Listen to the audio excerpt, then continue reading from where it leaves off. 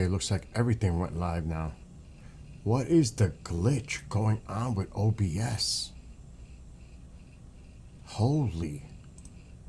I got Facebook working again, I think. I didn't get no error message.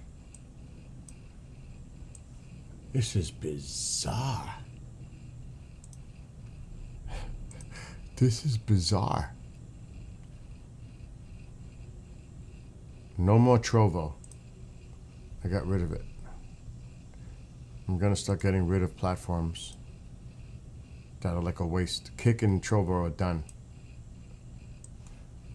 Rumble stays, YouTube, Twitch, Facebook for now.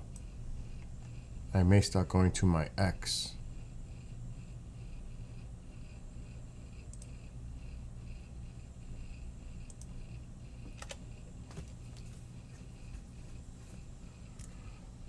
Okay, this is working.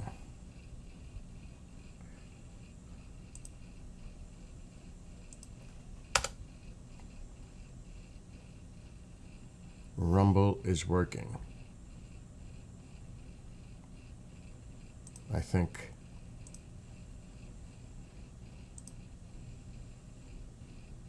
Yes. I'm doing some technical rebuild, and I gotta do it while I'm live testing. It's the only way.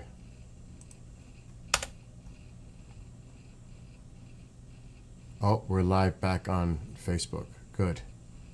Facebook is back. Whew. Facebook needs a pop-out. That's what it needs. It needs a freaking pop-out. Like a pop-out chat. Settings. No.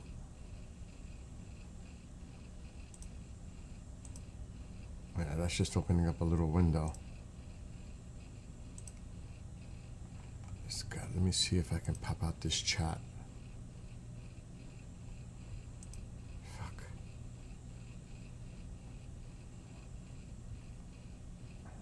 That sucks. They really need to do a floater.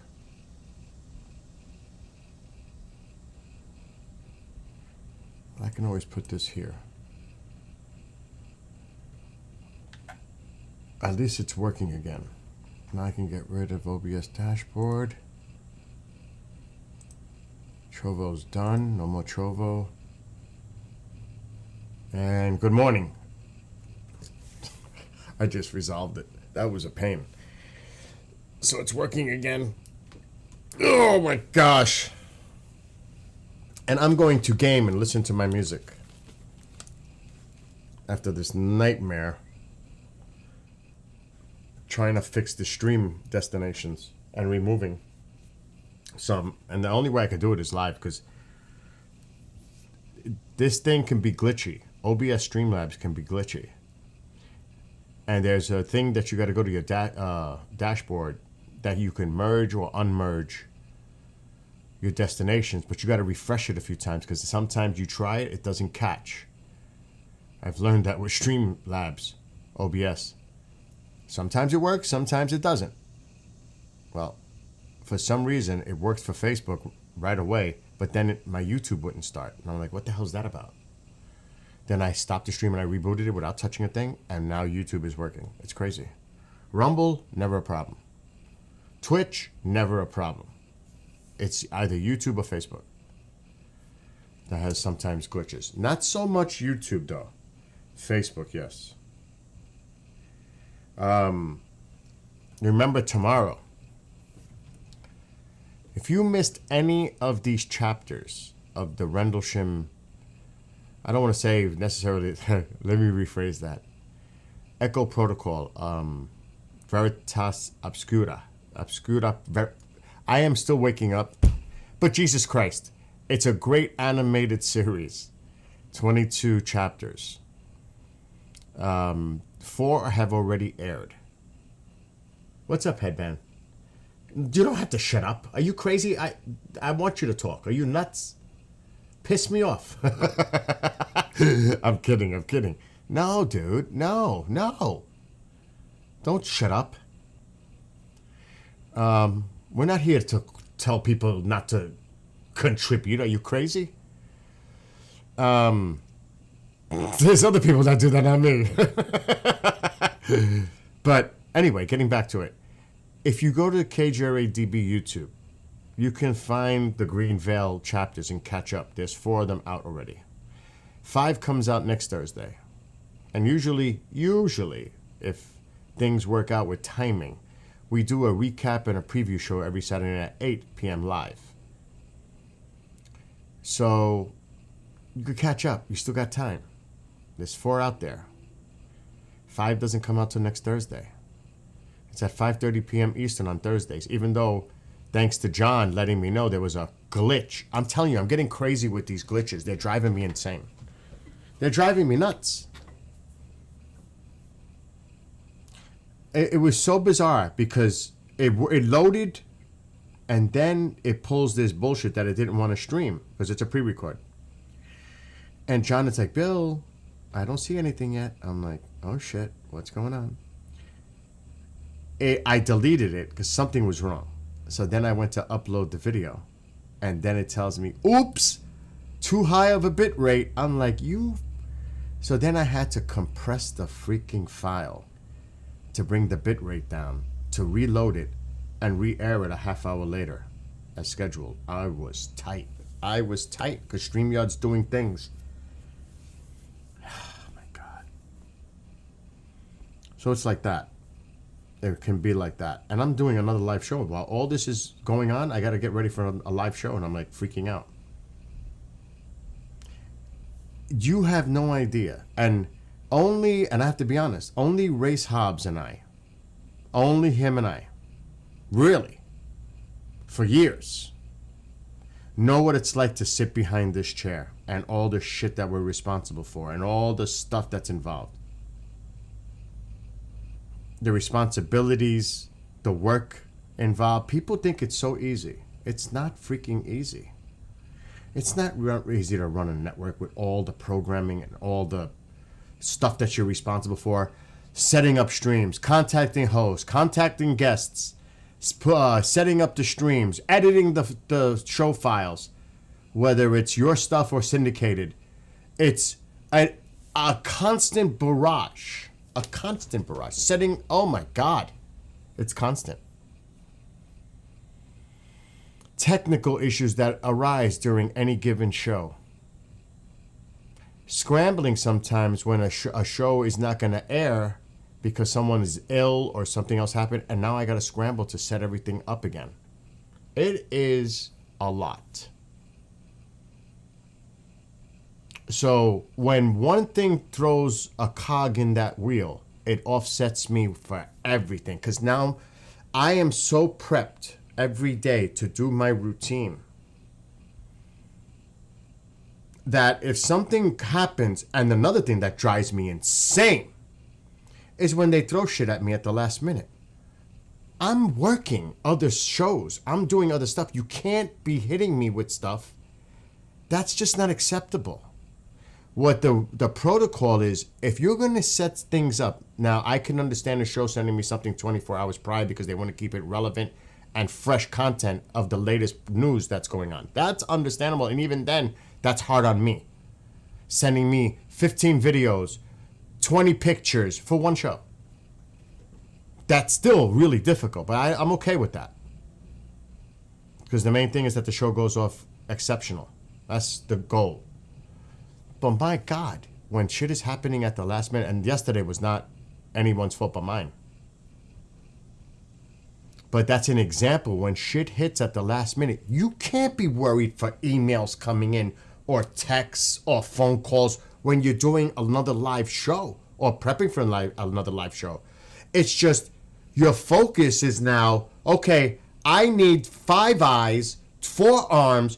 My focus is on that live show that it goes off without a hitch. Now I'm distracted by all the other shit that's going on behind the scenes. And that happens all the time. It's just it's the nature of the business. But that doesn't make it easier for me. And I know Race would agree with that 100%. They don't understand what it means to sit here and do all the work that's involved. They just don't. No one knows except for Race and I. I know Race does because he's been in the chair for a long time. He knows when you're in this chair for a long time and you're in charge of everything and you know what it takes to make everything work. And, you know, like I said, it's also editing files, loading them, like for Spotify and all that stuff. It's audio files that there's so much involved. I love what I do, but sometimes it's like, my gosh, I need a vacation. We all do, right? When we work, it's like, I need to get away. I need to take this and throw it away. We all get that. It just comes with the territory. Even though, I gotta say, I do enjoy it. I'm just saying, sometimes people underestimate how difficult it is to be in this chair. And I know Race and I probably the only ones, and maybe people that have that big responsibility of a network, not a show or a few shows, but a lot of shows, a lot of content. And, you know, you're also dealing with individuals and their character and their personalities. It's like you have to also get a degree in, like, communications. There's a lot involved. So that's why I have my set protocols every day. Every day. I have everything set up. I'm days ahead, not just today. I'm always days ahead. I have to be, or I'd be in trouble. And another thing too is I cannot commit to other things and put a half-ass attempt on that when I'm so committed to this. That wouldn't be fair to the people that are asking me to do stuff, or for me to do something half-ass, because I don't do things half-ass. That's just the way I am. I'm a hyper get-it-done person. But it's hard to, like right now, people might say, well, how could you relax playing a game? Because it gets my mind off of all the other bullshit. It's a major distraction for me in a good way.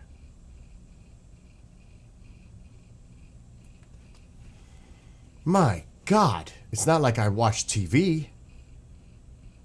It's not like I'm on my phone all day playing with social media posts and putting stuff up on Facebook and X and all that.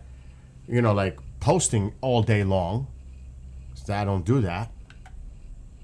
I'd rather sit here and play a game or Skywatch or something that takes my mind complete, or bike ride 100%. It takes my mind off all the other stuff, because in the moment, I'm listening to my music, I'm playing the game. The only way I'm going to get distracted is if the phone rings or I get an email or something else pops up and I'm like, here we go. That's the only way. Headband says, to be an audio engineer is one of the most stressful shit you can do. Oh, and it's not just audio, it's video. You know? But the whole reason I started this conversation is because today, like me just now, I had technical issues. It hasn't been streaming to Facebook in a few days. And I'm like, what's going on? I didn't change anything. And this is, sometimes software gives a glitch. And I'm trying to figure out where's the glitch. Because I get pissed on shit like that. I do. It's not acceptable to me. Anything that happens, I have to figure out. Because it will piss me off. If I can't figure it out, there's a serious problem. Because usually I can. But it was OBS. OBS has a thing called, when you're messing with the multi-streaming platform, you have to go to your dashboard. It'll say it, dashboard home. I'm looking at it right now. So it opens up all the links that you're associated to. That are it says merged. So like my YouTube, my Twitch, all these channels that I stream to are merged. Like right now, I got rid of Trovo. I'm done with Trovo. I'm done with Kick. They're gone. Kick's been gone for a few weeks now. I just said goodbye to Trovo. because I opened up another area of a destination. I have a destination as TikTok, but for some reason that's not working. But if I go on TikTok Live Studio, it works. See the glitch? It's insane. And that's a TikTok thing. That's not an OBS thing. That's a TikTok thing. So like right now we're streaming to my Facebook, 2 of my YouTubes, Rumble, which never gives me a problem. Rumble is so freaking reliable as a RTMP permanent stream key. And we're on Twitch. So we're on 5 platforms right now. Now I could open up TikTok and share this screen from OBS onto the TikTok screen, and it'll work. But I'm not going to. You know why? Because I'm cursing and I'm doing all that. If I did that on TikTok, I'm done. I'm so pissed with this stuff this morning, with this, trying to figure this out with this Facebook thing on. But it's working now, because I could see my stream is working on Facebook over here. But that just drives me nuts. You had no idea. Stupid shit like that. But that's how I got into the whole working behind this chair, like my old brother from another mother, Race, knows. It's not easy to sit in this chair and maintain everything smoothly. There's always something that comes up to stick it in.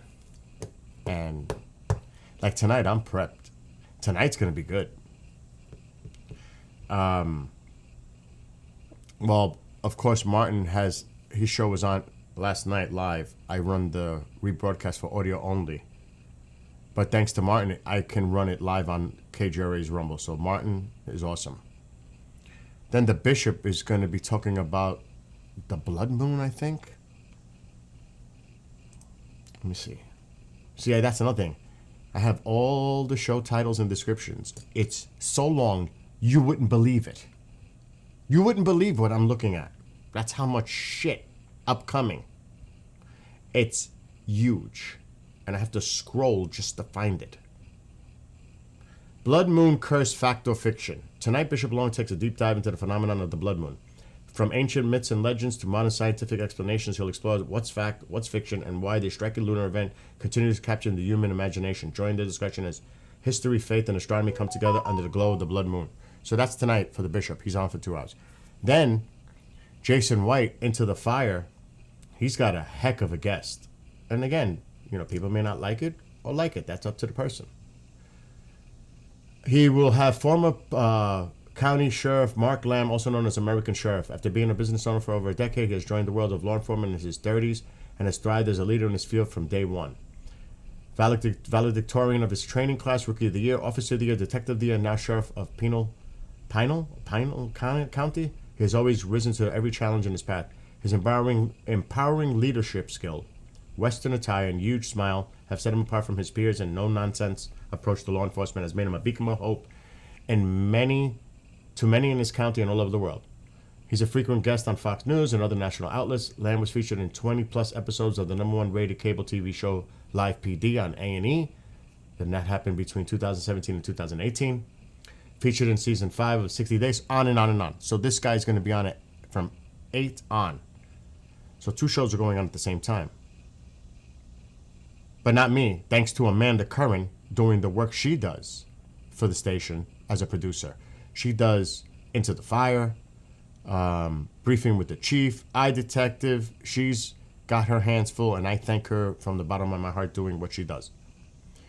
Then at 9 o'clock, I don't know if Annie's going to be doing the show tonight, but Annie and Jeff usually do a show on the conscious spiritual sense, positive messaging, usually. And then tonight at 10 is a World Awakening. Now, I don't know how Annie's feeling because she's been getting her treatments and she's going through some, health issues right now. But if Tony Rathman is on tonight, and he's a dear friend of mine, Cherie, his wife, the family. I actually went on an investigation with him in Staten Island with his team at the time. And he'll be the guest. He's got this device, Statacom 3.0. We've got a bunch of clips. Now, if Annie can't make it, I'm going to do the show as the guest host with Tony. No doubt about that. So I may have to do that tonight, and I am more than happy to do it. And I'll have a lot of fun with Tony talking about this stuff because I know this stuff well with him. It's actually one heck of a device. That's what I'll just, without cursing. It's awesome. You have to, I'm going to have the clips on the screen. I loaded them. You have to just reach your own conclusion, but it's impressive. It's impressive. So there's my night. It starts at 6 till 11 at least. So what time is it? A little after 11? I'll game for a little while, which I've been said I was going to be gaming for a while. And then I'll chill out, eat lunch. I already did outdoor work this morning. Maybe take a little power nap this afternoon to get through the night.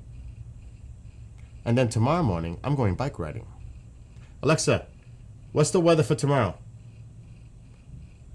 Please tell me it's going to be good. Mostly sunny with a high of 84 degrees and a low of 64. Mostly sunny. There's a slight 6% chance. All right, Alexa, stop.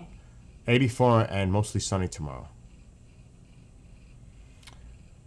That's a nice day to ride. I was going to go riding today, but there was too many things I have to get done around the house because the firewood is coming next week. And I had the dog runner. I was talking about it when I first started. The dog runner was out there. I had to disconnect it, get up on the ladder to the tree, unwind the eye hook so it was loose enough for me to unhook it.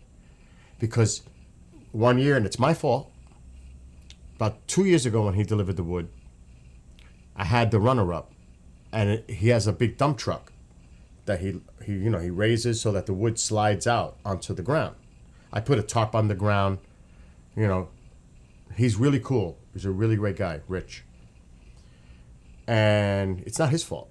It's my fault. I should have removed that dog runner. The thing's going up, and I'm like, oh shit!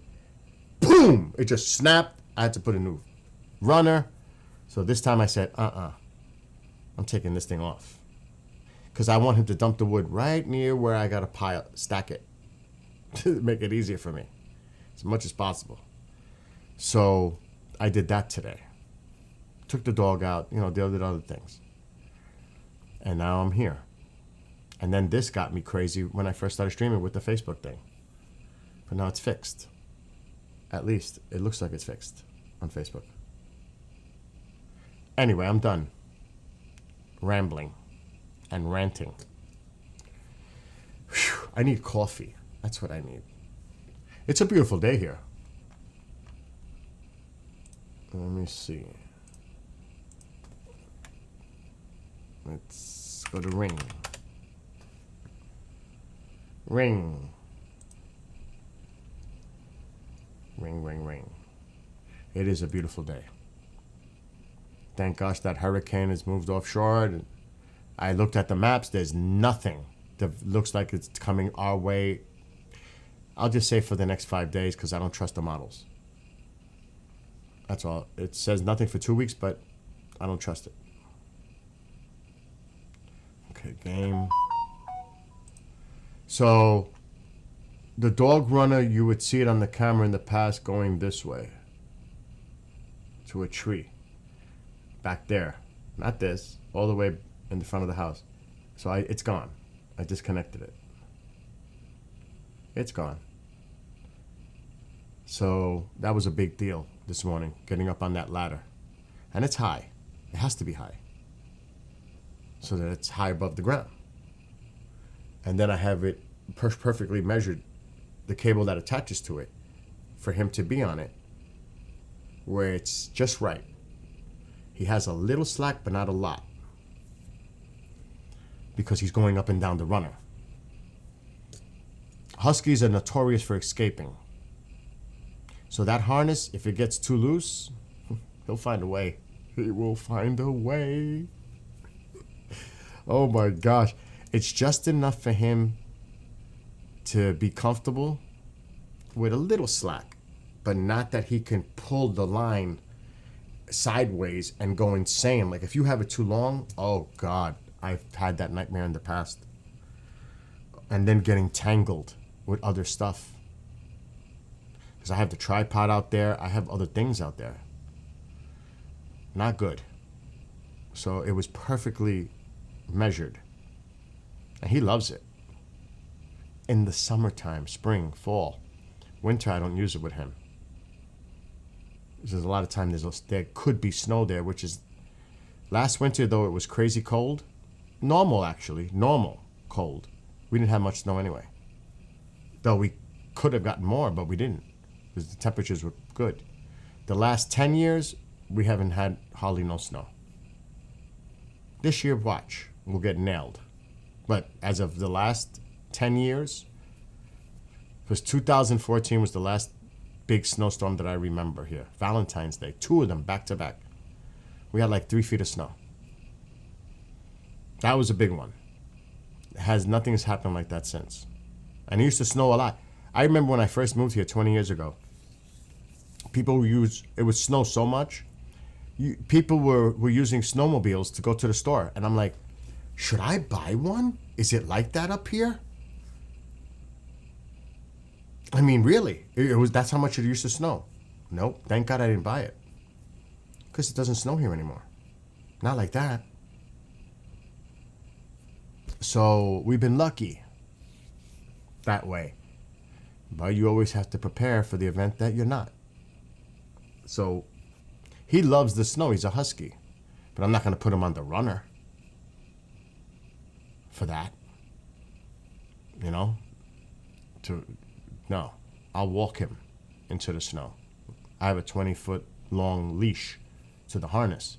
He runs. He goes. He knows. The great thing about him is he'll stop and wait for me to catch up to him. And then he'll go running again. It's so cool. It's like he'll go. He knows the distance. It's like amazing. And he'll stop. And, he'll do his little investigation, wait for me to walk up to him. And then he goes again. It's great. That dog is so smart. Oh, my gosh. He is. He's just brilliant, intelligent. It's amazing. He knows. He knows when to bother mom to feed him because she's the one she's the main feeder. I feed him too, but he goes to her and will get her attention. She knows. I give him the water. She gives him the food. Of course, if I don't see food there, I'll give it to him. But sometimes I'm so busy, I forget. Work. But he goes to her. Not to go outside. We all know what happens. He comes right here. When he comes here, that means he wants to go outside.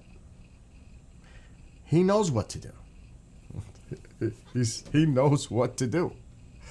So, like, he's not here now because I already walked him out. He's under the bed under mom. That's his favorite spot. He sleeps under mom's bed. That's where he is right now. Guaranteed he's with mom.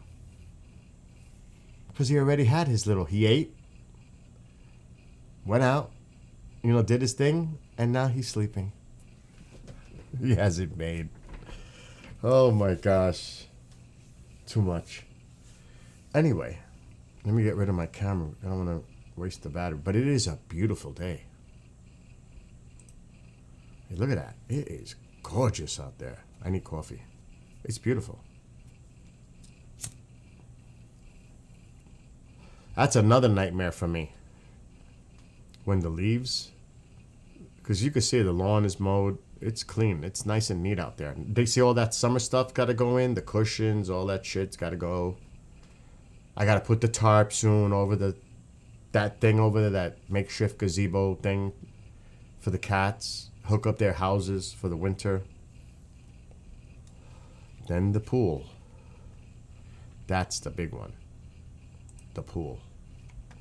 The pool is work.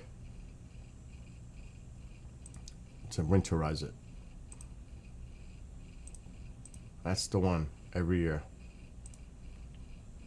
And that's a permanent gazebo, but this is the first year I built that gazebo this spring by myself. Even though I was offered help by friends, but I couldn't wait. I don't wait. So I built that gazebo by myself. Do you know, that was not easy. To set the beams, that was the hardest part. Because you're only working by yourself. So I came up with an idea because I always come up with ideas. I used the ladder, and I put a cooler on the ladder to hold the beam up while I'm attaching the second piece. Because remember, that's big, that's long, that's 10 feet.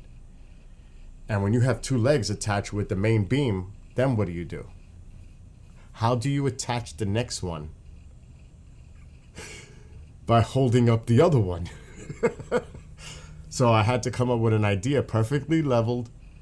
Like I said, I put a ladder, a folding ladder, and on the top, I put a cooler, and I rested the beam on it so I was up and I could hold it. At the same time, I attached those other two pieces together separately, had them ready by the table, and then stood on the table and put it up to connect them. Once I got the two pieces connected, I was okay. Because the cooler was gonna hold it with the cooler. So now I can work it with another ladder. So I was able to put that thing up by myself, which was, like I said, that was not easy. And that is a permanent gazebo, but the roof is made of like a plastic weird material. I can't allow snow to pile on that. The weight of wet snow will cave that in.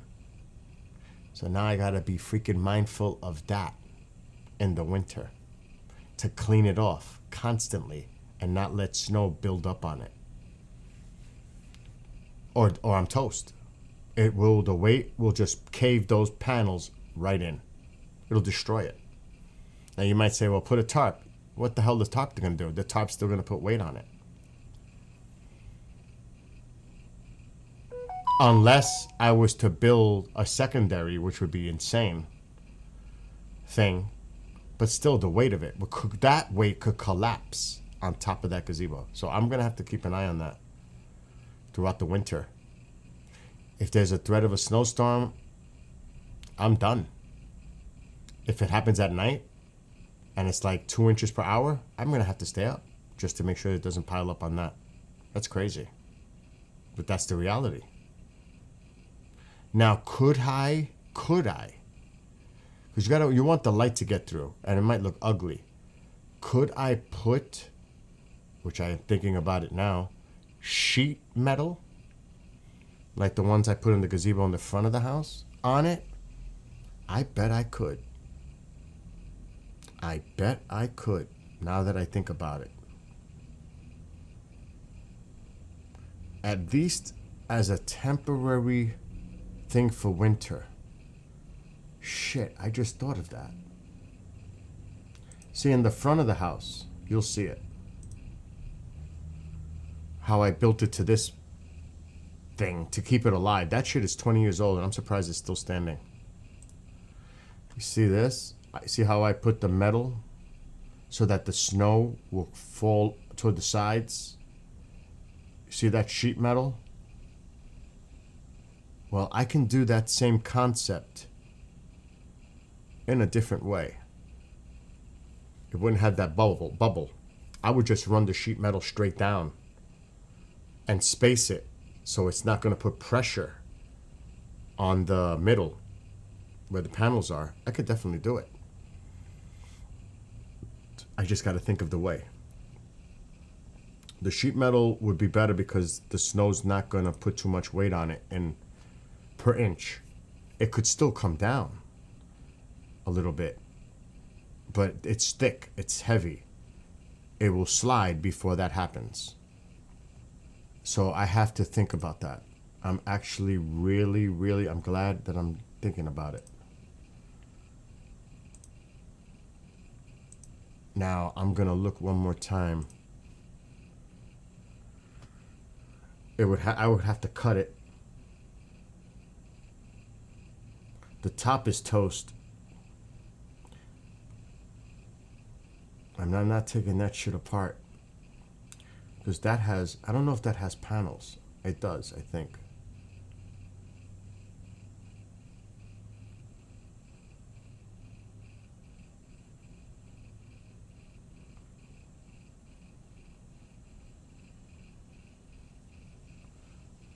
I'm wondering if I could build a temporary.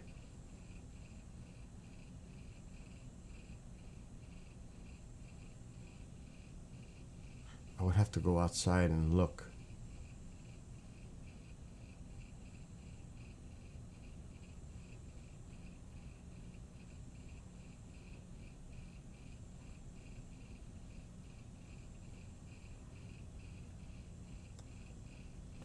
I definitely don't want to attach anything to the house structure.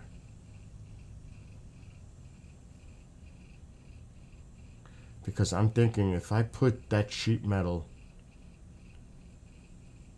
this is high. I would have to get something that goes up this high at an angle coming down. But that would be insane. Because you see these studs, these 4x4s, I can apply a stud to that, another 4x4, and screw it right in to bring it height. And then put something across it to connect the two, to rest that sheet metal. But then here's the problem here. I don't want to do anything to the structure of the house or on the weight of the gutters. So I would have to come up with an idea on how to support that here. But it can be done. I'm just gonna have to really think about that. I don't want to put weight here at all. It would have to be a standalone. I'll just think about this. But I have to come up with a plan.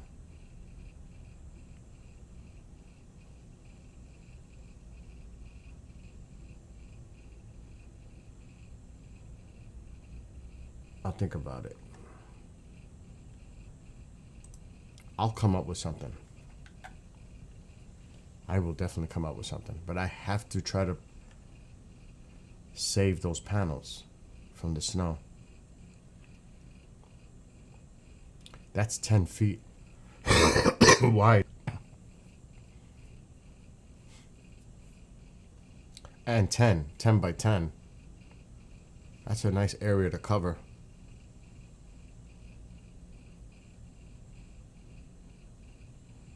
I'll just see what happens with the weather, but we haven't gotten much snow, but watch, this year I'll get pounded and I'm gonna pay. I'm gonna pay.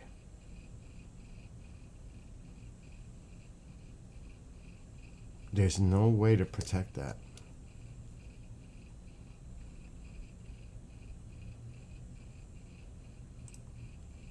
Let me see something.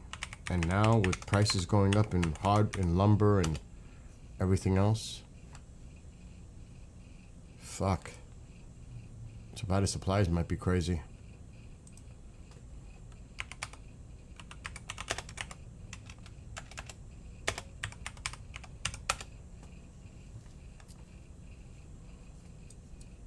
See?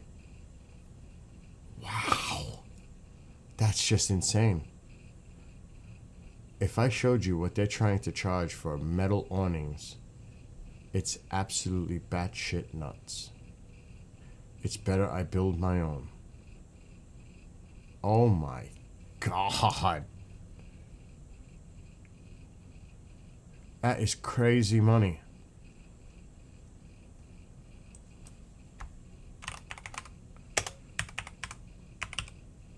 I'm gonna look for sheet metal. I should have put roof. There they are.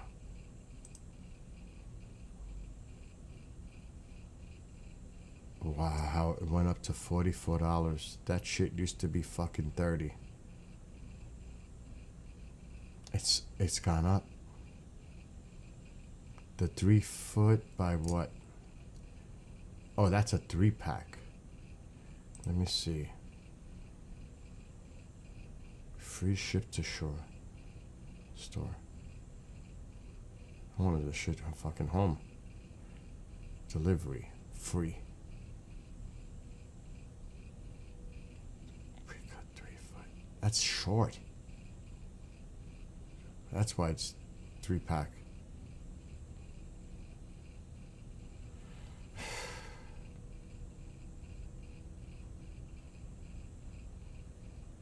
No bueno.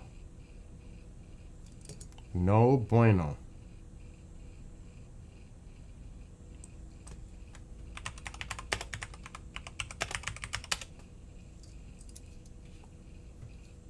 Metal roofing.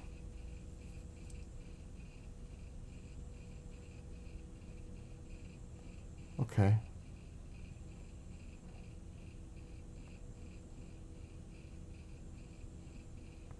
Wow, 12 foot. That's not bad. I gotta read the details on this.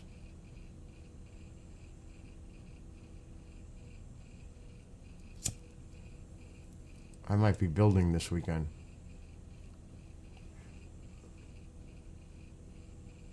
Specifications. Product length is 12 feet. Product width is 3.5. So I would need 4.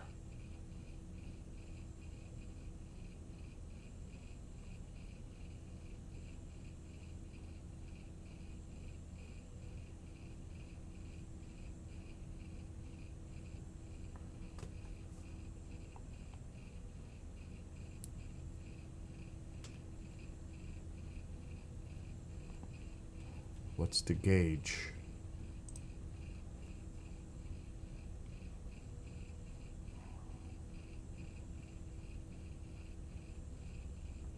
Has to be a good gauge.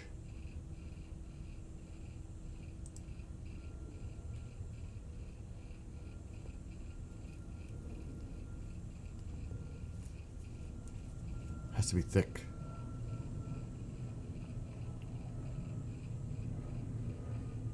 Product date specifications.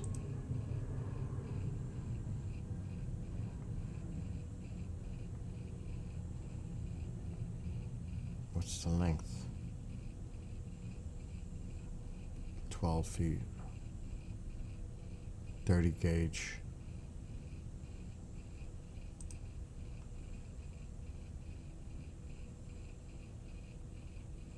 This is a 31 gauge. It's 8 foot though, no good. No bueno, no bueno. That's 29.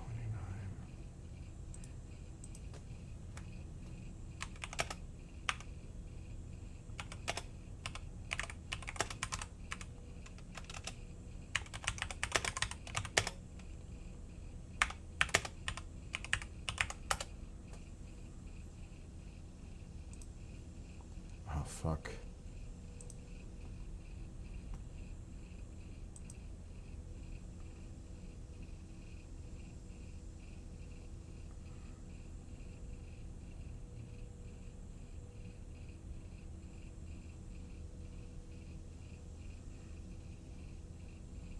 Okay.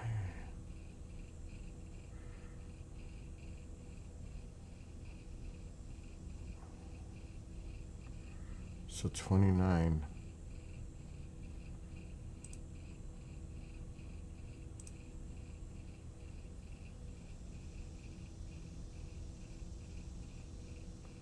Here we go. 36-inch wide.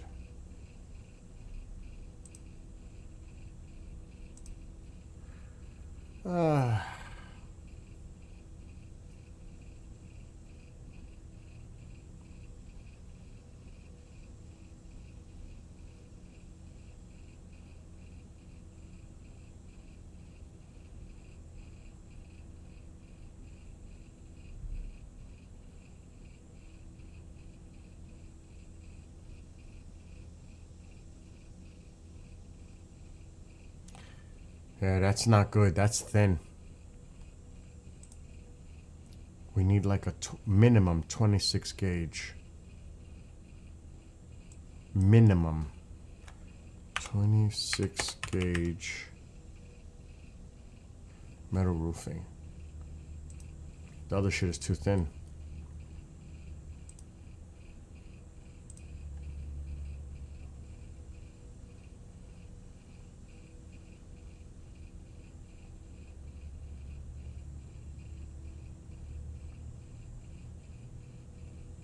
I'm gonna have to do research on this.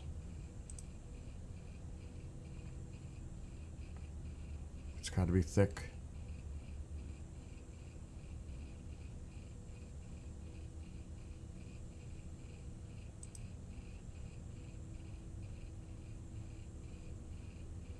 Dirty gauge, no good. Anyway, I'm not gonna obsess on that. I'm gonna have to look at it. What's up, Nick?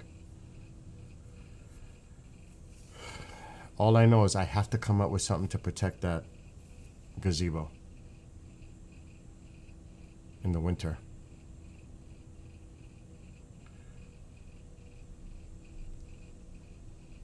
It's now becoming, in my mind, a major issue.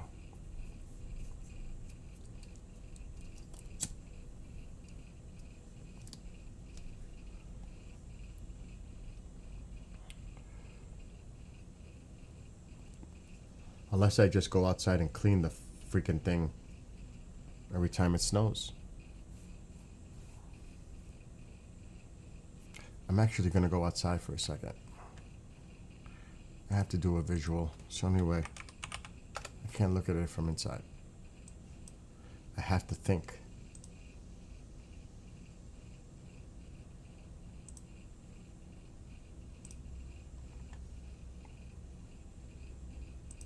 It's the only way. I cannot without being out there. I just can't.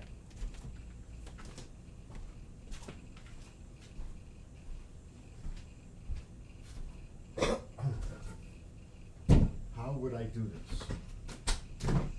That's the question. Kettles! That's scary. Kettles!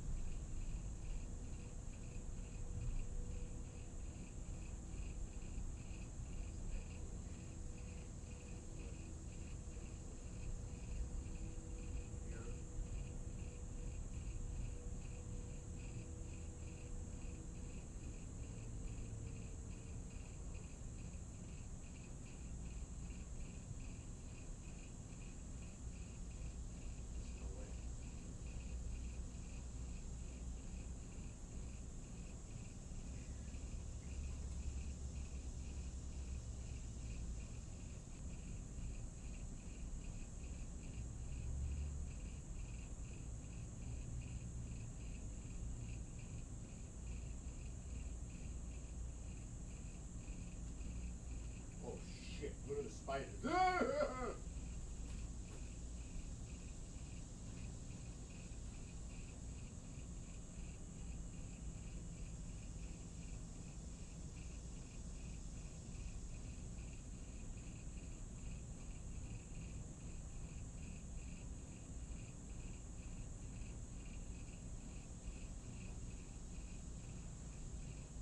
Even on the top, that's gonna be a bitch.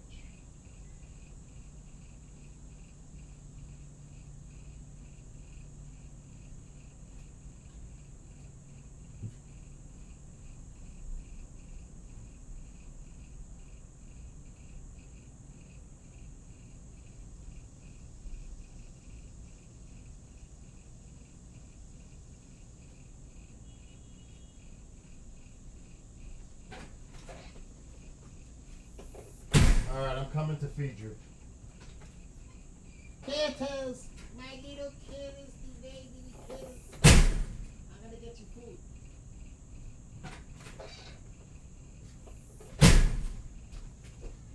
They're waiting.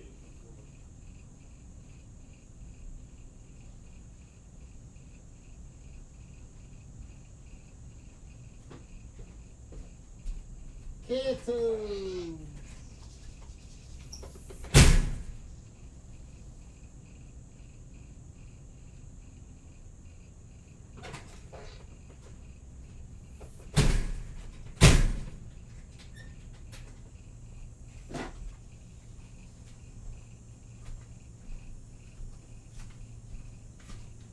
Okay, so I am not putting anything on top of that. I'm not going to worry about it because the panels, I forgot when I installed it, they're not that big. You got to think about the pressure per square inch and how much of a angle there is for stuff to slide off.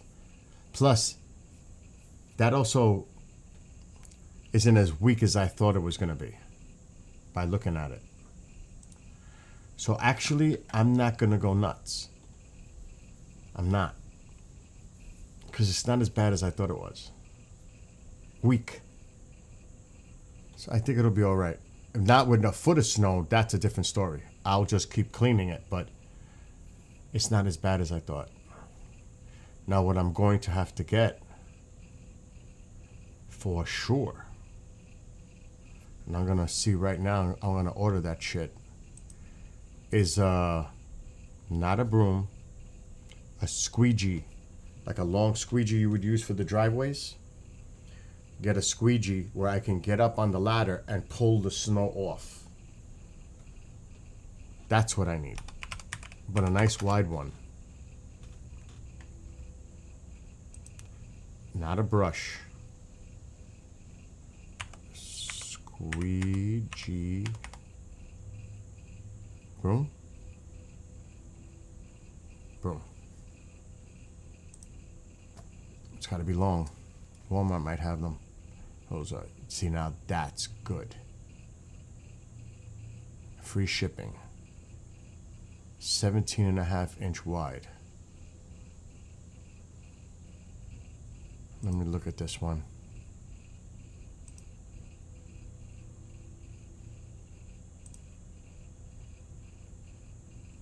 Tiles, glass, concrete floor, flooring, plastic. This is perfect. But how long is it?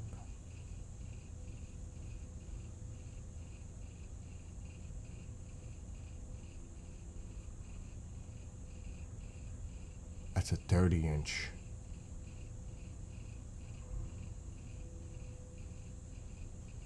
There's different ones here. 35-inch with long handle. That's pretty freaking good. For garage, shower, kitchen, windows, glass, carpet, that's perfect. But how long is it? $17, that's not bad. Specifications.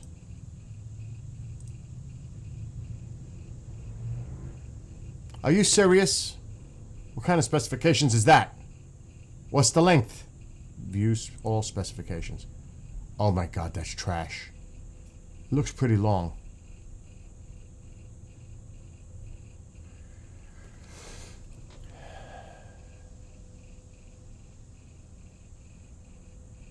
Uh-uh. 36.4-inch long handle? That is garbage. Oh my God. 62-inch handle. That's 5 feet.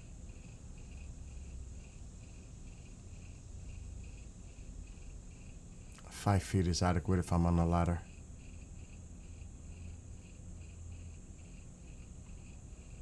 It would be nice if it was a little longer. Let me see if I can find one a little longer than that. At least 6 feet would be nice. Popular sizes. The fuck is that?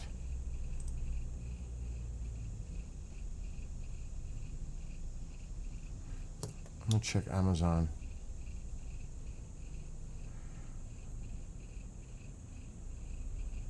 I'm gonna check, actually, Amazon. I need this. I'm thinking about winter. Long handle squeegee. I'll put for windows. For outdoor windows.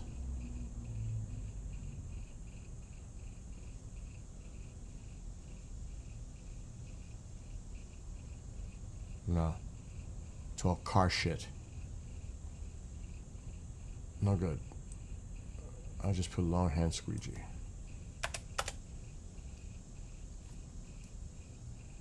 Oh, I like that one. But it's small.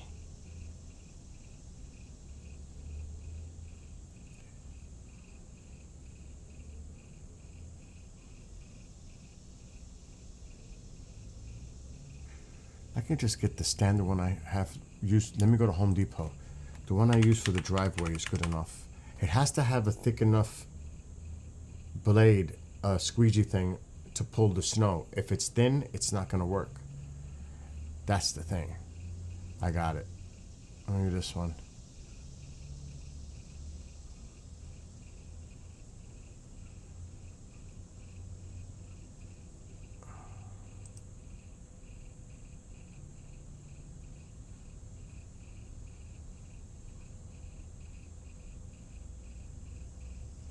No good. This is not gonna be as easy as I thought.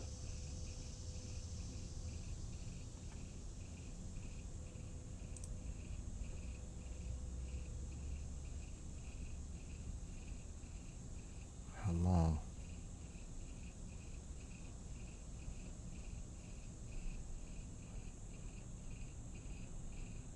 Fuck. It's short.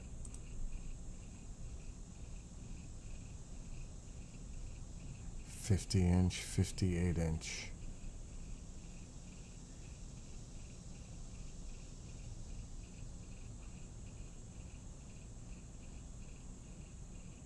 I think I'm going with this one. 18". Yes, silicone scraper head. Concrete floor, multi-towel glass, pool cleaning, perfect. 58". That's 5 feet. Gonna have to do it. Yep, I'm gonna have to do this one. That's the one. Add to cart.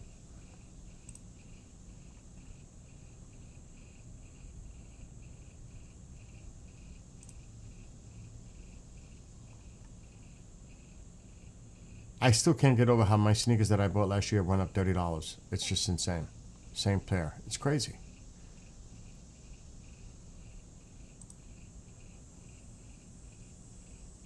Okay, I got the squeegee. Now I can get off this topic. Oh my God. No, I'm trying to figure out how I'm going to clear that backyard gazebo in the winter with snow. I just bought a nice size squeegee to pull the snow off. Pain in the ass, actually. I'm good now. I got Facebook working again. Everything's good. And now I'm going to game for a little while.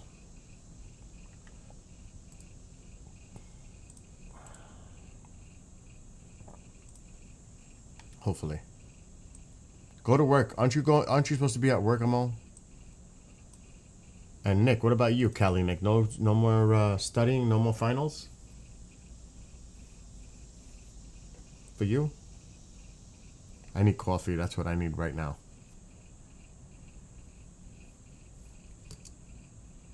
That's what I'm going to get. Coffee. I need coffee. Oh, I made a fresh pot right now, so.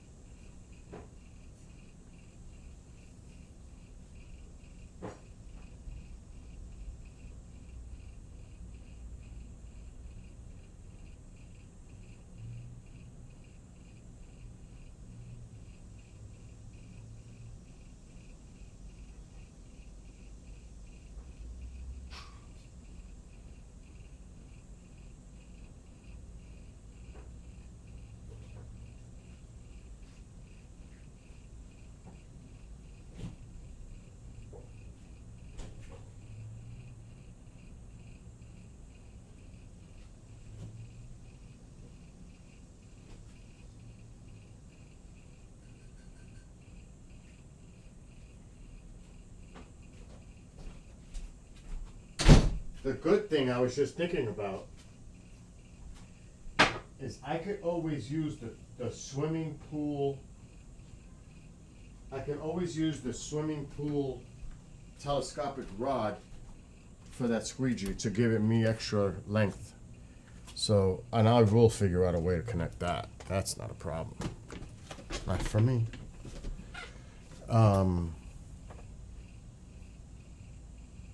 Speaking of weather, it'll hit 105 degrees here today. Oh, sucks to be you. If we hit, I think we're supposed to hit 80 today here.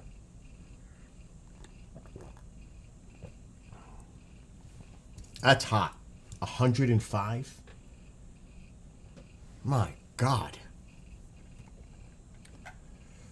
See, but Amol, I had to figure it out. I fixed Facebook. Facebook is working. No more Trovo. I got rid of Trovo. Trovo's done. Bye-bye Trovo. I could always reconnect it, but for now, bye-bye Trovo. I need to open up platforms.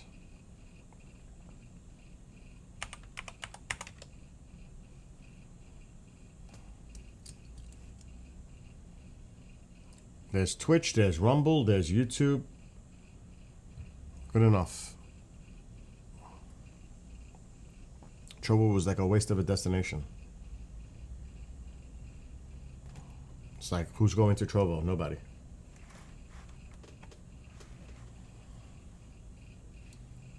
Now Facebook doesn't want to load. I tell you. Firefox, sometimes, I tell you.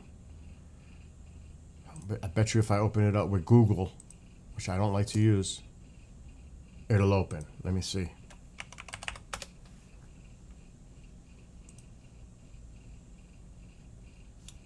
Yeah, it opens right up.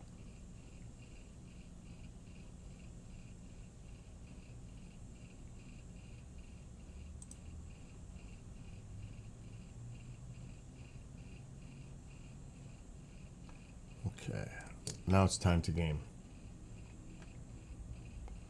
With my music. And that's tough. As simple as that. Tough.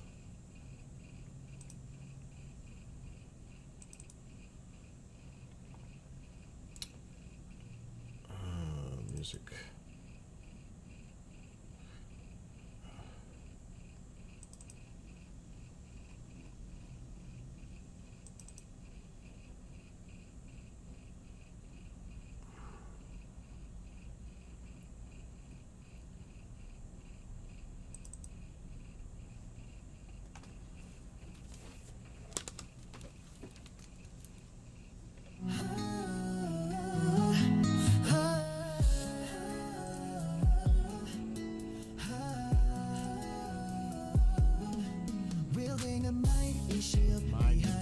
I gotta mute Facebook.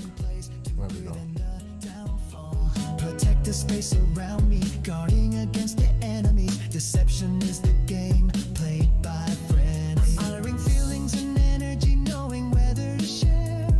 Trust when naivete could lead to despair. Communication breakdown, misinformation misguided. Birth of unfounded truths, scale way so one-sided. Crossing imaginary line, no respect for another. Stones thrown from a glass house, volleys hit to each other.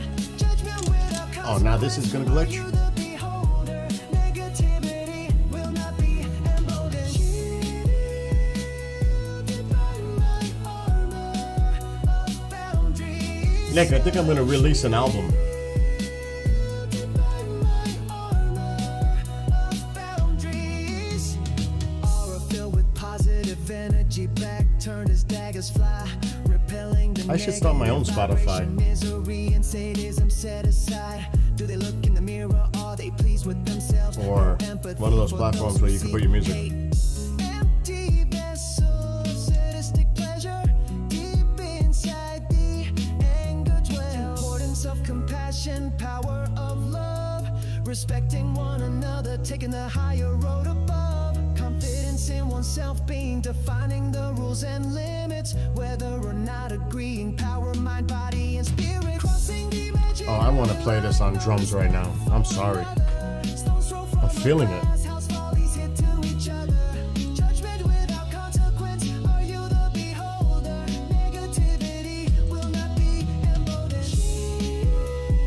get in these moods. boundaries. I would love to put a drum track to this. Boundaries.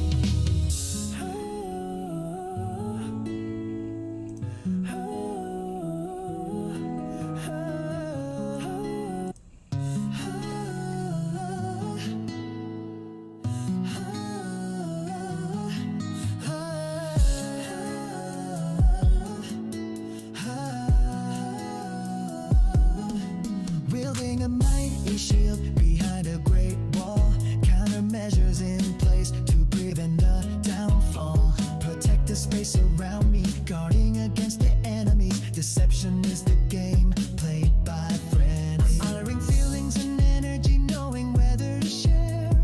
Trust when naivete could lead to despair. Communication breakdown, misinformation misguided. Birth of unfounded truths, scale way so one-sided. Crossing imaginary line, no respect for another. Stones thrown from a glass house, volleys into each other. Judgment without consequence, are you the beholder? Negativity will not be emboldened.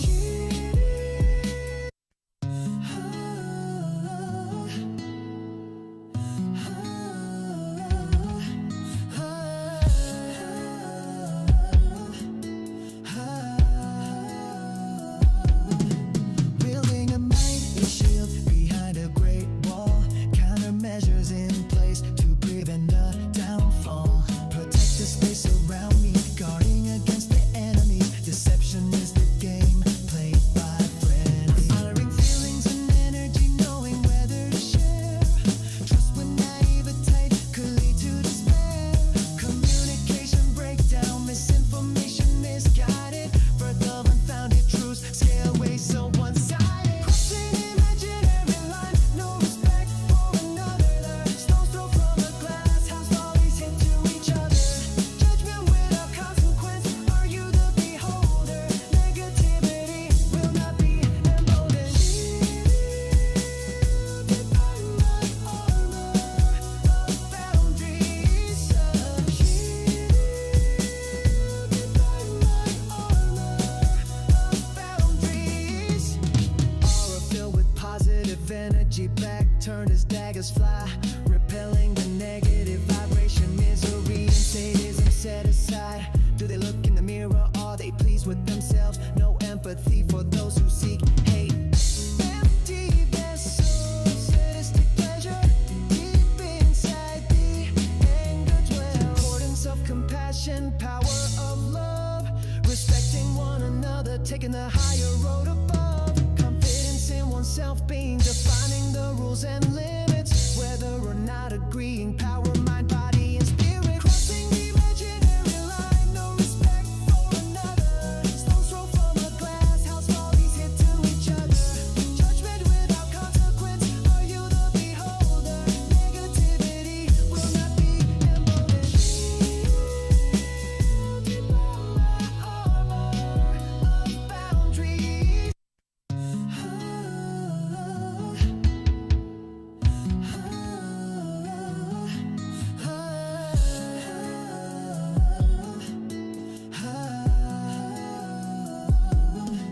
Wielding a mighty shield behind a great wall, countermeasures in place to prevent the downfall. Protect the space around me, guarding against the enemy. Deception is the game played by friends. Honoring feelings and energy, knowing whether to share.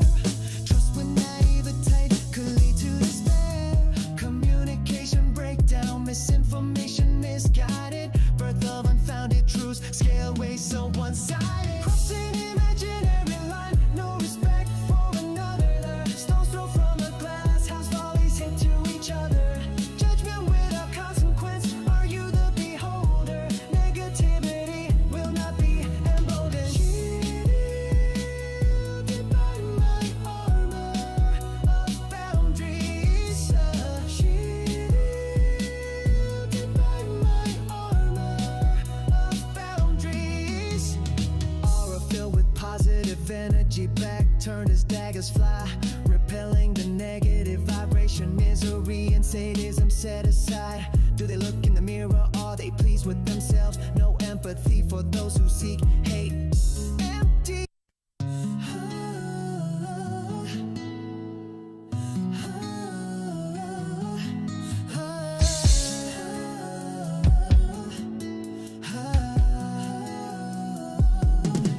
Building a mighty shield behind a great wall. Countermeasures in place to prevent the downfall. Protect the space around me, guarding against the enemy. Deception is the game played by friends. Honoring feelings and energy, knowing whether to share. Trust when naive or tight could lead to despair. Communication breakdown, misinformation misguided. Birth of unfounded truths, scale way so one-sided. Crossing imaginary line, no respect for another. Stones thrown from a glass house, volleys hit to each other. Judgment without consequence, are you the beholder? Negativity will not be emboldened. Shielded by my armor of boundaries. Shielded by my armor of boundaries. Aura filled with positive energy, back turned as daggers fly, repelling the negative vibration, misery and sadism set aside. Do they look in the mirror? Are they pleased with themselves? No empathy for those who seek hate. Empty vessels, sadistic pleasure, deep inside the anger dwells. Importance of compassion, power of love, respecting one another, taking the higher road above. Confidence in oneself being, defining the rules and limits, whether or not agreeing. Power, mind, body, and spirit. Crossing the imaginary line, no respect for another. Stones thrown from a glass house, volleys hit to each other. Judgment without consequence, are you the beholder? Negativity will not be emboldened. Shielded by my armor of boundaries. Shielded by my armor of boundaries.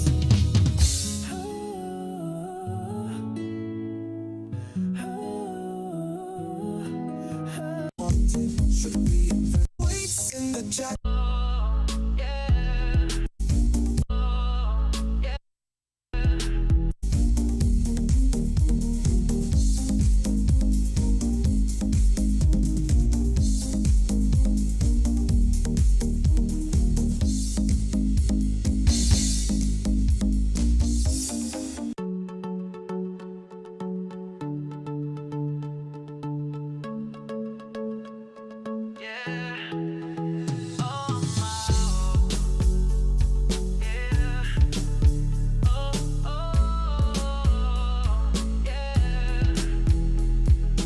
Waiting all my life for that special person.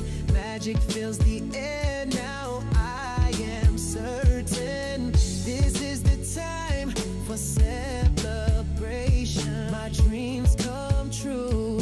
Will you be mine? Fire ignited within the first time we met. My heart relit with love. My body began to sweat. Nerves tingle down my spine when you touch me. I hold you tightly, unchained love. You set me free. Forever together, this is our destiny. Never letting go, this feels so heavenly. All my life been waiting for you, my love. Soulmates forever, you are my true love. Yeah. Oh, oh. Every day I cherish you as if my final day. Always by my side, words cannot say how much I love you. You make me smile. Once empty, now whole. Let's walk down that aisle. Pledging love forever. Promise to be faithful. You at my side, your loyalty never doubtful. Love is our force that nothing can destroy.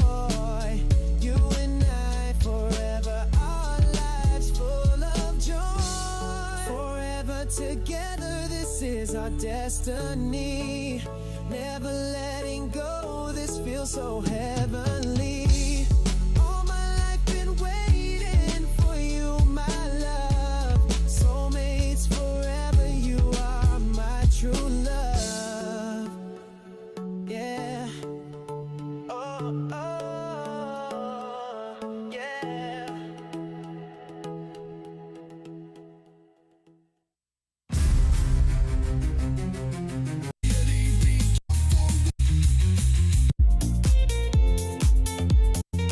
Despair, communication breakdown, misconception.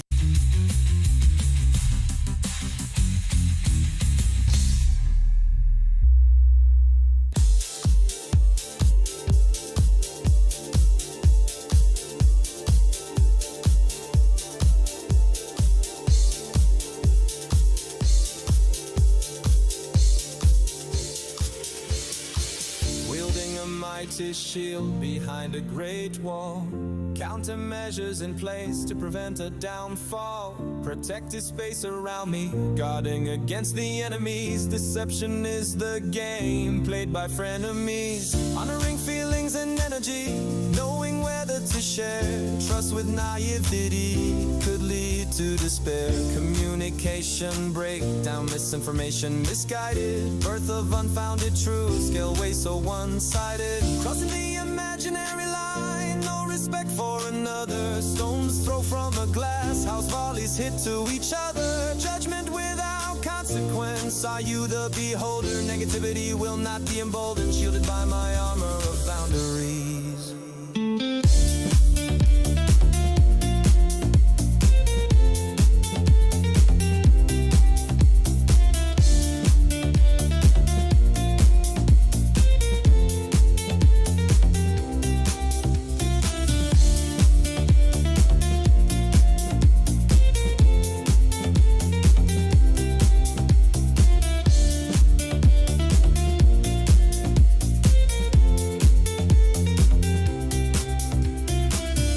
Aura filled with positive energy, back turned as daggers fly, repelling the negative vibration. Misery and sadism set aside. Do they look in the mirror? Are they pleased with themselves? No empathy for those who seek hate. Empty vessel of sadistic pleasure. Deep inside the anger dwells. The importance of compassion, power of love, respecting one another, taking the higher road above. Confidence in oneself, being defining the rules and limits, whether or not agreeing. Power of mind, body, and spirit.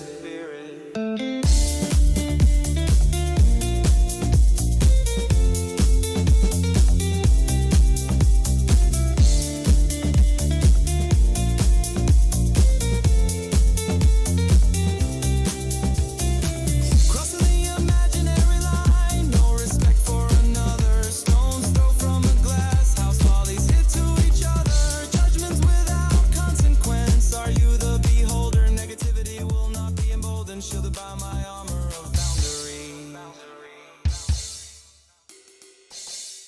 Turn up the volume, crank up the bass, rockin' to the beat, no time to waste. Grooving to the music, bouncing on my feet.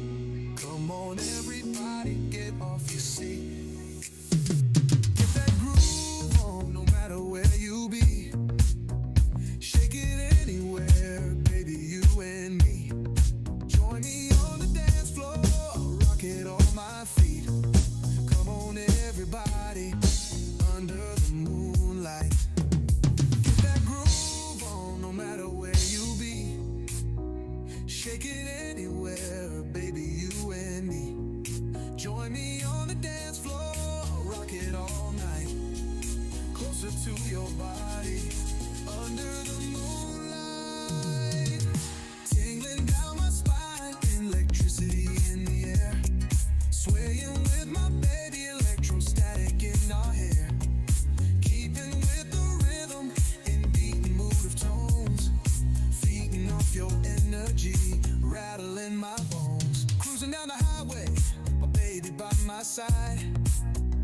Turn up the volume, rocking as we ride. Driving to woofer beats, car seems to be alive.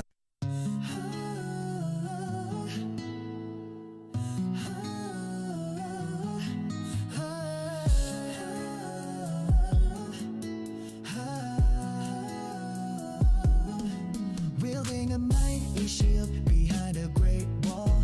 Countermeasures in place to prevent a downfall. Protect the space around me, guarding against the enemy. Deception is the game played by friends. Honoring feelings and energy, knowing whether to share.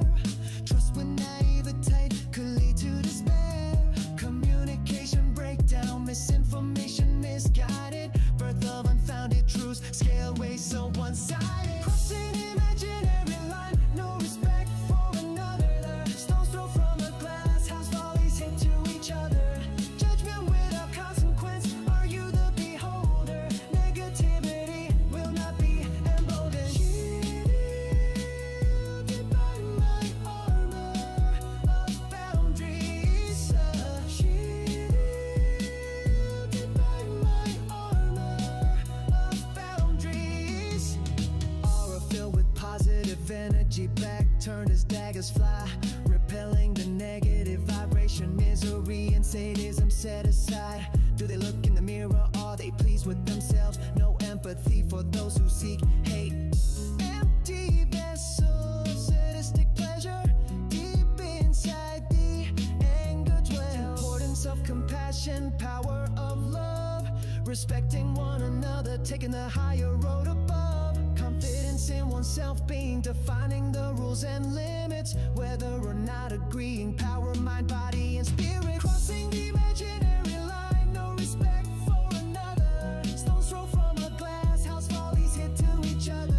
Judgment without consequence, are you the beholder? Negativity will not be emboldened. Shielded by my armor of boundaries. Shielded by my armor of boundaries.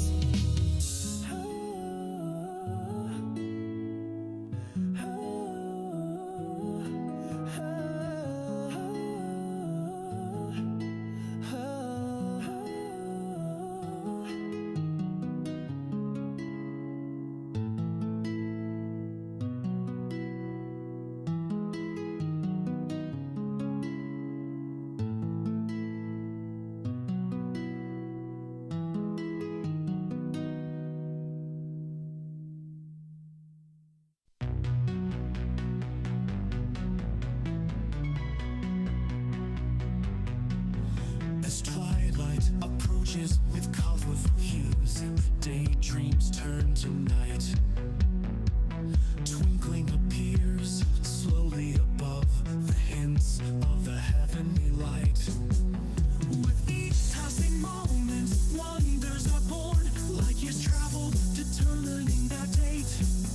A look through a time machine, how long before we know their fate?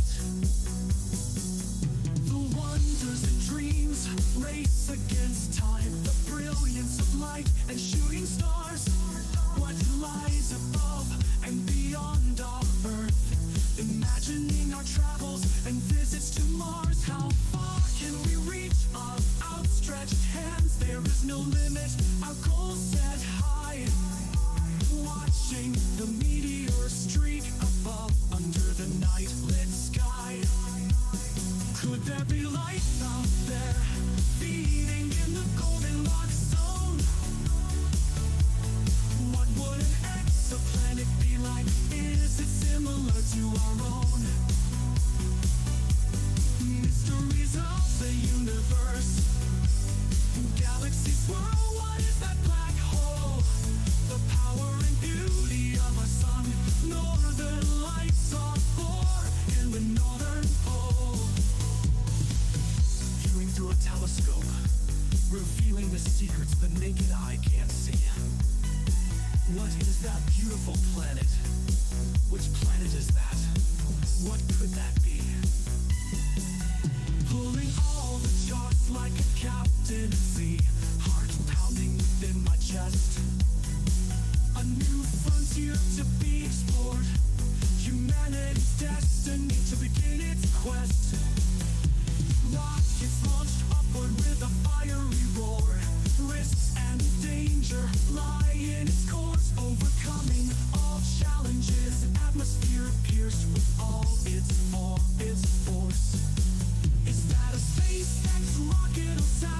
light. Feelings of excitement and joy. Lying back and gazing at this beautiful sight. The night lit sky for all to enjoy.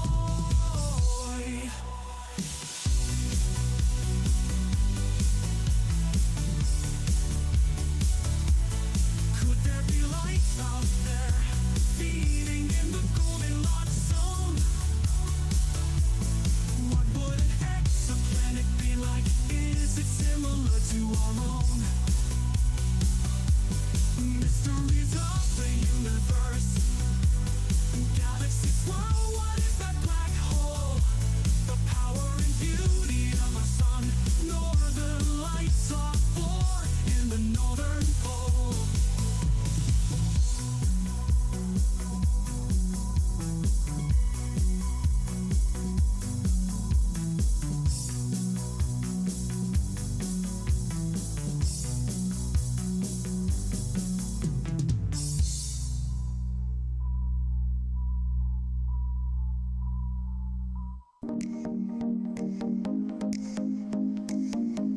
They gather in the fields, the false harvest to complete.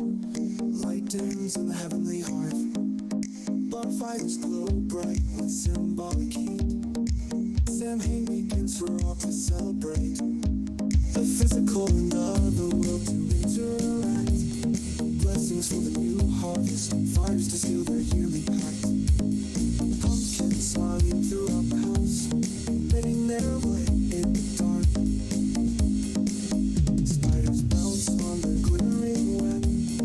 Dogs can be heard as they begin to bark. Shadows in the distance, the source yet clear. The moon shines brightly, howls in the night, I tremble with fear. Candy awaits in the jack-o'-lanterns. Children all dressed in their Halloween guise. Traditional parties blaring Monster Mash. Everyone dressed in their best disguise. Ghouls and zombies walking through the streets. Superheroes but not skipping a beat. All dressed in their costumes, ringing or knocking. It's time for trick or treat. Old house sits at the end of the road. Creaks can be heard from the rusty gate. The door opens as bats depart. The place seems haunted. Should we investigate? We enter slowly using our backlit phones. As we approach the stairs, a voice screams loudly, "Get out and beware!" Candy's all gone, it's eerily quiet. Music plays from the TV. It's time to make popcorn, but what could that be? The movie just started. It's just the Michael Myers theme. Time to relax, enjoy the night. My favorite movie. That was close. Halloween. I almost messed it up. That car is not easy to maneuver. Candy awaits in the jack-o'-lanterns. Children all dressed in their Halloween That makes it look easy, but it's not. parties wearing Monster Mash. Everyone dressed in their best disguise. Ghouls and zombies walking through the streets. And I actually want to change the vehicle. Heroes but not skipping a beat. All dressed in their costumes, ringing or knocking. It's time for trick or treat. Something that I can go more terrain.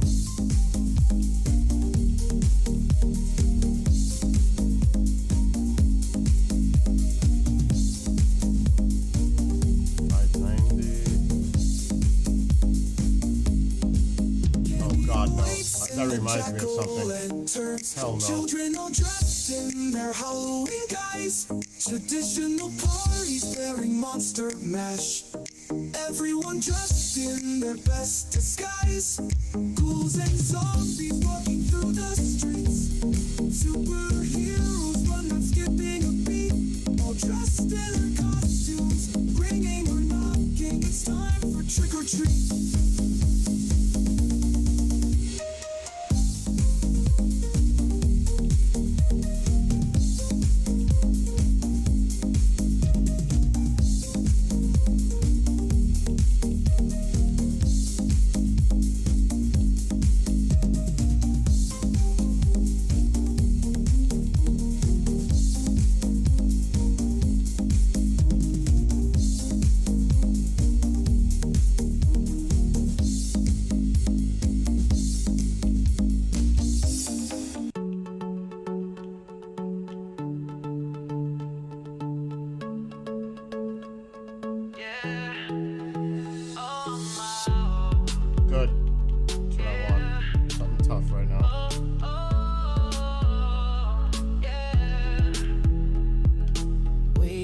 all my life for that special person.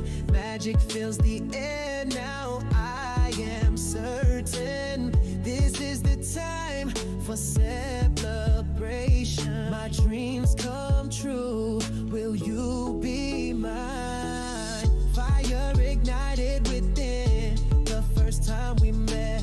My heart relit with love. My body began to sweat. Nerves tingled down my spine when you touch me. I hold you tightly, unchained love. What You the hell is set this? me free. Forever together, this is our destiny. Never letting go. Oh, jeez. This feels so heavenly.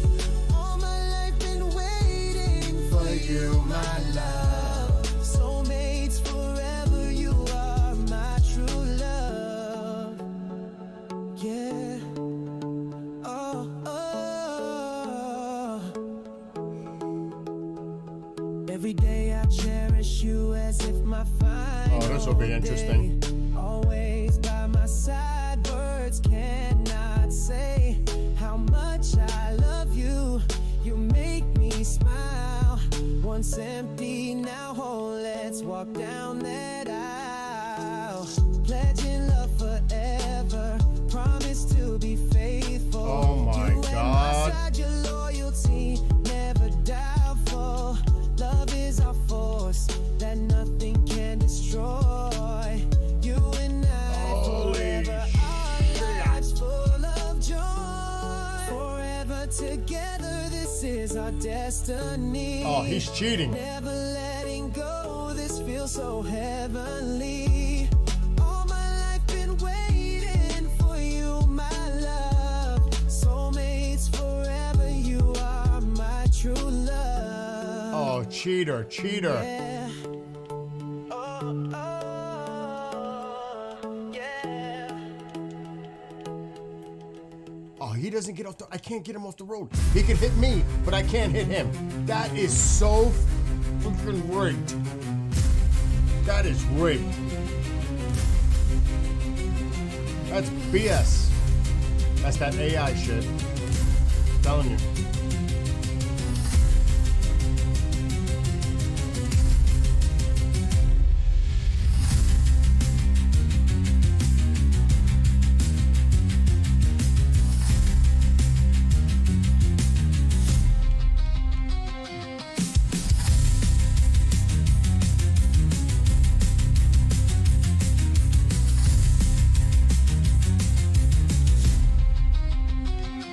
Thunder roars in the distance. Lights appear in the sky. Streaks zigzag above. Top guns blazing as they fly. Battle stations for the fleet. Defense countermeasures in place. Emotions whirl within with apprehension. Soon to engage face to face. What the fuck was that?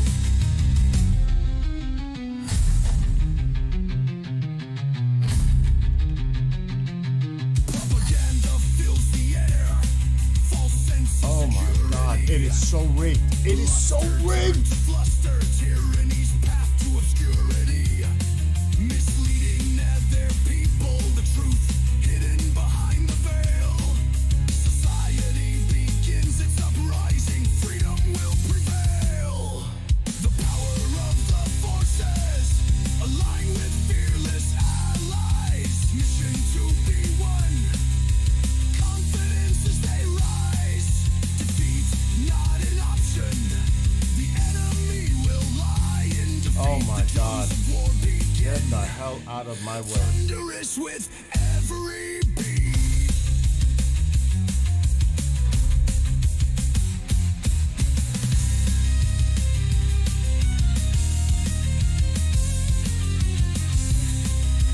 Oh, what a horrible turn.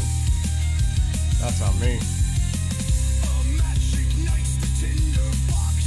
Countries gripped in fear. Will this Oh, that's why I'm turning it in the air. No good. No bueno. allies against the evil axis? Struggle between good and evil. Viewed through different lenses. In the eyes of the beholder. rewind, you're screwed.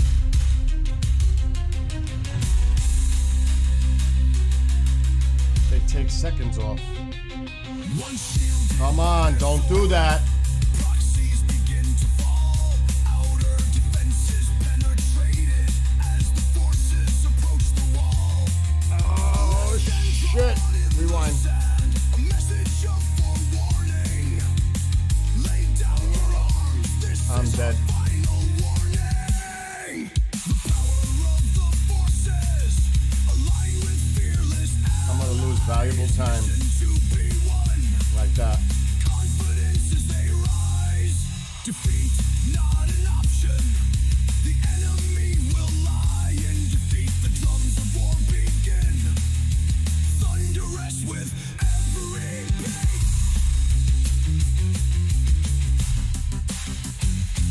I got a little space there.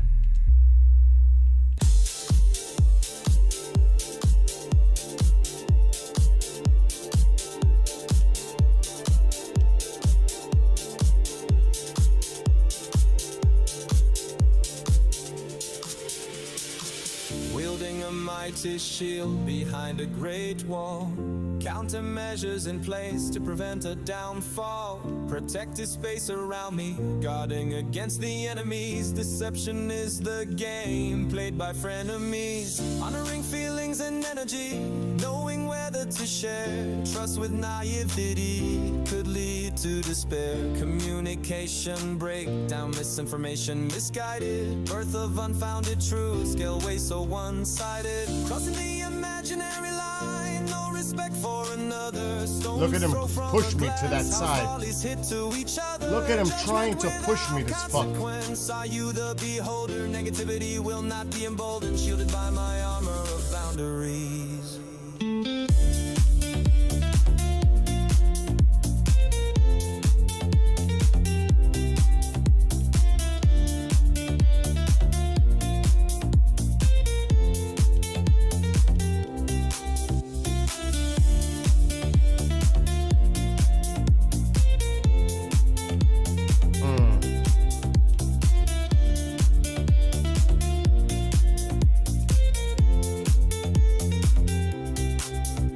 There he comes. Aura filled with positive energy, back turned as daggers fly, repelling the negative vibration.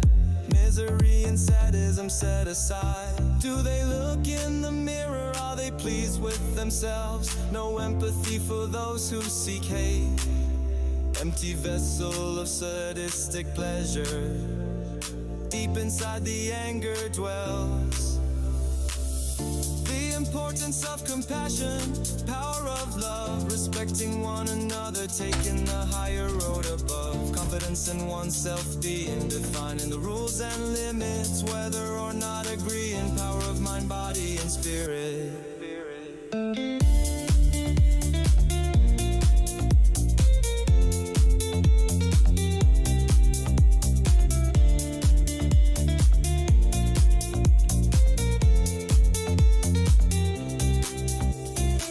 Crossing the imaginary line, no respect for another. Stones thrown from a glass house, volleys hit to each other. Judgments without consequence. Are you the beholder? Negativity will not be emboldened, shielded by my armor of Boundaries, boundaries. Oh, I can't get across that body Turn of up water. the volume. Can't get across that body of water. Up the bass, rocking to the beat. No time to waste. Grooving to the music, bouncing on my feet. Come on, everybody, get off your seat. Get that groove on, no matter where you be. Shake it anywhere, baby, you and me. Join me on the dance floor, rock it on my feet. Come on, everybody, under the moonlight. Get that groove on, no matter where you be. Shake it anywhere, baby, you and me. Join me on the dance floor, rock it all night. We're not gonna get around that. Under the moonlight, tingling down my spine, electricity in the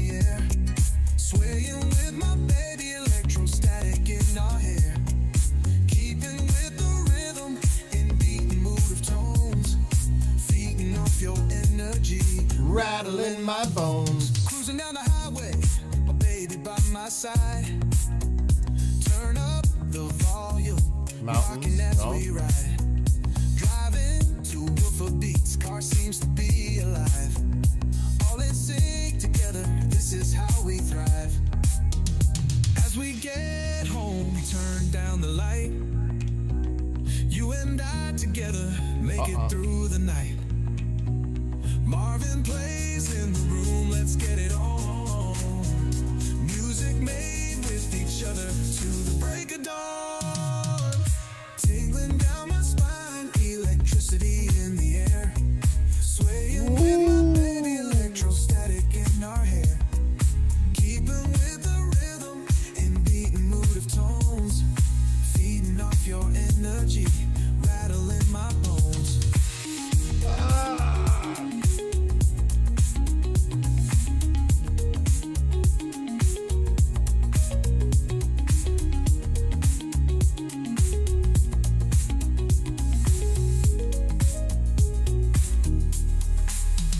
Cruising down the highway, my baby by my side.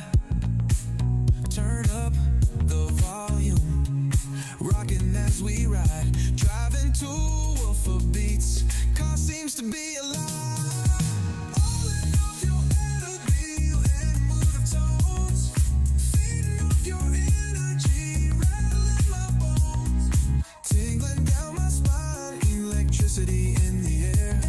Swaying with my baby, electrostatic in our hair. Keeping with the rhythm and beating mood of tones. What's up with this? Feeding off your energy, rattling my bones.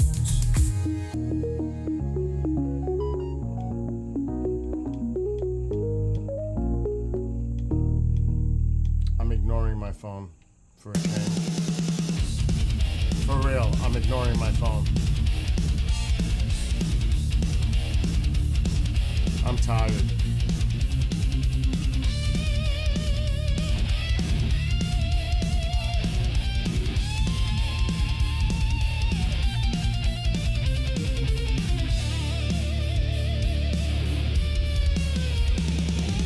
Wielding a mighty shield behind a great wall. Countermeasures in place to prevent a downfall. Protective space around me, guarding against the enemies. Deception is the game played by frenemies. That's cheating. Honoring feelings and energy, knowing where the two share. Trust with naivety could lead to despair.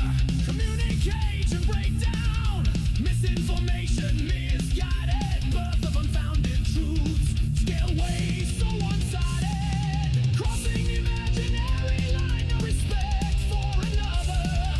Stones thrown from a glass house, volleys hit to each other. Judgment without consequence. Are you the beholder? Negativity will not be emboldened. Shielded by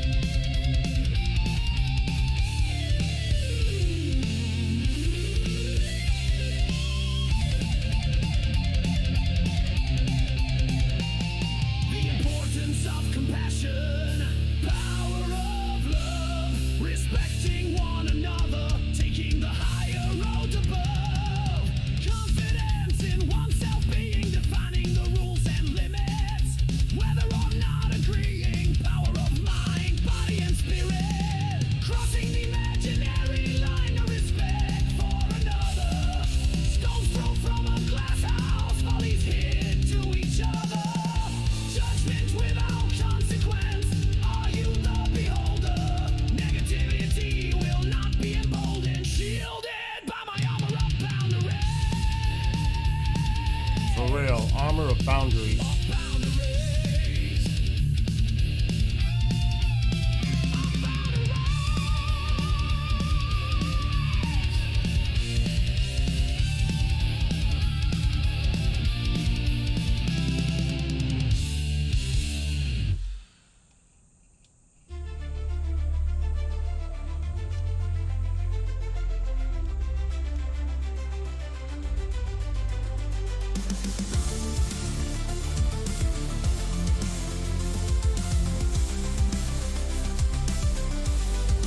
Ground begins to crumble, cracks and fissures to form. Foundations attacked.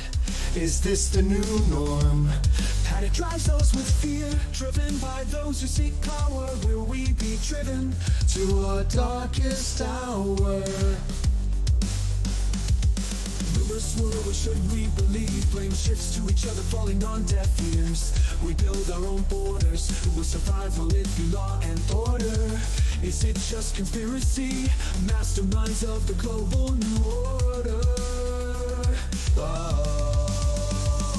Standing in the thought line, ground trembles under my feet. Under my feet, forces aligned to wage war. They will be the ones we defeat. Standing in the fault line, caught in the crossfire. Anger fills the air, leads to chaos and disorder. Well, listen, I'm going in a freaking truck. I don't expect to break speed. On the wall. What will it take before we all fall? One side pits to destroy each other, the cauldron of fire to be released. Ashes to ashes, dust to dust. Is this judgment day or the eve of the beast? Yes, let's make it harder, please. Anger voices heard above each other, too late for this finality. Lines drawn in the sand, now wiped away by gale force winds. We all need to respect each other, or in the end no one wins. Standing in the fault line, ground trembles under my feet. Forces aligned to wage war, they will be the ones we defeat. Standing in the fault line, caught in the crossfire. Anger fills the air, leads to chaos and disorder. Whoa, whoa, oh, whoa, oh, whoa, oh, whoa.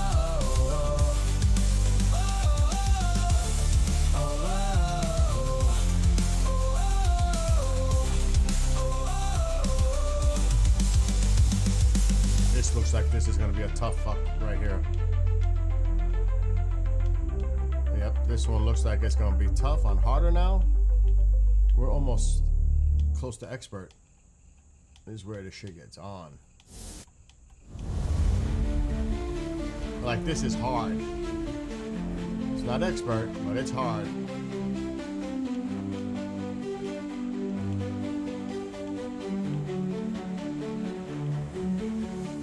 Standing in the fault line, ground trembles under my feet. Can't even catch this dude. Forces aligned to wage war, they will be the ones we defeat. Standing on line. You make one mistake, you're toast. Like just what happened.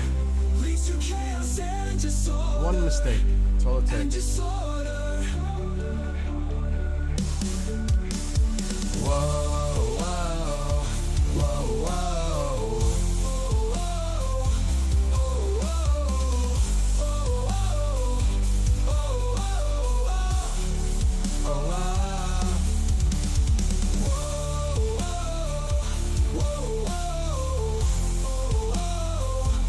Fucker.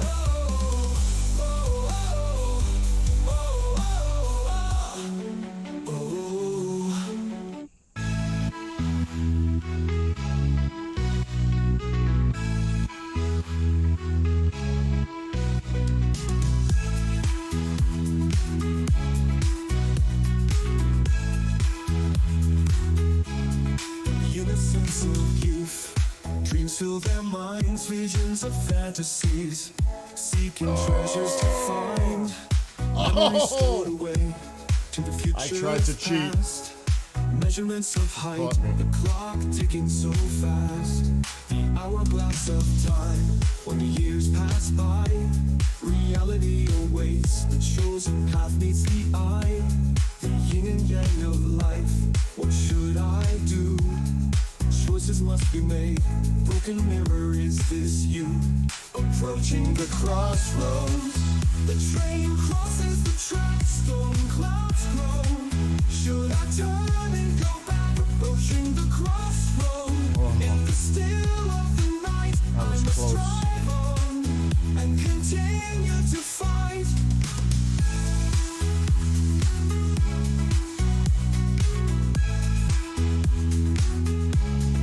Never too late to fix what's broken inside. Anxiety's pushed away, there's no need to hide. his Self-esteem and ass. confidence, the power of the mind. Filled with flowing energy, negative thoughts left behind. Speeding down the highway, no lights or signs in front of you. No one in the rear view mirror, brilliant sky so Don't blue. blow it now. Destiny lies ahead, there is no limit. Oh, I just blew it. Now memory, my life now infinite. Approaching the crossroad, the train crosses the tracks, storm clouds grow. He's right behind me now. He's gonna pass me. This. Approaching the crossroad, in the still of the night, I must drive on and continue to fight.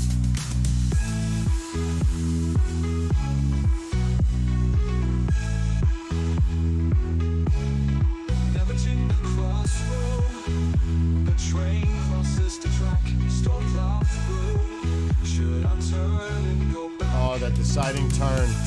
Approaching the crossroad, in the still of the night, I must I got drive you. on and continue to fight. Continue to fight. Oof.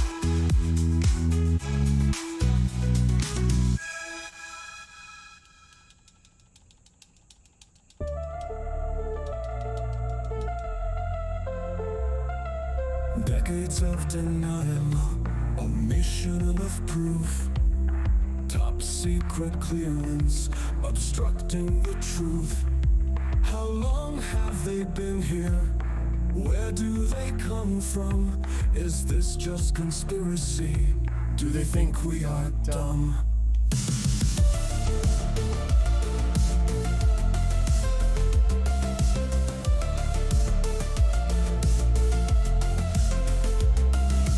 Do we have control over the skies and in the sea?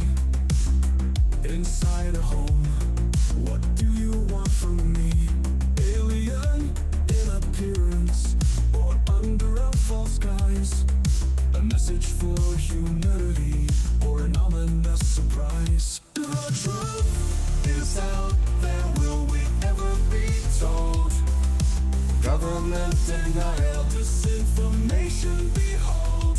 Evidence classified, no need for exposure. Special access programs block the path to disclosure.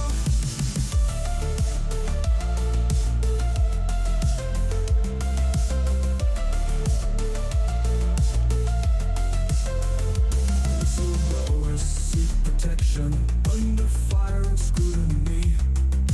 Threats and intimidation, doubts of credibility. Sown by those denying the truth, disinformation campaign. False flag propaganda, attention starts to wane. What will it take for Really? disclosure to occur? A landing at the White House, undeniable truth creates a stir. Declassified documents finally released. The proof is now out there, but will humanity believe? The truth is out there, will we ever be told? Government denial, disinformation, behold.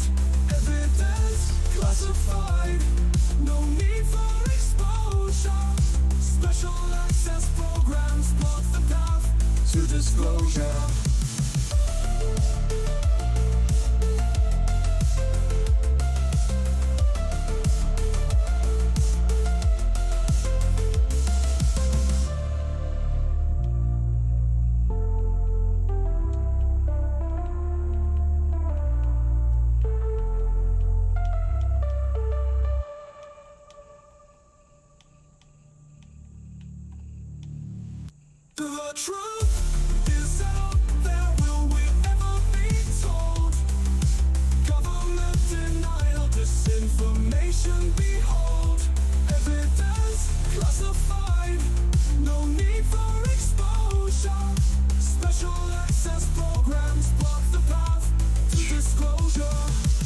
I tell you, this game is so rigged.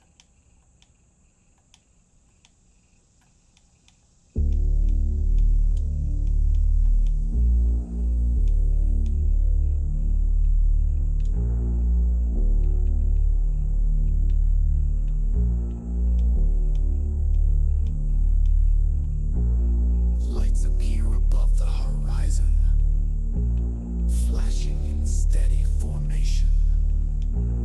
Humming as they move along, activity I knew spreads it. across the I nation. knew it. I saw that shit coming. I couldn't control it. People stare in wonder. Now I'm gonna lose Could seconds. these actually be a PSYOP operation?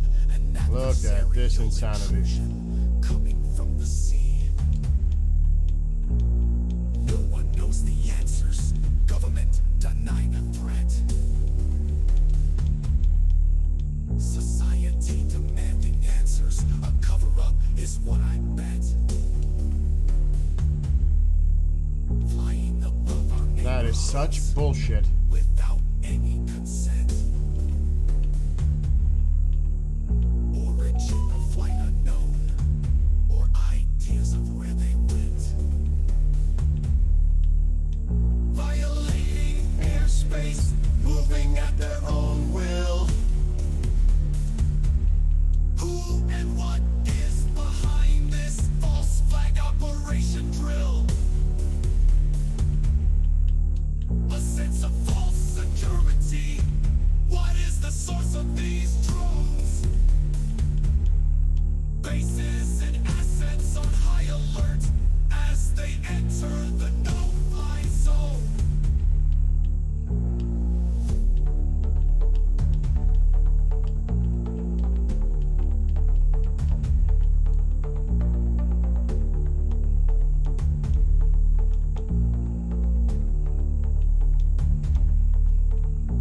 Tired on all the non-answers. Told to remain calm, not to fear.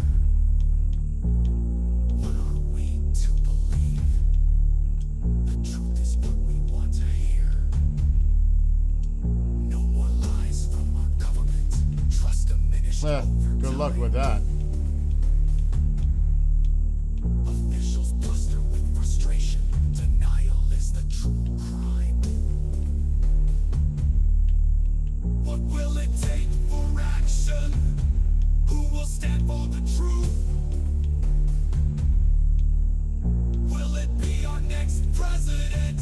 Transparency presenting the proof. We tire of the status quo. It's time for us to stand. We may finally get our answers. Security in our homeland. Oh my god! Violating Oh my god! airspace, moving at their own will. Oh my god, that is so fucking rigged. Who and what is behind this false flag operation drill? A sense of false security. What is the source of these drones? Bases and assets on high Rigged. alert as Oh, they're right they behind me. enter the no-fly zone. I got third out of that. At least I made top 3. That was so rigged.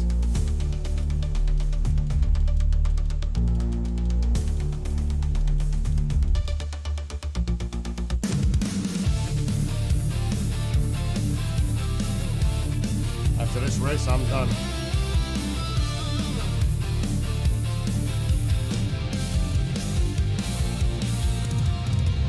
Wielding a mighty shield behind a great wall. Countermeasures in place to prevent the downfall. Protected space around me, guarding against the enemy. Even my own music drives me nuts after a while. Oh my god! Winter is coming! Winter is coming. I swear, today I got scared on the ladder. I gotta open up some doors. It's starting to get warm in here. I got scared. Do you see how we're working out, how I'm looking more bigger? Not in a fat way. Because every day is a workout routine, whether I bike ride or not. There's still workout to do.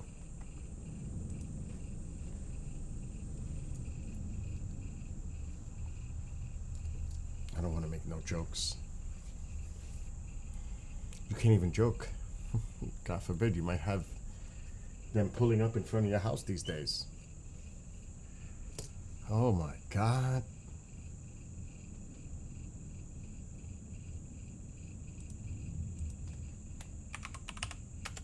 I don't think that's coming from the base, but I'm sure New York is not sending National Guard to DC. Only the red states are. You know what I mean? And it's funny because in Ohio and some of these states that are sending the National Guard, this is such a fucking insane stunt. They're not even doing anything. They're just standing around and eating burgers delivered in pizza. It's all show. They're not doing anything. They're not providing law enforcement. What the fuck are they there? Do you know what the National Guard is for? Emergencies. There's no emergency. That's what the National Guard is there for. And you're depleting, God forbid there is an emergency, a real emergency. And it is such hypocrisy what's going on right now. It's so sad. It's such a distraction, and people think this is okay. If fucking Biden did this in a Republican city, could you imagine the backlash? Bringing the military branch? It is... That's jets. Oh shit, that's right. The air show is this weekend. They're practicing. That's what that is. That's the air show. I am not going because I've seen the same... You hear them? Those are the jets. That could be an F-22 or an F-35. They're here. They're in the area. They're in the area. That's what that is. It's this weekend. I forgot about that. They're going to have the air show. 49ers have traded a running back from the Commander. Let me tell you something right now.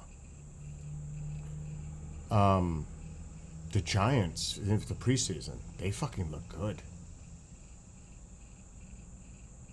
They look good. It's only preseason, but they look good in every one. Jackson Dart looks like he's going to be the real deal. But again, it's only preseason. Right? You just said it as I said it. Jackson Dart looks good. He looks poised. He looks like he's ready to go right in. He doesn't even look like a fucking rookie. He looks like he's ready. Another one that people passed off on because of the personality issues is Sanders. I think Sanders is going to be a fucking excellent quarterback, but because of his, you know, how they labeled him as being a mouth or whatever the reputation was, is bullshit. Do you know? I watched every Giants game, and I recorded the one yesterday when they just blew away the Patriots in a preseason. Doesn't matter. But the whole team is motivated. You could see they're even cheering on the starters, are cheering on those trying to make the team. The whole team is. I've never, in recent memory, seen a Giants team this united as a whole. I've never seen it.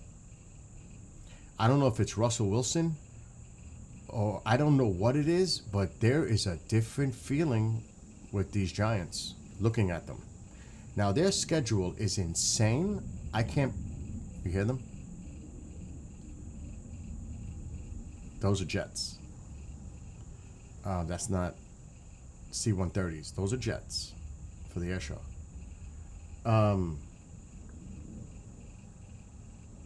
They look good on their offensive line. They look good, pretty good on their defense. And some guys are still not playing. The Giants look, but their schedule is I can't believe how hard their schedule is for a team that didn't make the playoffs. I mean, Commanders, Dallas away.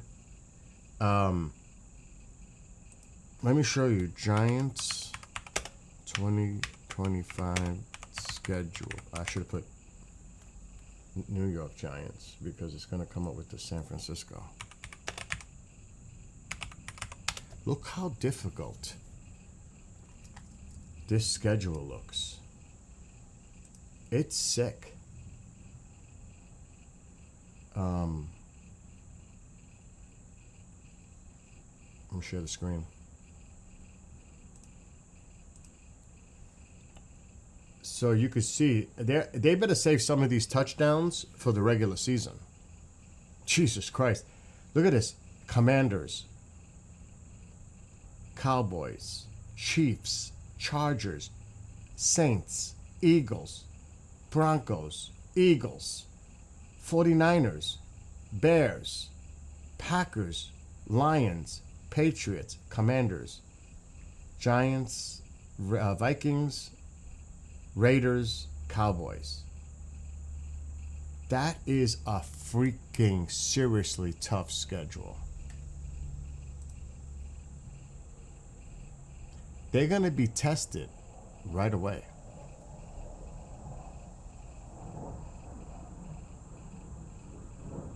Hear them? I probably could see them outside right now. You hear them? Those are the Jets. You could hear them. They're practicing before tomorrow.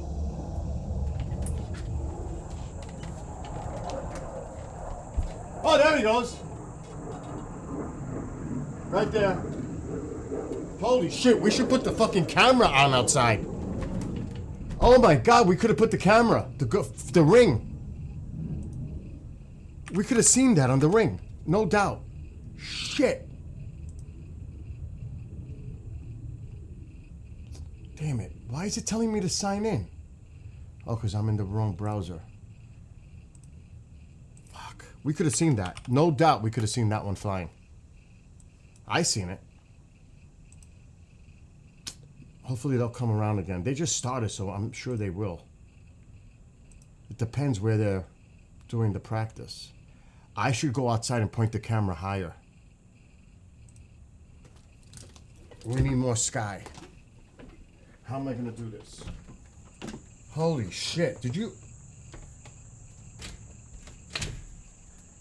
Nick, get out of my head. That's twice. I need to find the keys.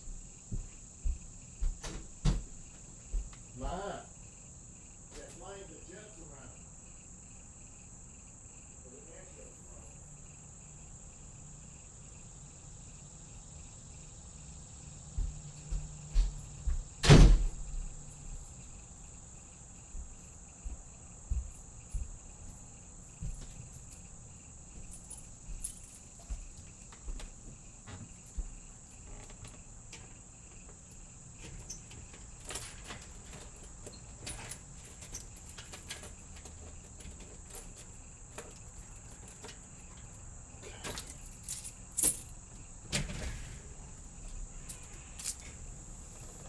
How can I put this though? Oh, here they come.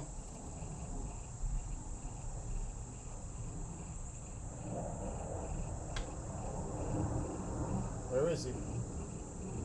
Behind the trees.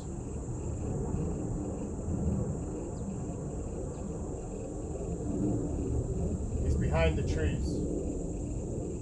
We have to set this somewhere. He's behind the trees.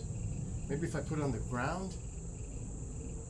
Oh shit, the sun glare. I'm trying to put it on the ground.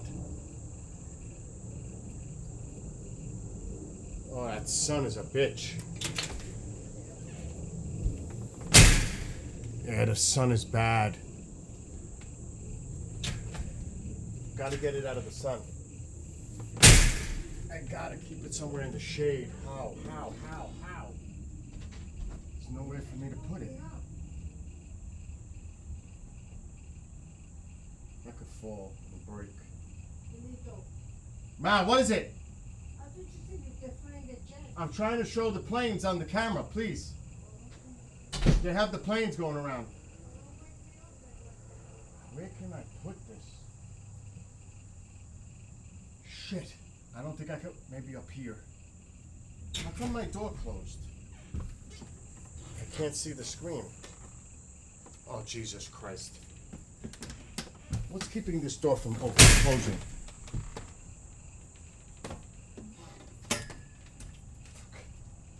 Are you kidding?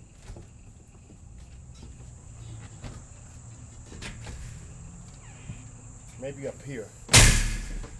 No, that's gonna cut it. Nope, no good. It's gotta be like somewhere here. The milk can. The milk can.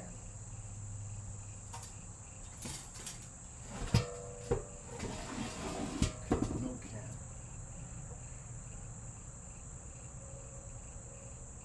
The milk can. The milk can works.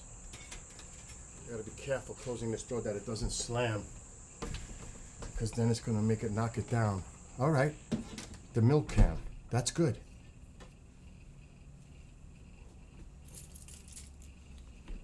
Now let's see if we see anything. And it's kind of blocking out the sun, which is good.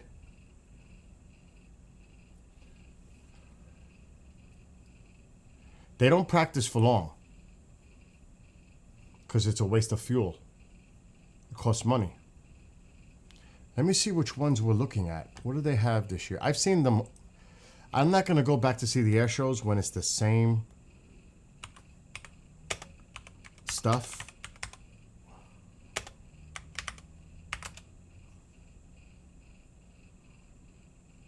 Here it is. Orange County. It's tomorrow. It is tomorrow.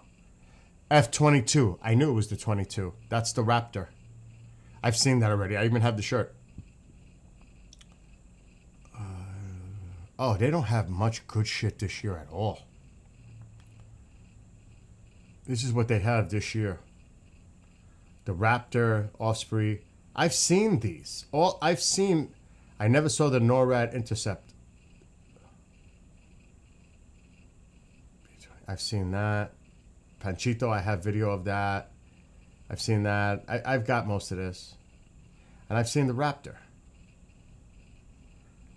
I mean, that's not really a great air show at all, to be honest. And that was the 22 I just heard it, and I seen it. He's flying around.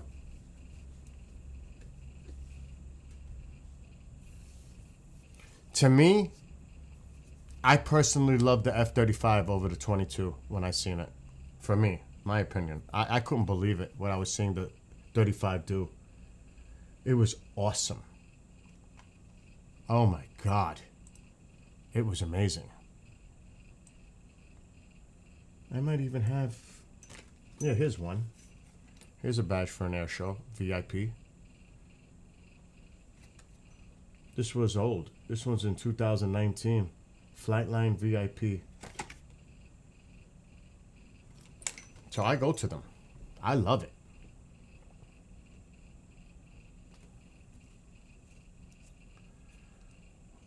So I don't hear them now. Damn, I wish I would have had this like this a few minutes ago. I don't hear them anymore.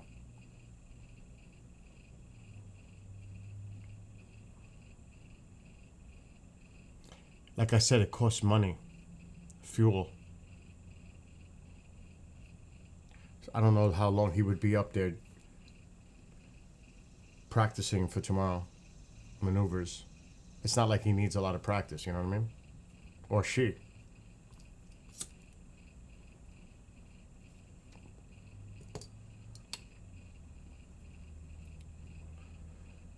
I'll give it a few more minutes. Oh, in the meantime, let me see who was trying to bother me while I was streaming.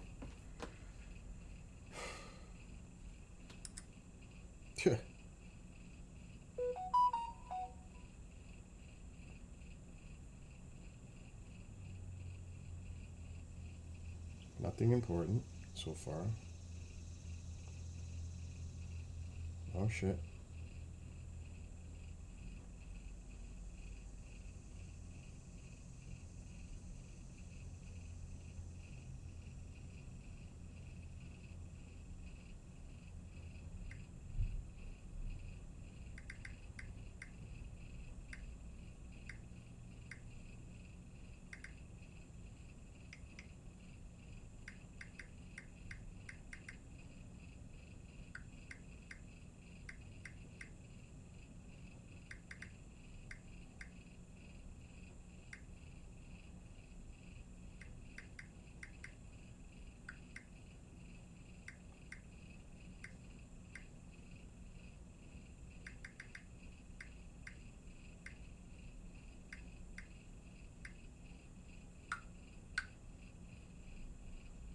Oh, this is important.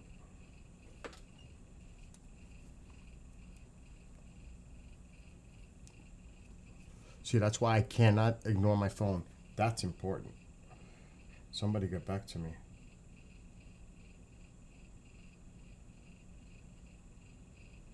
See, now there's more important stuff here. See, this is why I can't say shit like that.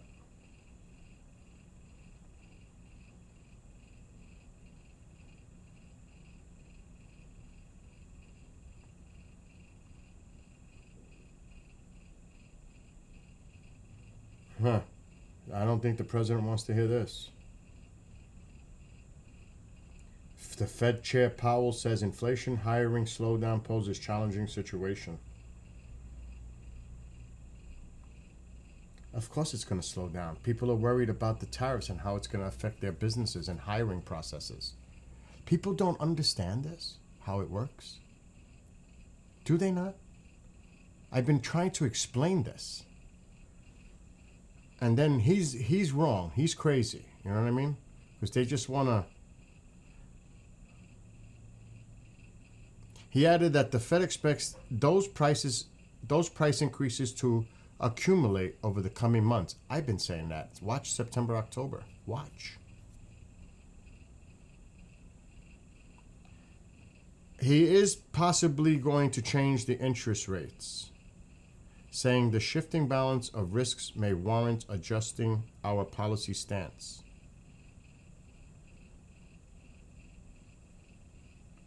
So they took that as a possible cut in September for the rates.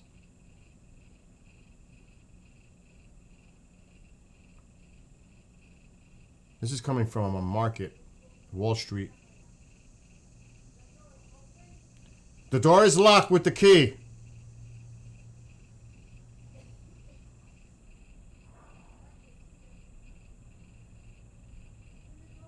Oh, she's gonna drive me nuts now too.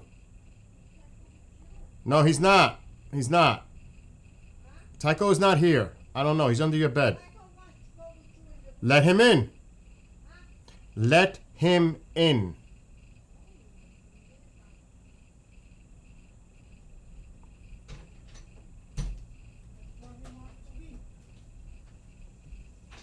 Oh, Jesus Christ. Now Hexeth says that authorizes National Guard troops to carry arms in Washington, D.C. They're not trained to police the streets. Now we're going to arm them against U.S. citizens? Or are they working with ICE? This is getting fucking crazy with militarization on our streets. This is pushing the envelope. This is not good. And I don't know how anybody could say it's justified. At all. Because, like I said, 6 GOP-led states are sending in their National Guard when some of their cities have way higher crime rates than in D.C., but yet they're willing to send them there. Why don't we send the National Guard troops to those Republican states and cities? You won't see that. They're only targeting blue states and D.C. because that's a neutral site that there's oversight by the federal government on that area because it's not a state. This is getting fucking scarier by the day. This is getting scarier by the day. Oh my God. And like I say, to be fair, people that are MAGA love it. What's the rest of the country thinking right now? Forget about the Democrats. We know what they're thinking. What are the independents saying? This is too much. This is overkill. This is way overkill. It's all a publicity stunt to show, so they can take video and show it all over the place. Look how much Fox lied, their hosts, during the 2020 election, and a lot of that shit just came out, and how they knew that they were pushing the lie, but they said they'll do it for ratings, all of them. Do you know because of narrative like that is why everybody went into this 2020 election lie? Because they sold it. They went along with it. Can you imagine how things could be different if they didn't push the lie that they knew that they were pushing? Could the narrative be different? Yes.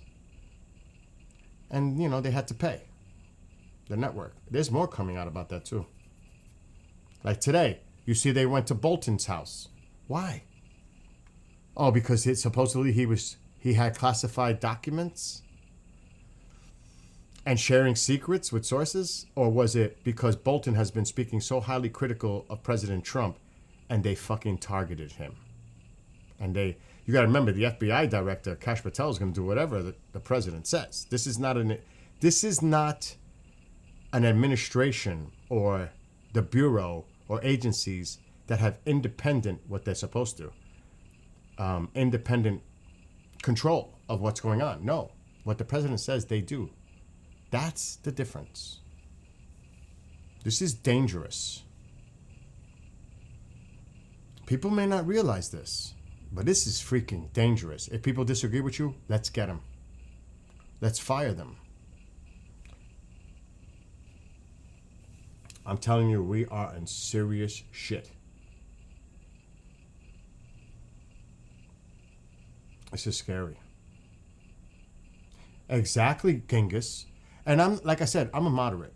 I used to lean Democrat, but since I lived up here, I become more of a conservative moderate. There was a time when I was in the city, I was a fucking Democrat. But so was Trump. In the city. But up here, living here for 20 years, I've become more conservative. But I'm still a moderate. And I'm independent. But this shit that's going on, like I said, if Biden would have done this, or Obama would have done this, can you imagine the reaction sending the National Guard into cities, now arming them with live munitions? They're not trained for that. They're not a law enforcement branch. They're there to provide emergency assistance. And you see, they're all standing around like, what the fuck are we doing here? You got to remember, a lot of them have jobs, have families that pay more. To be called for this? You don't think some of them are pissed? You called me off my job for this? For a stunt? Because that's what this is. It's a stunt. Because like I said, if you look at the facts say a lot of these other states that are going to send National Guard, their cities have higher crime. Look at Cleveland, Ohio.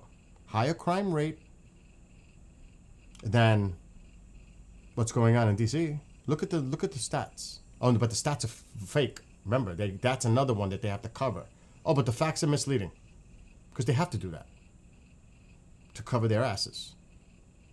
Why don't you send the National Guard to your own city that has more crime and see how people think about it then in a Republican state? I don't think it'll go well. I guarantee you, every place they send the National Guard will be a blue state. It will not be a red state. Because the Republican governors and mayors, and they're not going to go for that. This is all part of a bigger planned picture here. How far can they push using the military? Now remember, DC's different. Let's see what happens. They're in a big situation in California with a lawsuit. They made the situation worse. They made the situation worse by provoking people by bringing in the fucking military. That was not needed.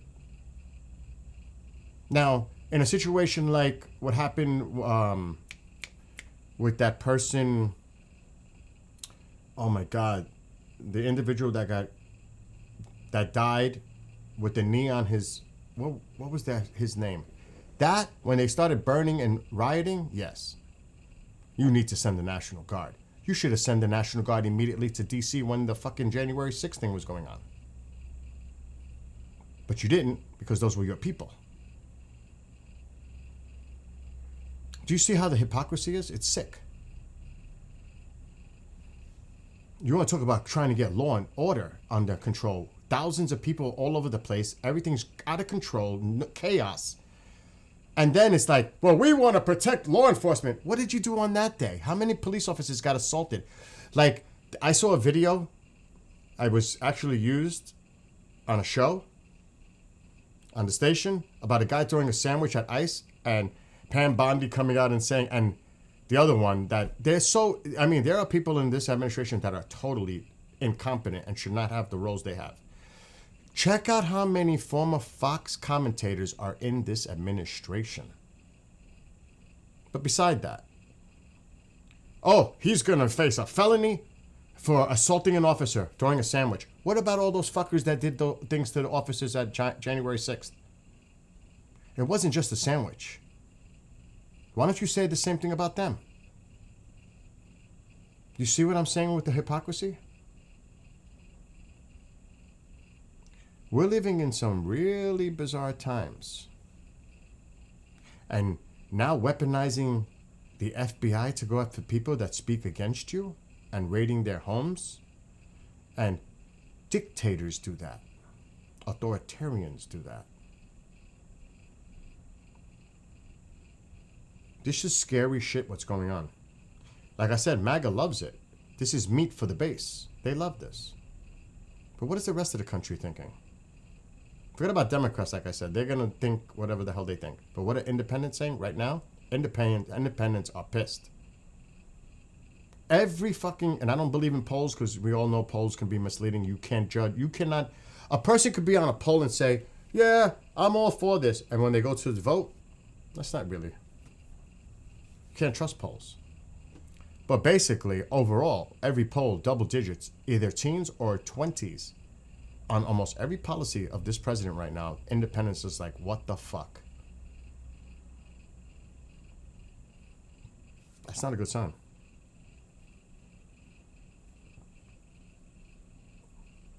And I'm sick of it. Like I was talking to somebody today. We need somebody more moderate to bring people together, not divide them apart. We need somebody moderate. Now, preferably, to make things work a little better, maybe easier, I would like a Republican moderate. Not so, because right away, if it's a Democrat moderate, it could turn more progressive, liberal, because they got to, but just like in both parties, they have to deal with their extreme base. So that's real difficult. But something's got to change. This shit just can't go on like this. And you see Putin totally played him. Oh, now I figure it out? Come on. Really? Played him, even putting it in his head again about the elections. Again, Putin told me, what? Mr. KGB told you what?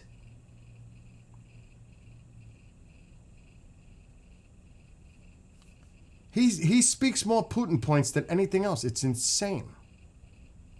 Putin pushed that trigger again for him to focus on the elections again. To distract him. And he went right with it. Because they know how to play this president. Push his buttons, praise him, say you love him, that he's the greatest thing on earth, deserves the Nobel Peace Prize. Whatever it takes. And that's all. That's all you got to do. It doesn't take much. It does not take much. And Putin snuck that in there. Remember, he is an intelligent KGB professional. He's no match. He is no match for Putin. Putin's just above and beyond. One-on-one. Yes, he's no match. Here. No match. And yesterday he's kind of hinting that maybe Ukraine should go on the offensive now. I'm sure America First people ain't going to like that. But we're going to provide them more weaponry and all this shit. Wait till Taiwan is taken under this administration. They said it would happen under Biden. I think it's going to happen under this administration. I honestly think Taiwan is going to be taken by China. Why not? America first. No wars. China's going to walk in. What? You're going to start a war with us over this? But this has nothing to do with the United States. It's not your concern. It's America first, right? It has nothing to do with you. You're not doing nothing in Ukraine. You're not going to do nothing here. I'm telling you, Taiwan is going to go down. China's just waiting. I pray to God it doesn't happen. I hope I'm wrong. But the way everything is setting up right now, I would like to see what everybody else thinks.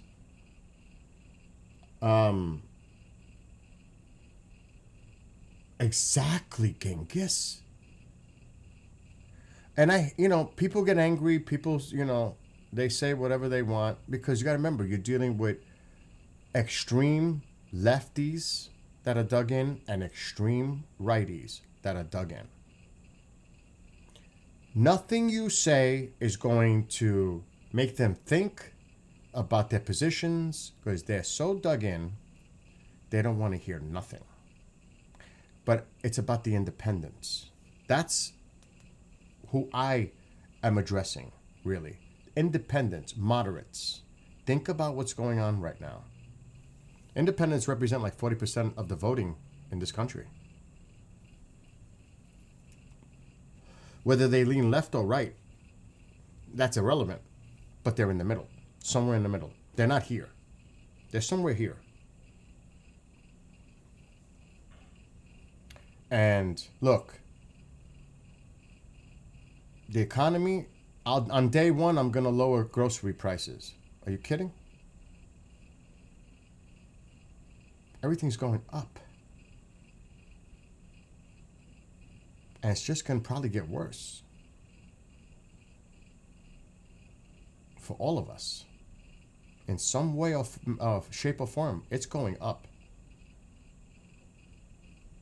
I can't imagine. I would like to go check. I'm going to check it. The planes are not happening right now, so they stopped. I was watching to see if we see the 22 flying over. I seen it, but it was too late. Let me see something. Amazon. I want to see how much are you paying for community coffee right now, Genghis? How much are you paying? I was paying like $7-8 a bag. I want to see how much they're charging now. But that's a local grower, so I'm hoping they keep the prices still low for that. Oh, it's $11 now. It went up. It's $11 a bag. I didn't pay no fucking $11 a bag for it. Matter of fact, I'm gonna look at my past orders. Even community's up. I'm surprised at that. I didn't think it would go up that much. I'm gonna look at my invoice. View order details. It's October 10th, 2024. Oh my God. I paid $6.03 for the medium roast, and for the coffee vanilla waffle cone, I paid $7.99. It's now up $3. Now, if it was $8 and it went up by $3, what's the percentage of that increase on that little bag of coffee? And this is an American-based company, right? It's in Louisiana, Genghis. It went up $3. From 8 to 11. No, bullshit. What is it? Yeah, from 8 to 11. Matter of fact, I want to click on the same one. So 603 for the pecan flavored one. It was 603. Let's see what they want now. Oh. Same price for that one. Same price for the pecan. Maybe it's not a big seller. Yeah. The community coffee vanilla waffle cone went from 8 to 11. I could show it to you on the screen, but I'm afraid to put my information.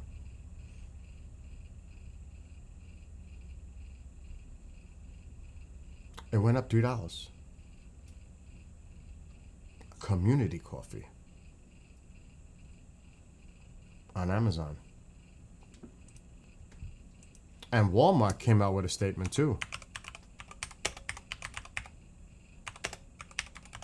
It wasn't just Home Depot. What did I say? One is going to start the chain and they're all going to start coming out and saying we're not eating the cost anymore. Holy shit. Walmart has recently raised prices on various products due to tariff pressures. The increases are a response to higher import costs stemming from tariff imposed by the administration. Some products seeing increases up to 51% due to tariffs and other cost factors. This trend reflects broader pricing changes in the retail market as companies respond to rising import costs.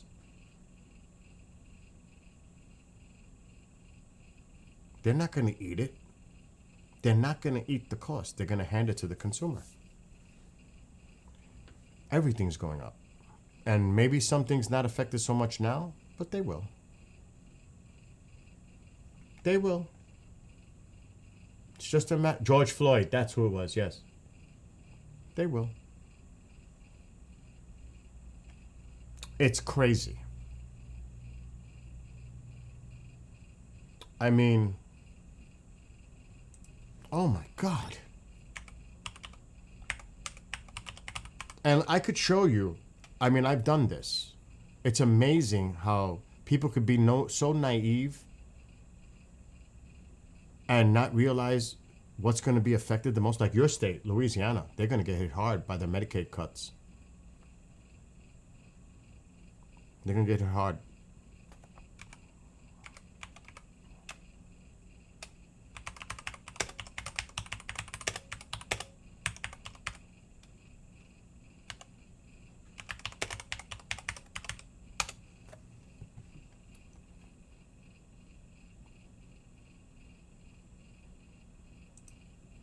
Let me see if I could find it.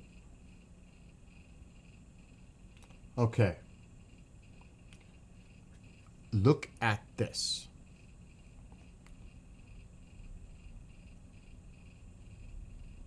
This was March 10th, before the law was even fucking passed. The big, beautiful, ugly bill.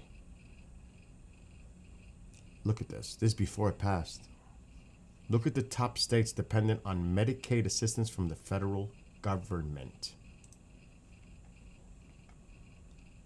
State government dependency. State total score. Overall rank. Alaska. That's why she made part of that deal, because she knew that was going to help delay it in Alaska. Why do you think Lisa Murkowski made that deal to sign it? Because they gave Alaska a little pass. Did you know that? In the negotiations? That's why she said, well, I did it for my people in my state. Yeah, you did. But you didn't give a fuck about all the other people in the other states.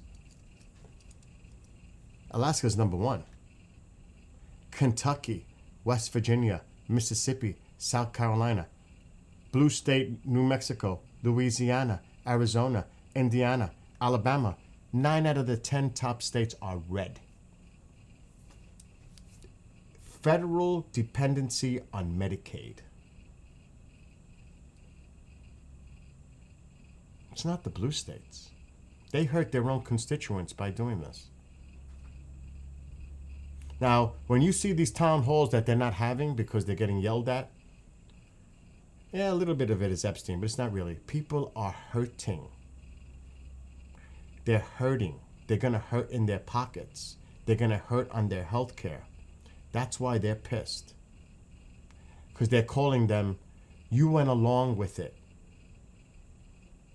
Have you seen any of the town halls in totally red areas, what the people are saying? 9 out of the top 10 states are red that are federally dependent on Medicaid. Because like certain states, they put more into it from what their budget is. They put more into it and less dependency on the Fed. And you can see it breaking down. States government dependency rank, states residence dependency rank. So when you combine the numbers, you can see where they lie. So the state kicks in a lot of it too. And the plan is to increase that in 2027, where the states are going to have to even put in more. Which means they're going to depend more on federal assistance in other ways, because that's a whole different number.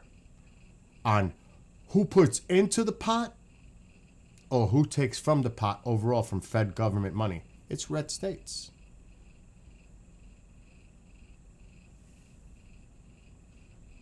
So when you look at this, I mean, New Mexico is the blue state that's just a mess. Absolute mess. New Mexico is a disaster.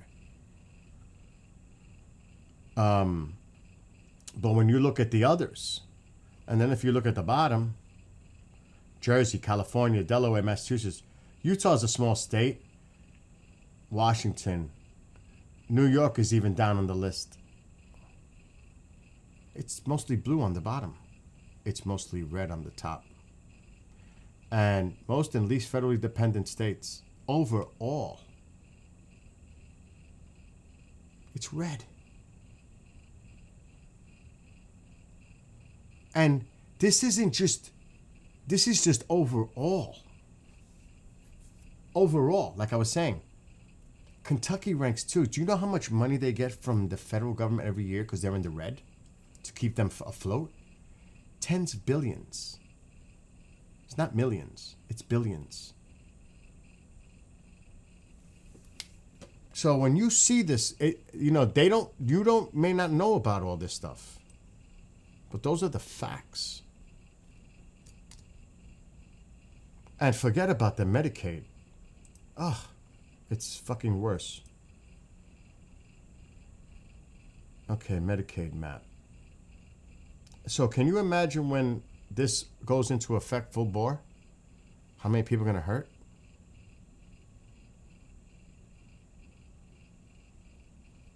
Jesus Christ.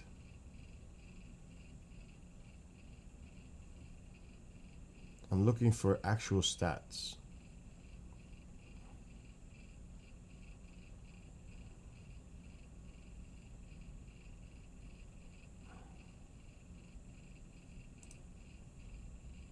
And these days, you can't even trust anything. I think they're gonna doctor a lot of the stats too. I think that's probably gonna happen.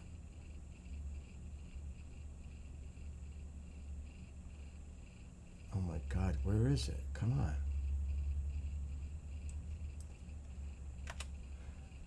Medicaid federal funding.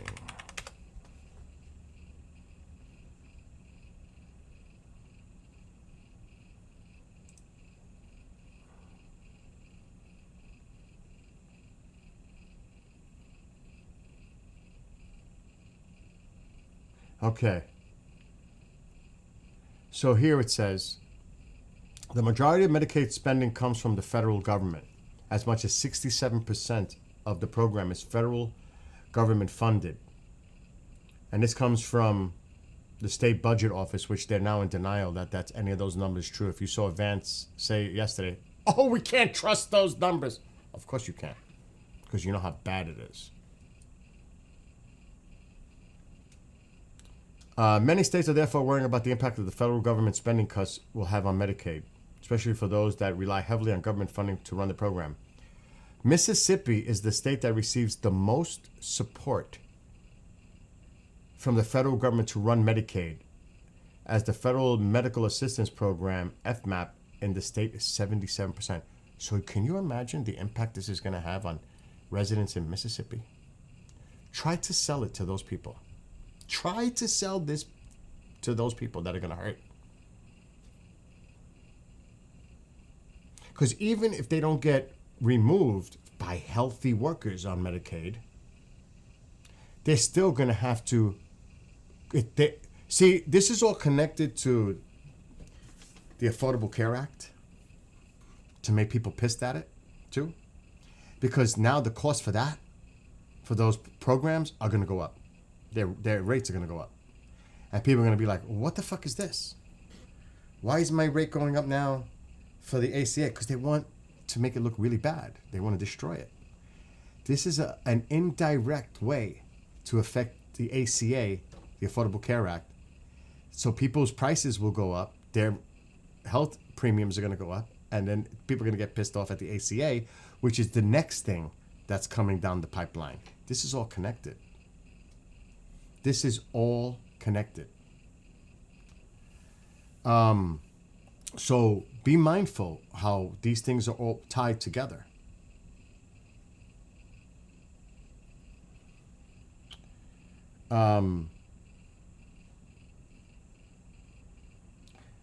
Virginia also received a significant amount of assistance from the government, 74%. Kentucky, Alabama, South Carolina, Arkansas, and New Mexico are the other states receiving a high proportion of federal government support in running Medicaid services, with the percentages of 71, 73, 70, 69, and 72 respectively. Out of the 7 states that received the most government support for Medicaid, 6 of them voted for Trump in the 2024 presidential election. 6 out of the top 7 are red states.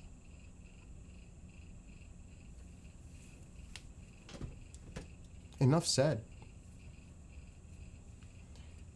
Now that's why there's a lot of whiplash going on in those states, and they can't hold town halls, and they're getting booed because people are saying, "You went along with this."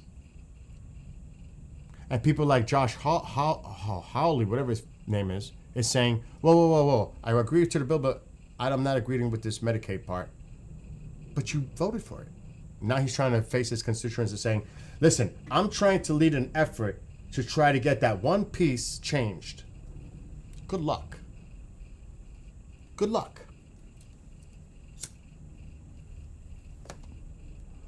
And that's not to even talk about the SNAP that's going to be cut by the same people that are dependent on it. As prices go up in the supermarket, their SNAP is going to either be cut completely because they no longer qualify for it, or they're going to get a cut in their overall amount. So as costs go up, their SNAP is here, and it's there. Let's just say they get, because I have no idea. Let's say they get $200 a month at current costs. But this keeps going up, and they're still at $200. That's bad enough with the COLA, the cost of living adjustment. But if it gets cut, SNAP, down, and this is going up, how are these people going to survive?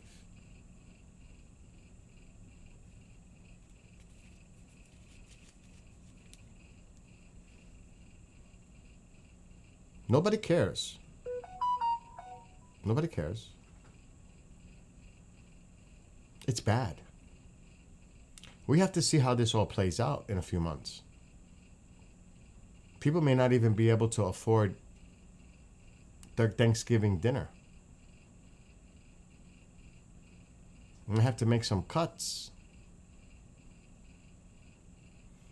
And remember, a child doesn't need a dozen or 2 dozen dolls. They could be happy with 2. You know why? Because most of the toys come from China. 77%. That shit is going up. Good luck for Christmas shopping.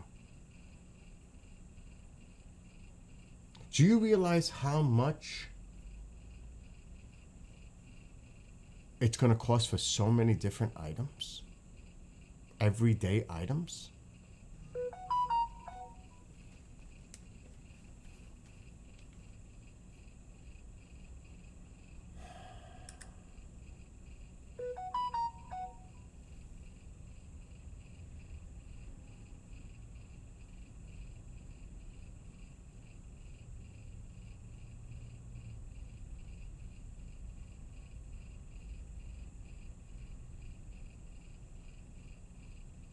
There's a lot of shit going on every few minutes. It's just like crazy. So Cheddar says, nobody's lost care yet, nobody will. If you believe that, you bought the whole big, beautiful bill. That's not realistic. That is not realistic. That's wishful thinking.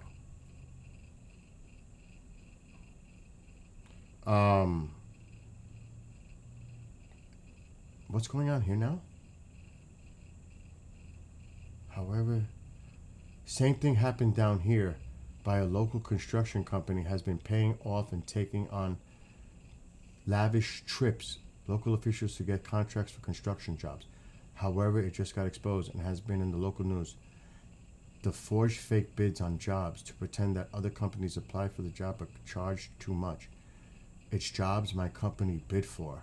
Sucks to know that someone was paid off to dismiss bids on jobs. That's horrible. That is horrible. See, there's some shady shit going on.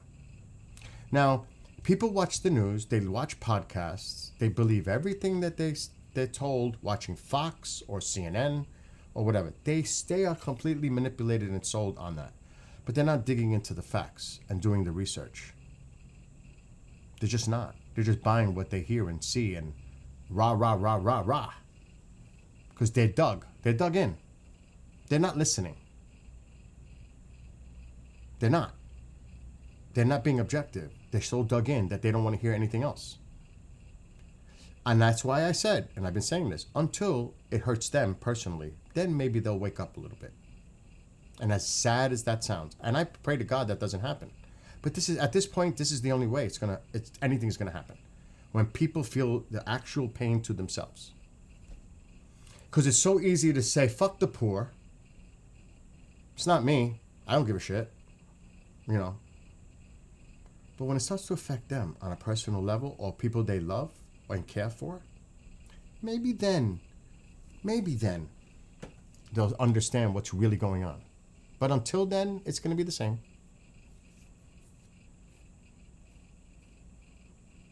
I mean, like I said, have you not gone to the supermarket and buy certain goods and it's crazy already? And remember, they stockpiled. They built up their inventory preparing for these tariffs. You think companies are stupid? They stockpiled. But those stockpiles are dwindling now. Now they're going to have to pay the rates. And who's going to pay for that? The consumer is. Because look, I just showed you. It was public. Home Depot said they're raising prices. Now Walmart is saying they're going to raise prices on some items. That's how they're saying it, some items. Everybody's going to follow suit. They're all going to start raising prices. They're not going to swallow it. They're not going to swallow it for shit. You think they want to take a loss? No, they're going to hand it to the consumer. Validate, like doctors. Get a second opinion. I agree with that. It's like going to a mechanic. A mechanic is looking at your car and they say, oh, no, you got something else wrong with your car here. This has to be fixed. No, I want a second, even a third opinion. You just don't buy it on, usually people get sold immediately. It's like, they take the bait, they're done. Sucks to know someone was paid off. Yeah, like doctors, a second opinion. Like you're saying, do your own research in case you are being lied to, manipulated. Validate the information before you take it to heart. You have to. You have to do the research. Opinion is one thing. Research, data, statistics matter, which is being removed, by the way. They don't want you to see the past statistics. And you know how much I feel about the weather, how it pisses me off, how they're removing historical data, because they don't want you to see how it's going like this. Because they're in total, denial of what's going on. They rather say it's engineered satellites causing weather disruptions than deal with the reality of what's really going on. I cannot fucking believe that they're going to those extremes to explain off certain things going on. And weather modification exists. It existed for decades. Cloud seeding, all this. But this is taking it to a whole new level. This is the rational thinking. Just think about that. There are people who actually rationalize that. And it's a lot. It's like 35% of this country. And you know who I'm talking about. They believe this. Because they've been sold this for so long. Because it's all about fossil fuel. And against green. Just like the liberals. They're for green and they're against fossil. It's the same thing, but reversed. So it's both sides. It's not picking on one side. They're both like that. Just look at what Hochul's trying to do here in New York State. promoting green and trying to disrupt fossil. It's the opposite. But it's the same thing, just from an opposite point of view. Like I always say, two wrongs do not make a right. But that's what's happening. Retribution, revenge, vengeance. Look what happened in Texas. The gerrymandering, which is hurting the black community and the Hispanic community there. Because think of it this way. Let's say you live in a big city and they widen the district out so that smaller city, because remember, think about the general election, think about the voting and the power of the states.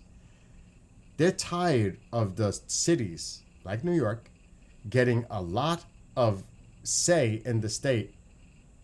But you got to think about it. Population is in the millions. They represent a big chunk of the state, whether you like it or not. Now, by widening out the districts, the surrounding area now has the opportunity to, even with that core amount of people in those cities, still have enough to go over them. That's why they did it. You have to know what's going on. They expanded it like 500 miles, a district, so that the cities won't have influences, which is mostly minority. They took their voices away. Those millions of people, they took it away because they expanded it wider so that the other people that don't even fucking live in that city can control what goes on in that city. That's why they did it. It's as simple as that. You have to look deeper into what's going on here. But people don't see those things. They don't do the research. They're not looking at why did they do this? Why? And I am shocked. I will be shocked to see what happens on the whiplash from this, from the minority community, seeing that they're going to have less representation in Congress. You're going to see less black folk, Hispanic folk being representatives in Congress because of this. Because they're taking them out. Think about the ramifications here. You think they're doing this, there's deeper stuff going on here. But people don't see that. They only buy what they see on the news. They're not doing the research.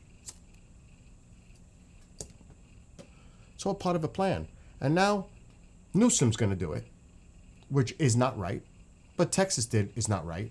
But now California is going to do something to try to counter that, which is not right. Two wrongs do not make a right. And this is where it's escalating. Because now other states, they're doing tours. Vance is taking tours of states that they're trying to see if they can do it there too. And you know what's going to happen in New York and under the blue states. This is not the way we're supposed to go. It's not supposed to be this tit for tat that we're going to start playing this gerrymandering game. Because they're threatened of their control in a House or a Senate. This is not the way to do it. Now, the Senate's different. You get 2 seats. Think of it this way. How does a state, if this is an argument out there, how does a state with a population of 4 million have the same 2 Senate seats equal to a state that has a population of, say, 20, 25 million? And it's equal. Just saying, there are people that say that. But that's the way it was done by our forefathers. That's the way it's been done. But now they're trying to change it. And the Democrats pulled this stunt. This is not new. They pulled this kind of stunt in the 2000s, I think it was. So it's not just a Republican thing. The Democrats do this shit too, to be fair. But right now it's critical because they know they could lose the House. This is a desperate measure. They know they can lose the House in 2026. And if they do, forget it. All bets are off. They know they've got to find a way to hold that House. The Senate may not be so much at risk. They know the House is. This is all seriously like wild.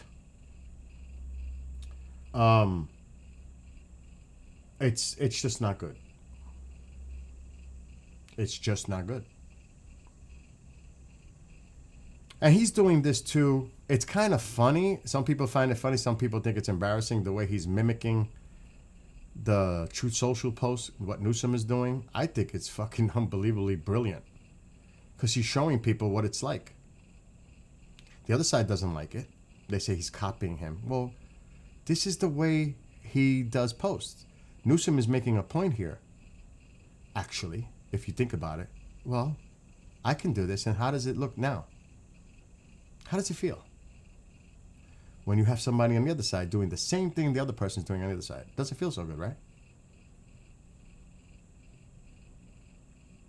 And this is what I mean.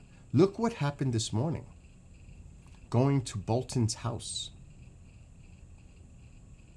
because he had classified documents or was sharing classified information with others. That's what the word was when I saw it on the news this morning. He's been more than ever, he's been critical of Trump's policies. And now you have to go to a court, but remember, you know, the courts could, you go to a certain court, they may favor.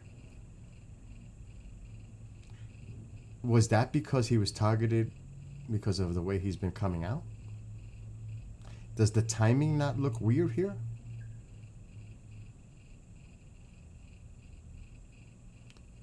You see, here's the problem, and see, Genghis raises the most really important question.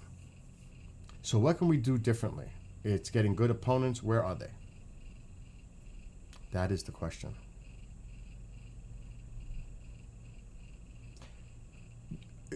First of all, I still feel and think that this country is not ready to vote for a female president. That's one. That it was a bad move. I don't see that happening. In current, no. I do not see that. I do not see that for many reasons, and I'm not going to get into the reasons why. Is it going to be somebody that represents more of the middle demographics and the younger? Because you got to remember the control of demographics. Like, is who really goes out to vote? Middle-aged, older folk. The young are starting to get more interested in the voting, which is a threat to the Republican Party overall. Like, who can you get to represent? See, for me, I want a moderate. I want a fucking moderate. I want somebody who could bring people together and not divide. That's what I want now. I'm tired. I'm done. I want somebody who can work both sides, compromise, and get things done. But who is that person? Does that person exist? That's a great question, Genghis. That is a great question. And right now, I don't see it. I can't think of anybody. I honestly, if I sit here, I can't think of anybody who's a moderate. And it would, if anybody, it would be a Republican for me. A Republican moderate. But who is it? You know? And hello to Fringe. I don't know who that person is. Who's a moderate Republican that had to leave because they couldn't deal with it? Kinzinger? Forget about Cheney. Like, who is out there? That's the problem. Because Newsom, it's going to be the same shit. He's talking a lot of trash talk now. That doesn't seem like it's bringing people together. It's still like this. Who is the person? That's a good question. And that's why I don't have really... I don't know. That's a great question, though. Really. Breaking for lunch. Yeah, I got to get off soon, too, because I got work to do. It's already 2 o'clock. Oh, my God. But,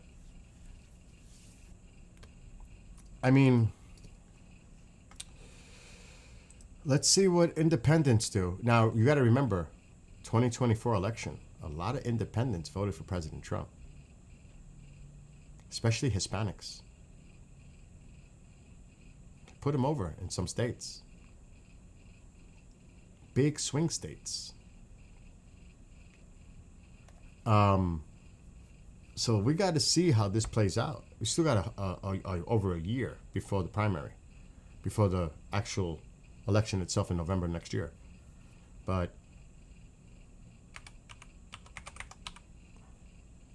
it's going to be interesting what happens from here to now, to then.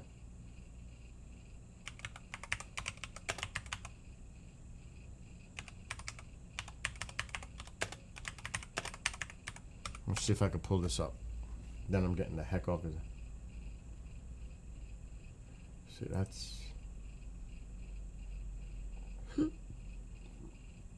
that's not the one. I have to bookmark it if I find it because it's updated all the time.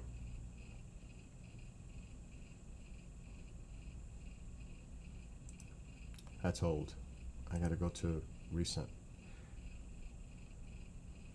Anytime? No, let's do past week. That's not it.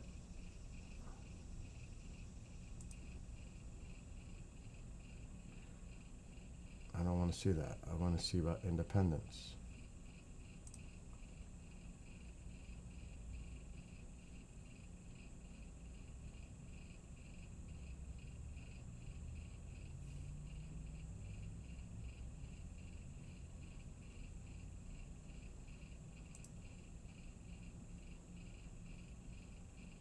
If I find the site, because it's updated daily.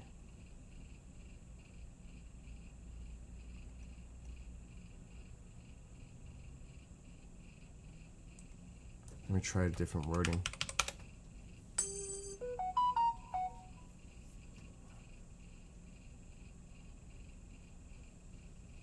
Daily tracking poll, but that's overall. I'm trying to find the independents. Forget about the overall.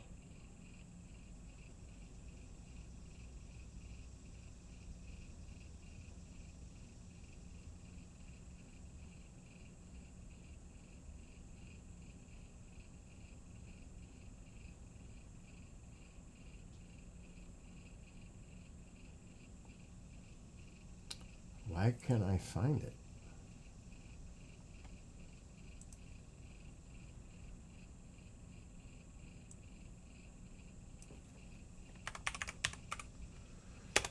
I tried to bookmark it, but it didn't save for some stupid reason.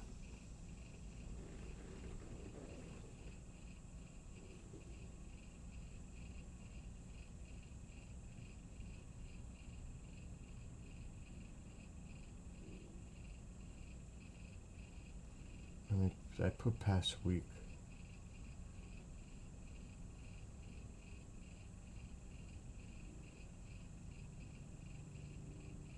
Let me do past month.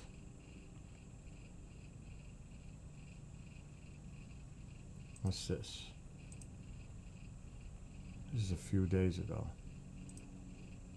Actually, a couple of weeks ago. It's not opening.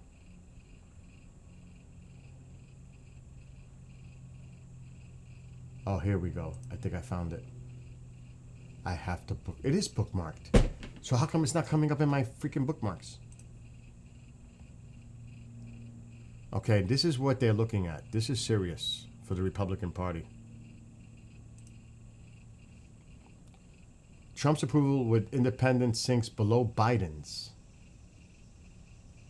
post January 6th. Look at this. Multiple polls were used to come up with these numbers. He is below. Independence is what you want to look at here. Do you approve or disapprove the way Donald Trump is handling his president? This was 2 weeks ago, by the way. He's way underwater. The broken line here is independence. Look at this. 29%. Of course, Republicans are in the red. That's MAGA. Of course, the Democrats are here. But look where the independents are. Not good.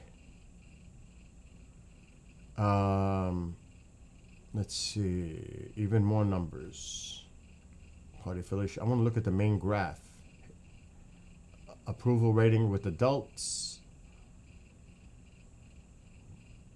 It's at 42. That's overall, but we want to see this with independents. Where's the independent line? Well, this is the independence period. Even down, look where he was, of course, when he was inaugurated. Right here. See? Everybody was high on everything. See that? Everybody was like, oh, hippie-IA, let's go. He made those promises. Let's see what happens. Well, look where they are now. Even on immigration, -4. Overall, -11. Double digits. On the jobs and the economy, -17. Inflation, economy, cost of living. He's -20 freaking 5. That's where he is on independence right now. That's a bad sign. You need independence to put you over that line. Now, he doesn't have to worry. He's going to be the president for the next 3.5 years. It's the Republicans who are running for the midterms have to worry. Because if his approval rating is down on independence, they're not into these policies. You think they're going to vote for a Republican who supports these policies? Honestly, no. Independence. Not Republicans, not Democrats. Independents. It is bad. It's worse than Biden. If you can believe it. It's worse than Biden. I would like to see the overall, if they don't have it here. It's actually, some of the numbers are worse than freaking Biden. That's scary.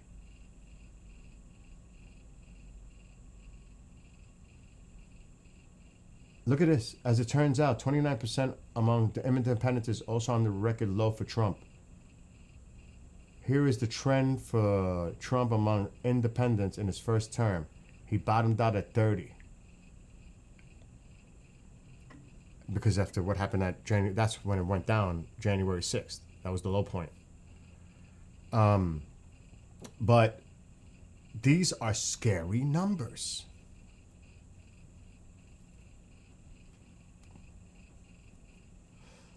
It's hard to characterize just how bad 29% approval rating is with independents. You can explain the number in a couple of ways. First, 29% is somewhere between 11 and 17 percentage points lower than the president's share of the vote with independents in 2024 elections. What did I say earlier? That means that roughly 1 out of every 3 political independents who voted for Trump in the 2024 election now say they disapprove of how he's governing. 1 out of 3.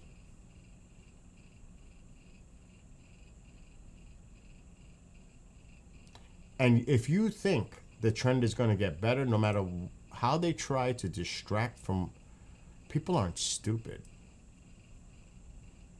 The economy is always one of the major issues in any administration. They're going to hold you to it like eggs.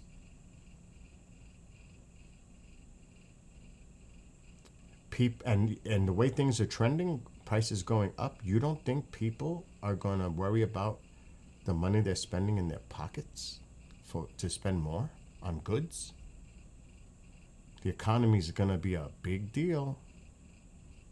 Yeah, you have all those other things, immigration, foreign policy, whatever. But the main focus is, how does it affect me? And how much I spend? How much does it cost me? Electricity is going up everywhere. Our relationships with our global partners has completely deteriorated. Ask Canadians if they want to come to the United States to travel. Do you want to see those numbers?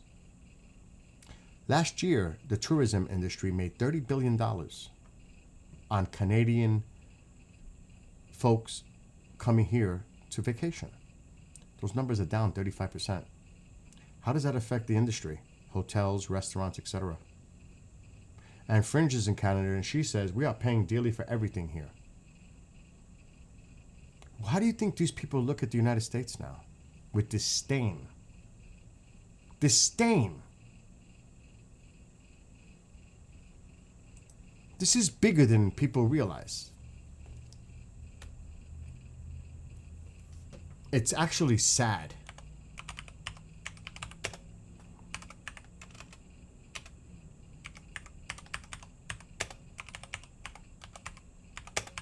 I'm going to look up Canada.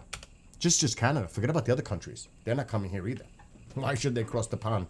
They go someplace in Europe to vacation. They're not going to come here.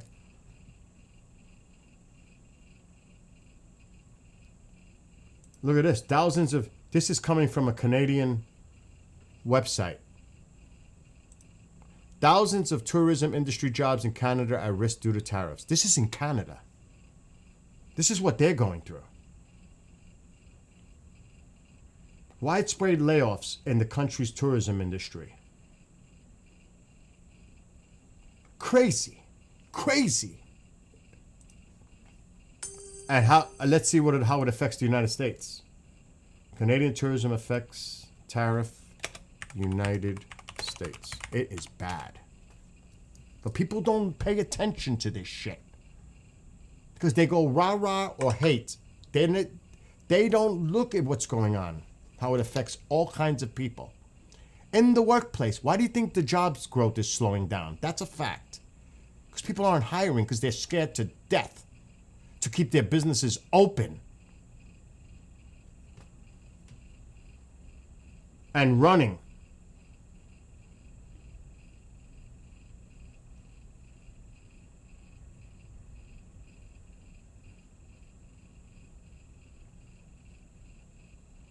Let me see if I can find it. U.S. tourism down, Canadian. Because I look into all this. Canadian visitors.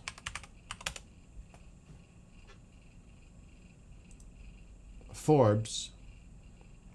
Look at this.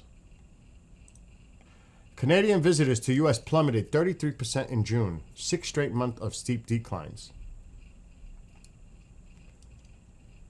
1/3 fewer Canadians visiting the U.S. by car compared to June of 2024, as Canada propels international tourism declines to expected overall economic loss to $29 billion.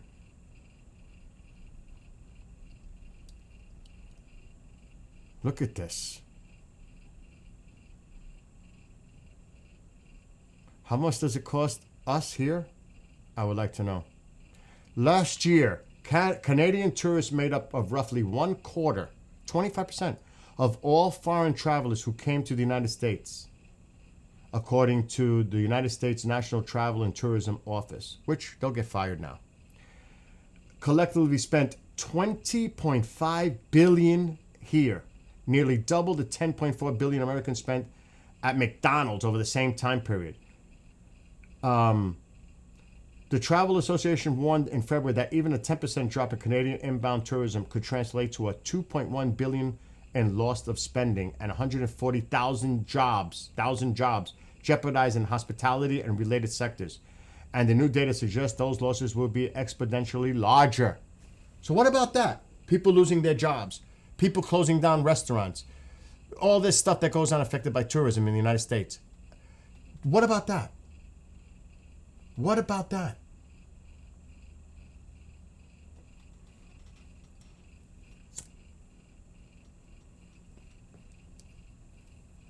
No could should. It's already happening, Cheddar. No could should. No could should. It's already being affected. It's already taking effect. It's clear. Canadians are not coming. They're not spending tour dollars here in the United States. They can check border crossings. They can check flights coming to the United States. That's not a should or could. It's happening. Statistics can prove that. Data can prove that. That's not a could, should, would. It's actually happening.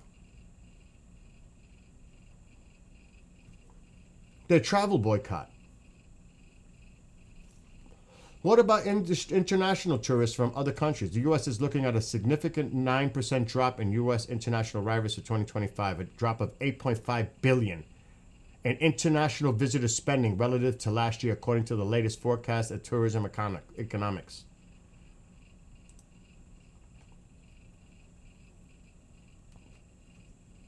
This is going across the board. Why would they come? Why?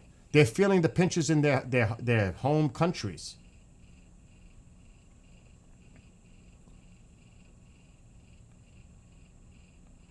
Look at this. Visitation from Canada down. The sharpest declines. Now, yes, they forecast what it could cost, but it's already being felt. 35%. This is older statistics. Look at this. This is bad.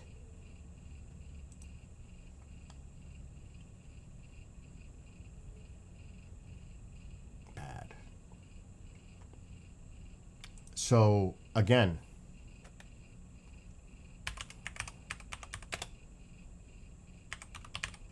maybe we need to go to a conservative. I don't even know if they would talk about that. Maybe we need a conservative media outlet to talk about it, if you can find one.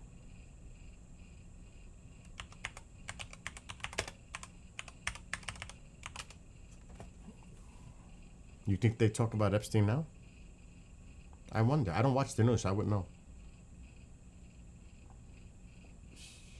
Let me see if I could find. Yeah, see, none of the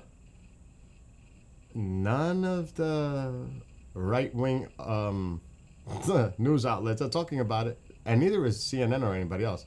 It's more analysis coming from economic, MoneyWise, Number Analytics, Fortune Business Insights. But we need something more current.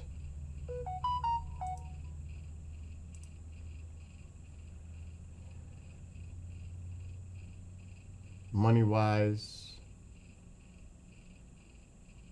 Every one of them, every Financial Times, every one of them are reporting it.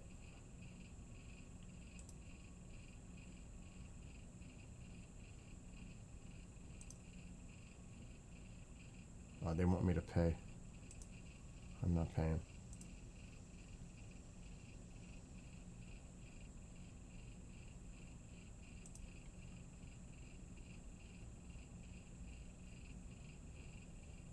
I hope I don't have to pay for this one.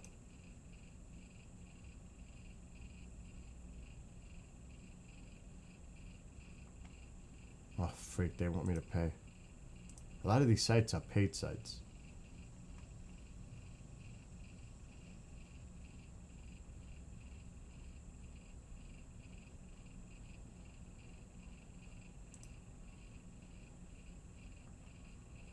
I don't want to use media outlets, whether they're left or right. I need independent.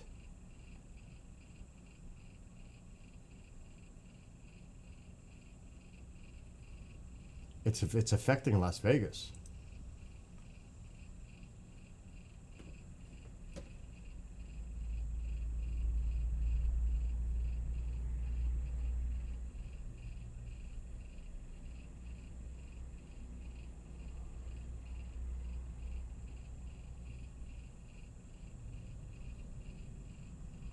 Wow, they're not even coming from Canada.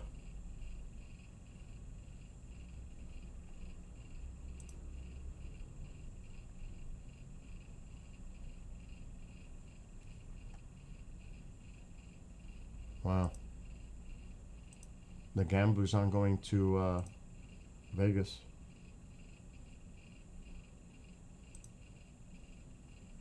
Oh shit. A lot of these sites want you to pay.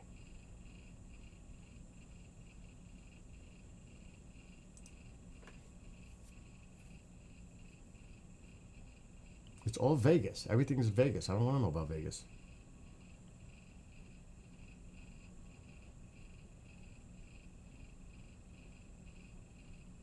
I guess Vegas is making the news. How it's down.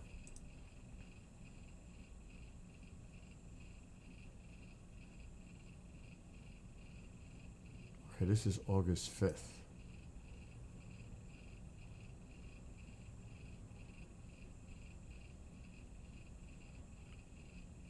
See, you got to look at the sources, though. Kind of what Cheddar said. Where are they getting the information from?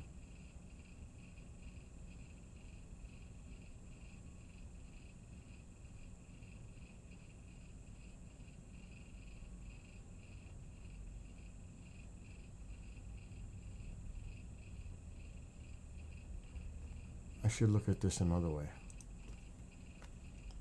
Tourism impact businesses.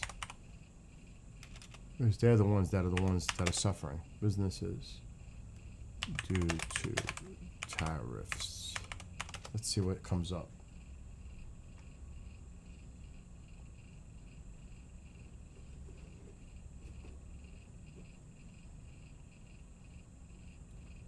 I need something more recent. Past week.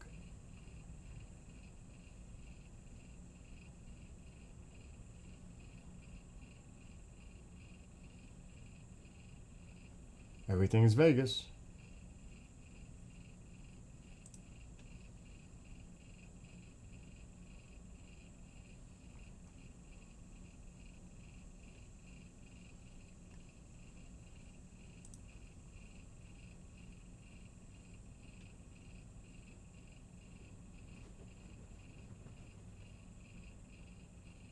It's all business.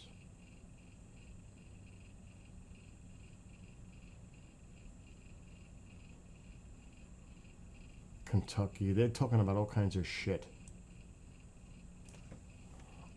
How their liquor, Canadians are not buying. I think they could have took it off the shelf. A lot of American-made alcohol. Kentucky must be pissed.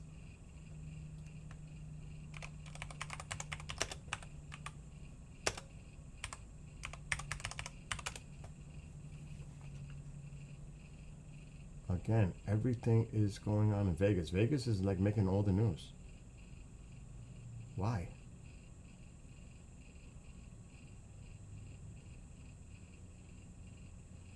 Is it that bad in Vegas?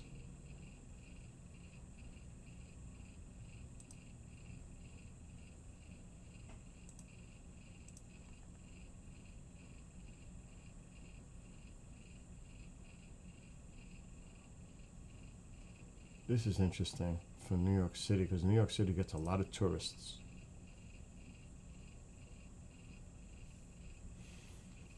New York City is mostly tourism. When I go on my bike rides and all that, it's mostly tourists.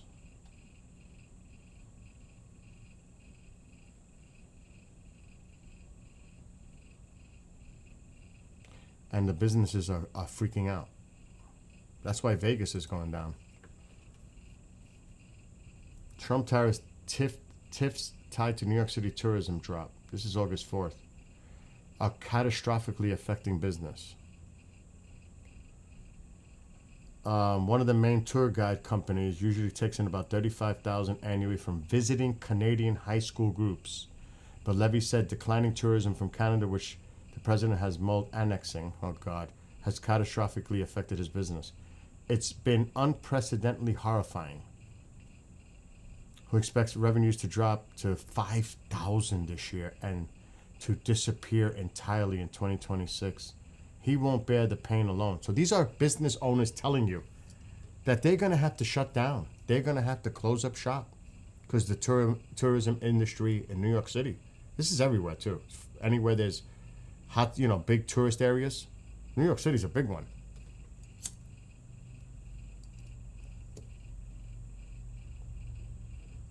Decline largely in arrivals from Canada, France, Germany, and Mexico.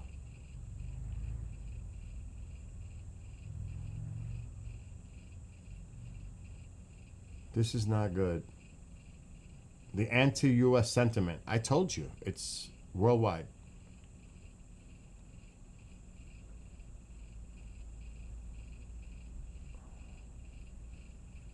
New York City is the top destination for travelers to the United States.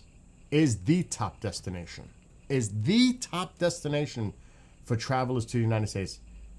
And definitely is the health of the city and country's tourism industry are tightly linked. They are.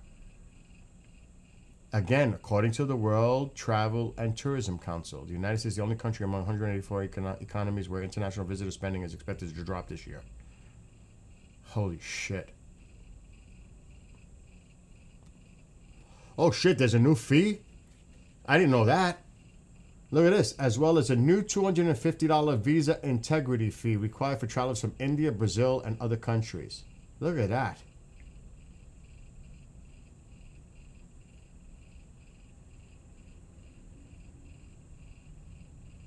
We may have to look at that. Overall, the visitation from Canada to New York City will drop 20% this year. And they're all dropping. That's just New York City. That's bad. So they're feeling it. You can only imagine. This shit goes on and on and on and on and on. On and on and on and on. Oh my God.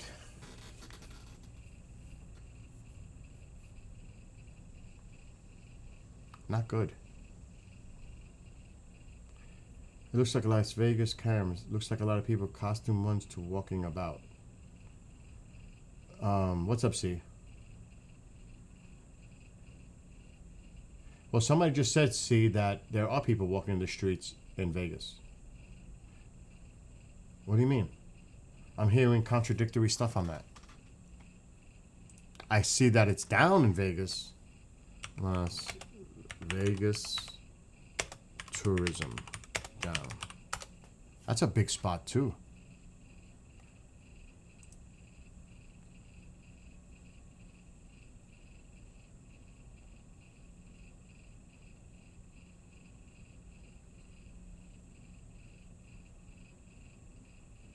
I can't go based on what a mayor says because it's politically motivated.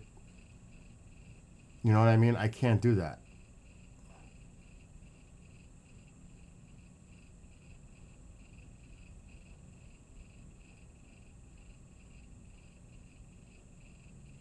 Wow.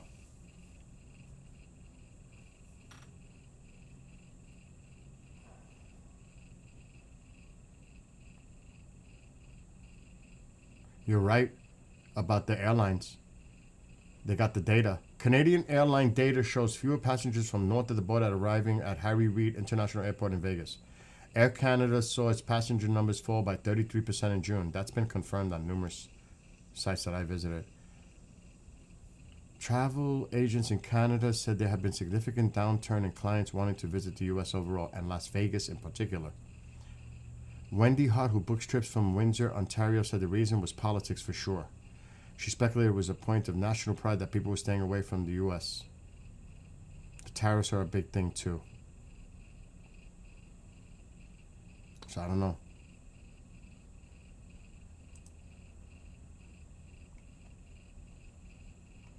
And it's AP is reporting, the Associated Press, they're reporting it too. Everybody's reporting it across the board, except for conservative media.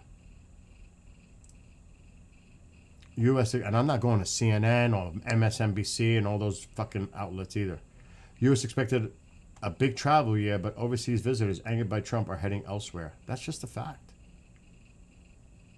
Now, maybe they're increasing from South Africa and some other places. But that's not what brings in the top tourism dollars.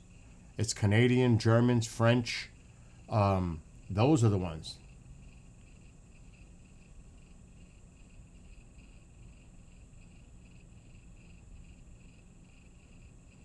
Tourists being arrested at the border.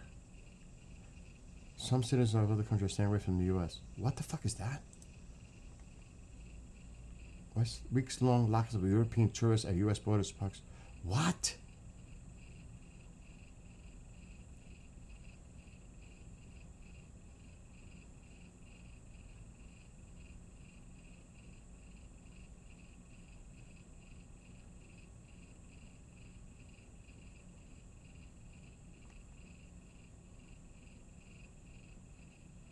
Holy shit. See, this is the kind of bullshit Gestapo kind of behavior is going on. Look at this. Now, this is old. This is the beginning of the year. Can you only imagine what's going on now? Lennon Tyler and her husband and her German fiance often took road trips to Mexico when he vacationed in the United States, since it was only a day's drive from her home in Las Vegas. One of the perks of their long-distance relationship. But things went terribly wrong when they drove back from Tijuana last month. U.S. border agents handcuffed Tyler, a U.S. citizen, and chained her to a bench while her fiancé, Lucas Siloff, was accused of violating the rules of his 90-day U.S. tourist permit, the couple said. Authorities later handcuffed and shackled him and sent him to a crowded U.S. immigration detention center. He spent 16 days locked up before being allowed to fly home to Germany. This is the kind of shit that people are hearing, and they're saying, I'm not traveling to the United States if I'm going to be hassled to get into the country.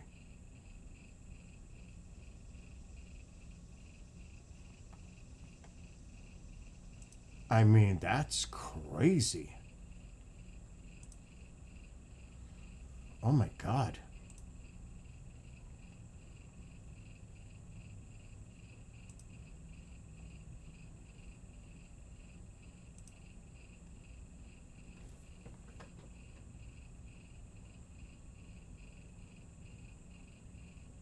Now this guy, part of the union, say what you say about unions, the largest in Nevada, he represents 60,000 hospitality workers. Remember, that's part of the industry, hotels.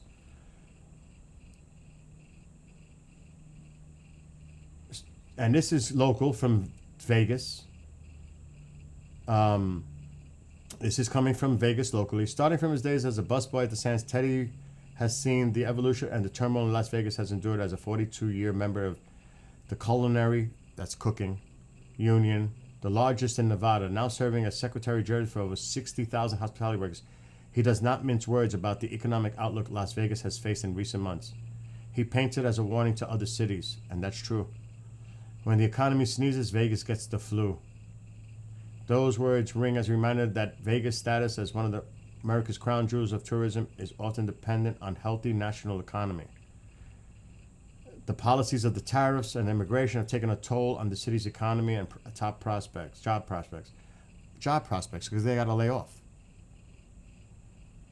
Look at the numbers. Look at this. Even that, 400,000 fewer visitors than June of 2024.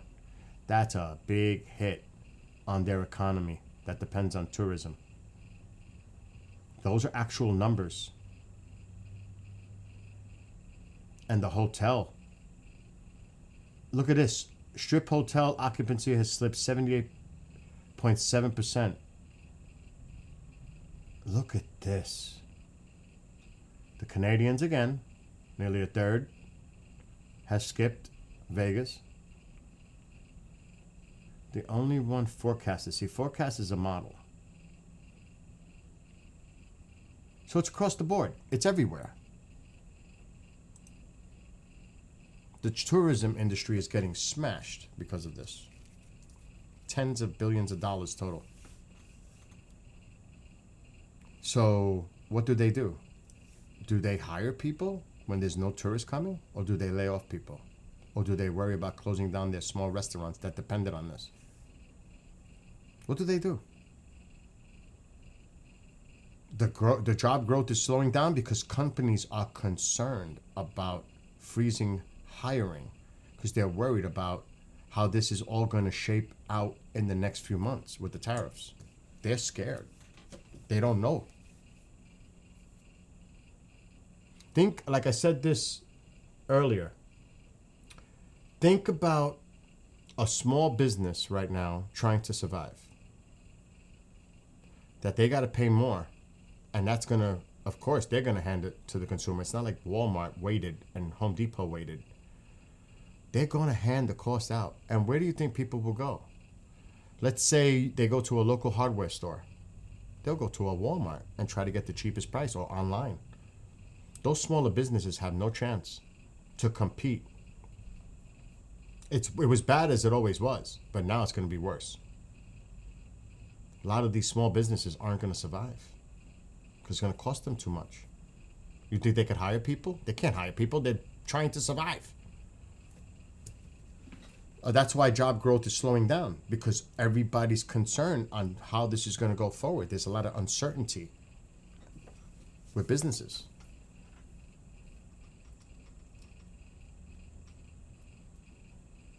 And that's why people are starting to get a little bit more concerned about what's going on right now. And you can't blame them. You got to see, and thank God I got solar.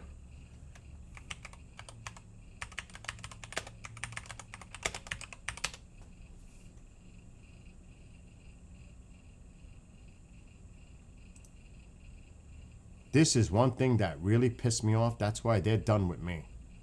They are so done. Electric bills are up 10% so far this year. And why they keep going up?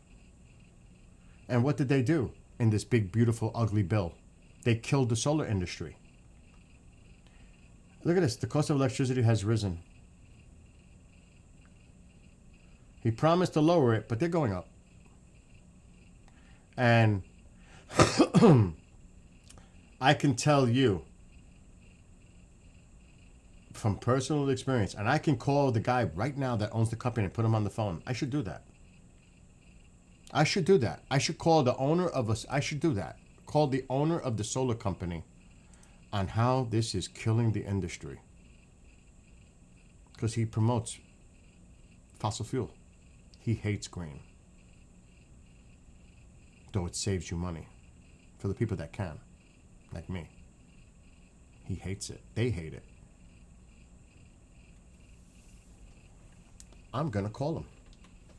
People don't want to hear the truth. They don't want to hear it coming from business owners. I don't know if he'll pick up. I'm going to call him. He's the owner. He owns big. Shit.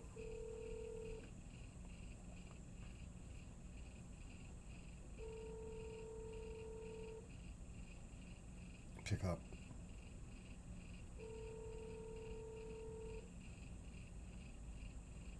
Your call has been forwarded to voicemail. He's probably going to message me now.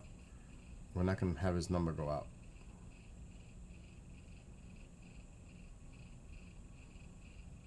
He'll probably text me. He's busy. He owns the company. But it's bad.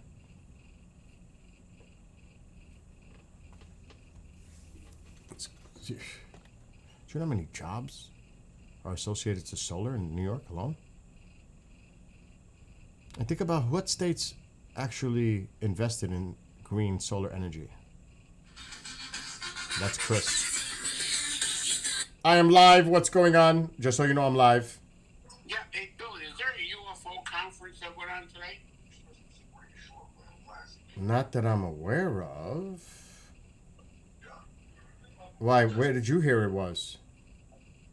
I was scrolling through some stuff, and it said live on a UFO conference. I don't know. I know there was one early in the month because Sev was there with Jimmy Church and stuff. I didn't hear there was one going on now. There might be one going on in New England. Now that I think about it, it's usually this time of year. There could be. Let me see. No, a congressional hearing. Oh, a hearing. No. How could they have a hearing? Nobody's there. The House isn't in session. They don't come back till September. Okay, I was just strange because it said live on it. I heard September there might be a hearing. Yeah, whatever that is can't be because they're not even in session. They didn't even come back from their summer vacations. I thought so, but the damn thing said live, so I thought... Yeah, that's probably clickbait misleading. You know what I mean? Yeah. Anyway, call me. All right, bye. Later. I thought that was going to be the guy that owns the company, but it's bad. And I can't call my neighbor. He's in Turkey right now. And that's like, what, 7 hours ahead? Shit, I dare not. I didn't even ask him. He just put a new roof to get solar before the 31st. And you can look. It is so bad. December 31st deadline. Solar installation. New York. Let's see what comes up.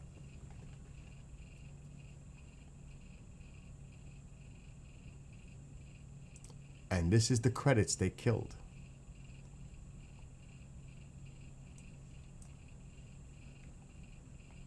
It is so bad. You would think you would want to save people money.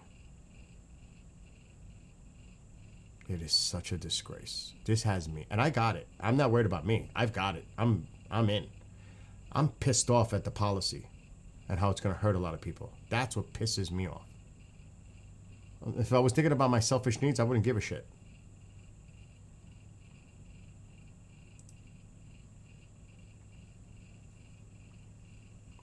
And here it is. And this is what they did. And that's why my freaking neighbor had to get his roof ready for solar panels, because he has to get it installed by the 31st of December, because then the 30% federal tax credit is gone, and it's been there for the last 20 years, but not with this administration. No incentive. New York really, and California, these states should just step up and stop putting money into the federal pot. They should just, if they want to take shit to a level, like I have to say what Gavin Newsom said, fight fire with fire, maybe it's time to really start playing in the gutter along and fight fire with fire, literally. Seriously. Maybe they need to grow some set and start doing stuff. The days of generous solar incentives are finally coming to an end. Over the coming months, several solar incentives that are currently available to New Yorkers will be phased out. Of course, targeting the blue state. Of course. But there's still time to take advantage of these programs before they're gone for good. New Yorkers have access to some of the best solar incentives in the entire country. These incentives have been giving everyday homeowners free government assistance, with the average homeowner getting 40-70% of the project cost covered by incentives. Look at that. But those homeowners who install solar after 2025 won't be so lucky. Because of this, they killed it in the big, beautiful, ugly bill. Saving people money.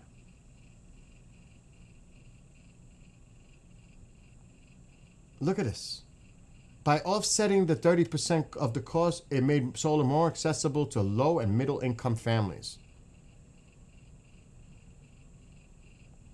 Although this tax credit was previously extended to 2032, the federal government recently voted on a bill to end this program in 2026. Once this tax credit goes away, the cost of going solar will instantly jump 30%, because they want to kill the industry. Is that disgusting? Saving people money? That is disgusting. And that's federal, across every state. It's actually disgusting.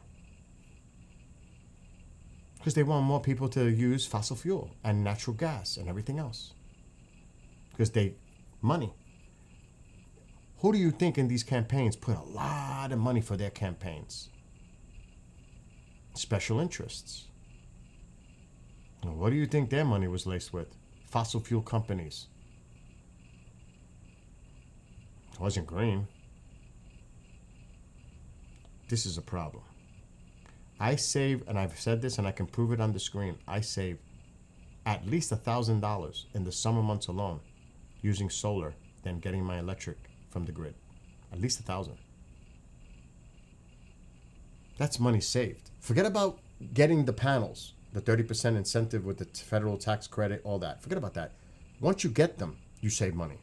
Instantly. It's instant save.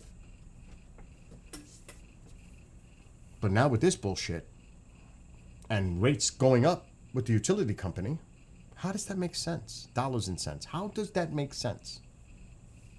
On practical, rational, logical terms, it makes no sense. But that's what they're doing.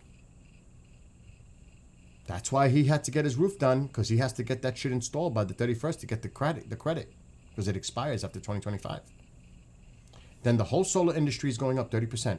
How is that competitive? People are going to pay a lot more because they want it to go up so it can be even based with fossil fuel. Because now people are going to say, well, if it's going to cost me that much for solar, why should I go solar? I just get natural gas or oil. Because it's going to help that industry. It's going to kill jobs. Do you know how much jobs in New York alone the solar industry does? It's like 100,000. They're going to lose their jobs. They're going to lay off. What about that? Those panels are made here. Not in fucking China, not in North Korea, South Korea, anywhere else. They're made here in New York State. Despite what you might hear and see on the news, this is a disgrace. And that's why they're done with me. Even though I have it. But the policy is horrific. Horrific.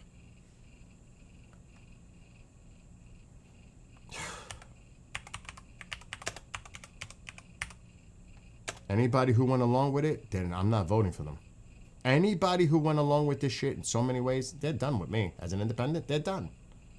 I'm not voting for these people. And I voted for them in the last one. They're not getting my vote this time. That is a definite because it affects people here directly. I'm worried about my community. I'm worried about my fellow constituents. I'm not just party line person as an independent. Bullshit. I look at what the effects are here directly, and it's not good.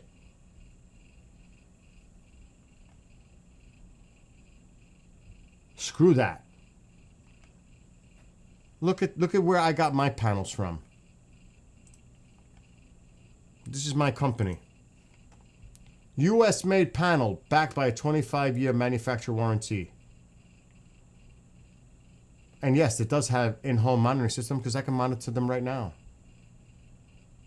This is the company I deal with. Made in USA, baby. Made in USA. Well, you talk so much about manufacturing in the USA, you're killing one of the biggest manufacturing industries in the United States. So much for manufacturing stuff in the United States. You're killing a company in the United States.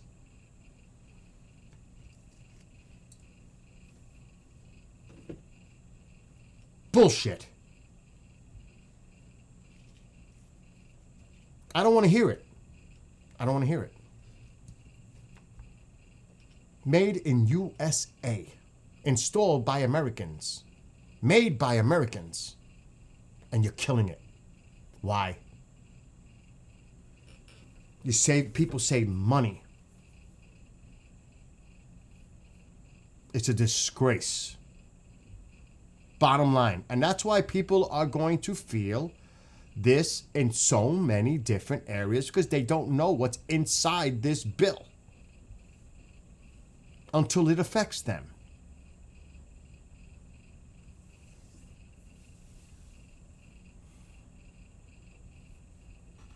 It's shameful. This pisses me off. He had to rush to get it done so he can get these incentives. Otherwise, you're going to pay 30% more.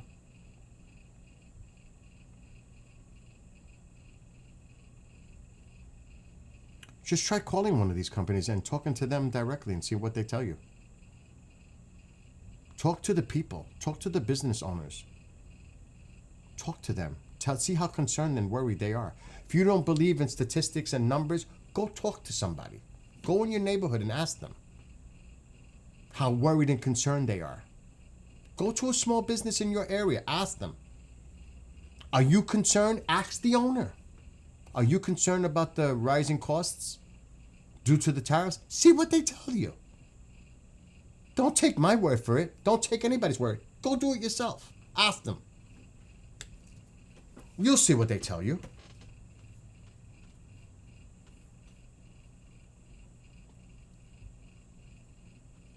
And then to fire somebody who's put out the numbers. And you know what the funny thing is about firing the person that they fired? They don't see those numbers until like the day or two before the numbers go out. It's done. It's compiled by hundreds of people that put the numbers together. It's not that person. That's how stupid they are. That's how stupid they are. That person only sees those numbers that come out for the jobs report and all that. They see it 2 days before it goes out. They're not responsible for putting those numbers together. That's how stupid they are. That's how incompetent things are right now. It's just downright incompetence.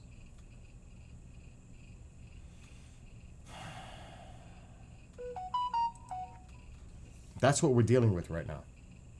And that's just, I'm just hitting some.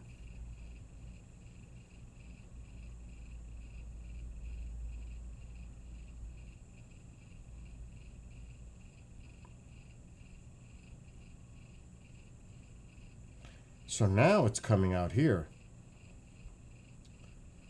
Maxwell provided DOJ with no incriminating info about Epstein associates. This just came out just now. I just got the message. The woman who had the most knowledge, direct knowledge of Epstein's decades-long claims there was no client list, no blackmail scheme, and to her knowledge, no high-profile Epstein associates who committed illegal, illicit acts in connection with the notorious sex offenders' crimes. That's according to an account provided by Epstein's convicted co-conspirator Ghislaine Maxwell to a top official in the U.S. Department of Justice during a highly unusual 2-day interview session. And that is fishy in itself because they fired Comey's daughter, who was the lead prosecutor on getting her convicted, only so he could go a week later to interview her himself, which is definitely highly unusual. A top deputy attorney general who was the former Trump defense lawyer? Does anybody not see a conflict of interest in that?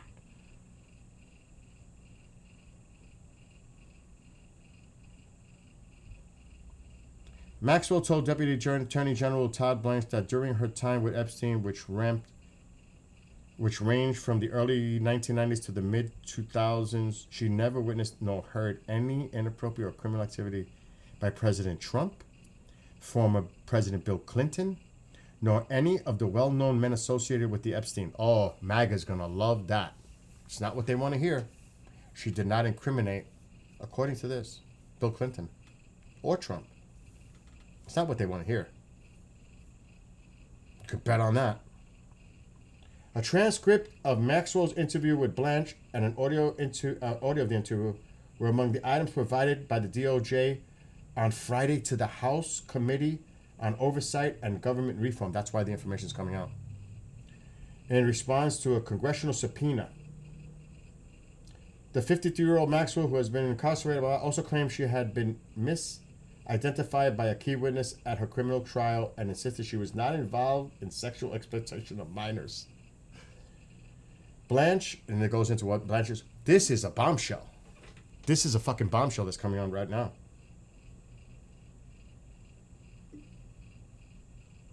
But see, there is somebody who does know. This is a bombshell. Nothing on Bill Clinton and nothing on President Trump. Nothing incriminating. So for those that were wishing that she was going to dish some dirt on Bill Clinton, sorry, disappointed. There's nothing there. She didn't say anything. You wanted that, right? You were all waiting for that one. Oh, we got to worry about the flights to the island now. But yet, the main fucker who knows everything is not called to the hearing. Who did the sweetheart deal? Isn't that something? And knows the unnamed and named co-conspirators of Epstein and protected them as a Republican in Florida.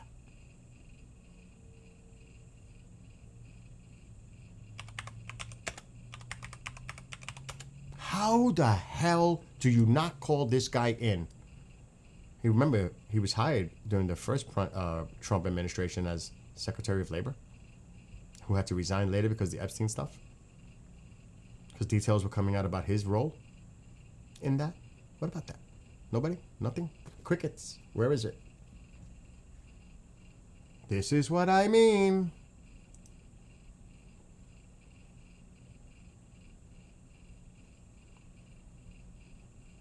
Oh my God.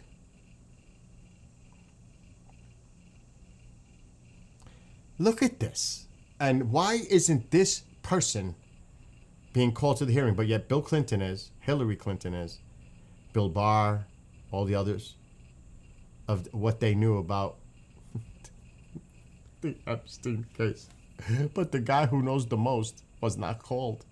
How is that? How the fuck is that? The 2008 sweetheart, they're everything you need to know about one of America's greatest judicial travesties. What did Epstein get in the deal? Remember, this was by Acosta in Florida.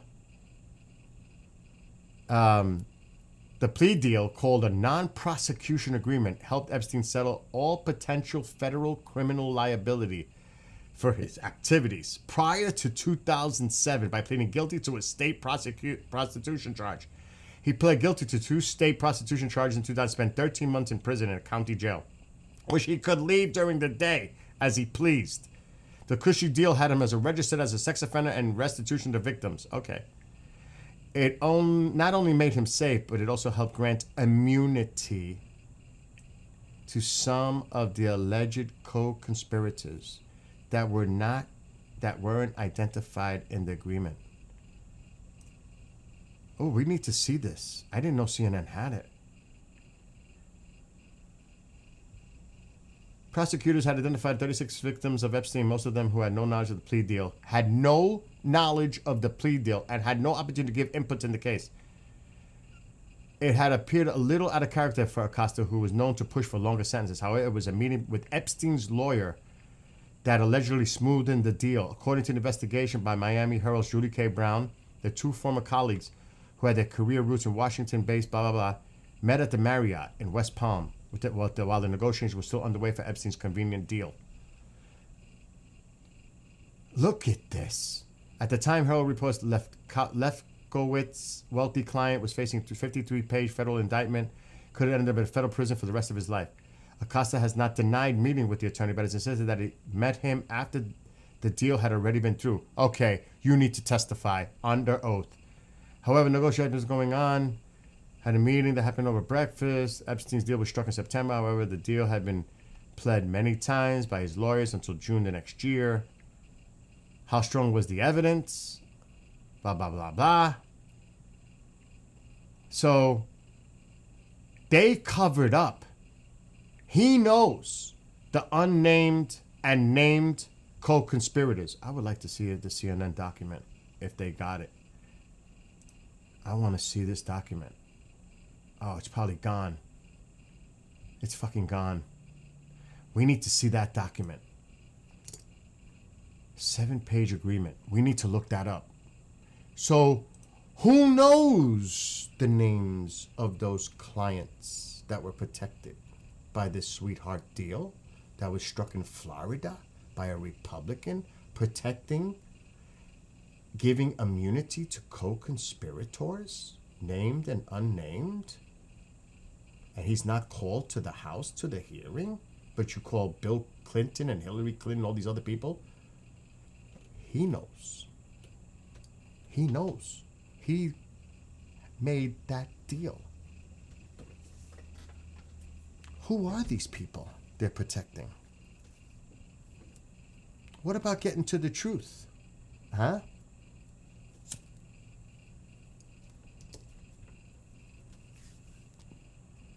Obviously they don't, because he would have been one of the star witnesses to call into a hearing to find out what he knows. Obviously they're not calling him, because he knows the dirt. He definitely knows the dirt. I want to see this, if we can find it. 7-page agreement, Epstein, Florida. Oh, please let me find this document. Oh, please let me find it. I want to see it for myself. Exhibit A. Can we download the file? Oh, we can. Holy shit, I've got the document. See, this is actual documentation. Not bullshit TV stuff. Mainstream media, whether left or right, and their interpretation or lack thereof.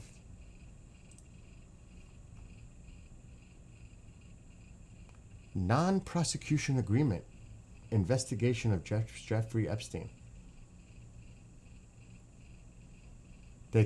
The state attorney's office, that's Acosta, have conducted an investigation. You know that the main prosecutor had no say?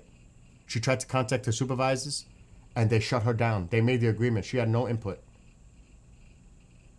Solicitation of prostitution. And look at this. It it appearing that the United States Attorney's Office and the federal FBI have conducted their own investigation into Epstein's background and any offenses that have been committed by Epstein against the United States from and in around 2001. 2001.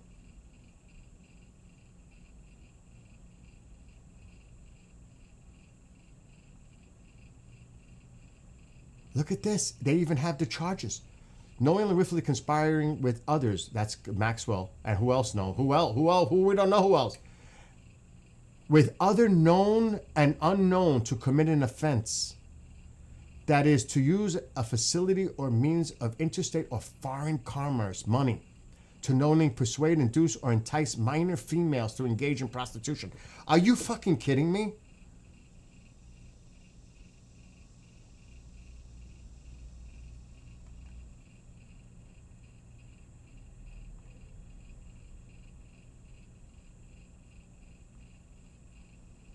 Alex Acosta, therefore, on the authority of R. Alexander Acosta, United States Attorney for the Southern District of Florida, prosecution in this district for these offenses shall be deferred in favor of prosecution by the state of Florida.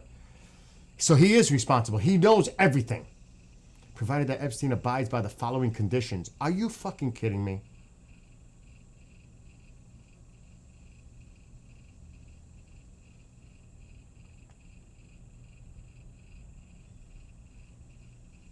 Wait. After timely fulfilling all the terms, no prosecution for the offenses set on pages 1 and 2 of this agreement, nor any offenses that subject of okay. I want to see. Yeah, he's got to register. You have to register. This is his agreement.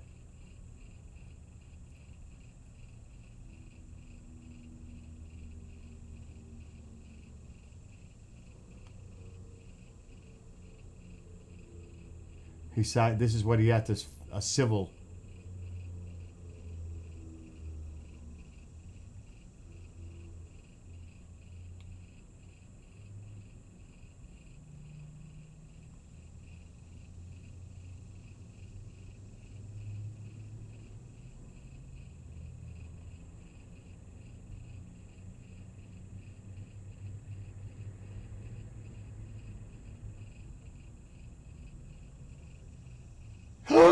It's right there.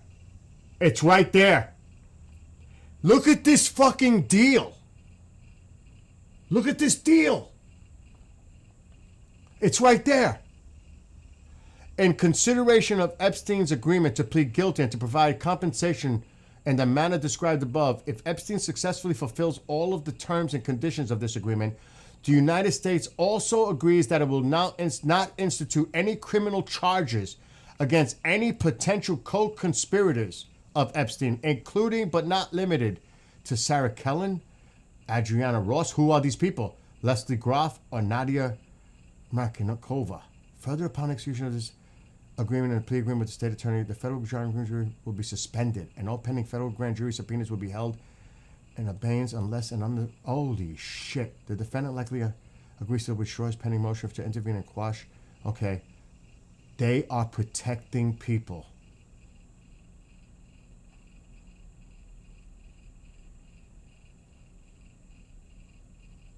So yeah, he knows a lot.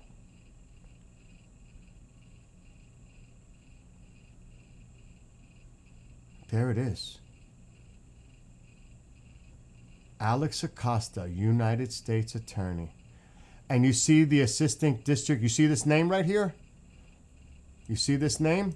Maria Villafana. She was never given any. She wanted to pursue the case. She felt she had a strong case, but guess what? She was denied. She was denied to even have her input. They already made the sweet deal without her consent. Do you know that? Let's look her up. Marie Villafana. Marie Villafana. Denied by supervisors.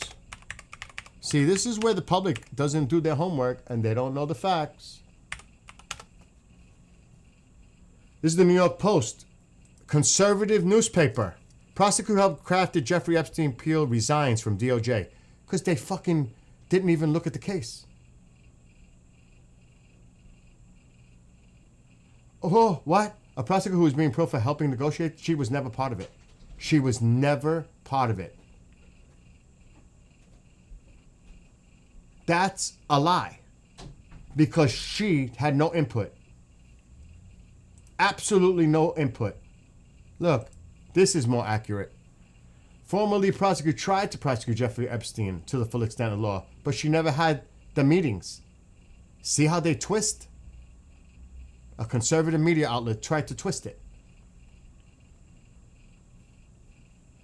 Okay.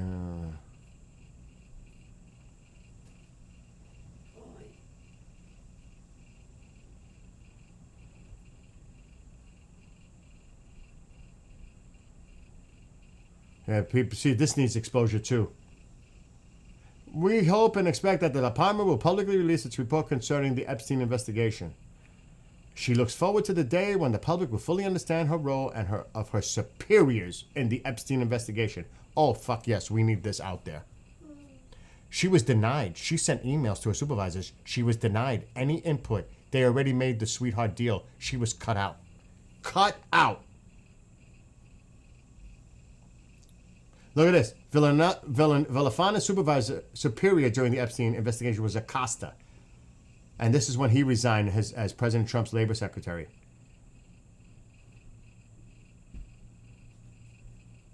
Yeah, okay.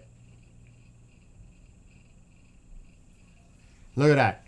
Even the victims defended her because she built a strong case. So there's a big... This definitely has to get put to the public. She was putting together a solid prosecution that included a 53-page draft indictment and an 82-page prosecution memo. In the end, she was carrying out directives from levels above her. Villanova has to date declined to speak publicly because she's dealing with a court case.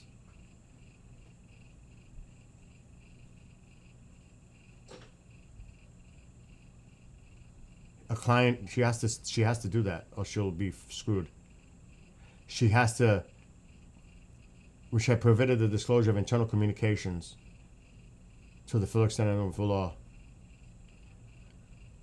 But see, the DOJ is covering it up. They're not letting this out. See, this is the bullshit that's going on.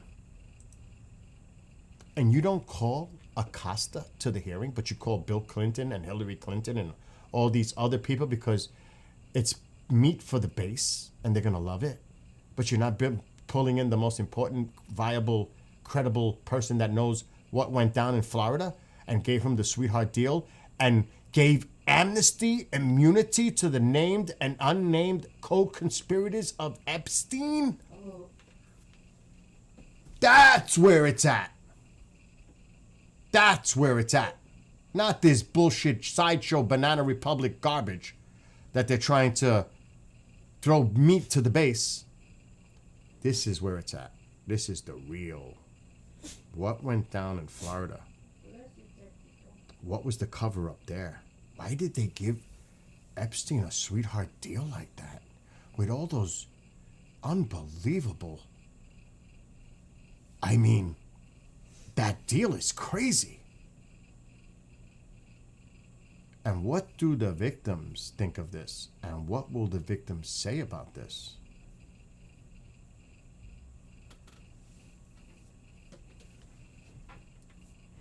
This is the shit.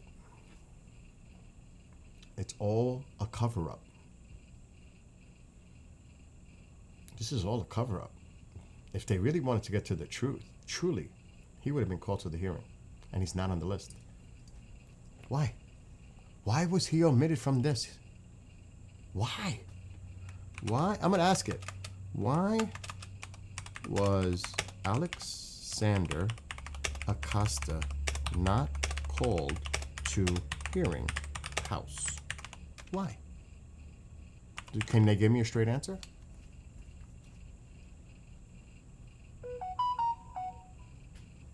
Now, Luna says he can still be called to testify. Now, bending under pressure. Luna's saying something.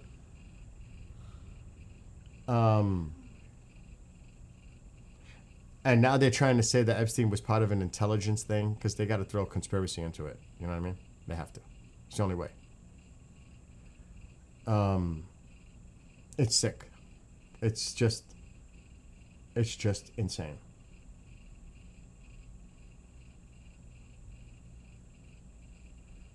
I mean,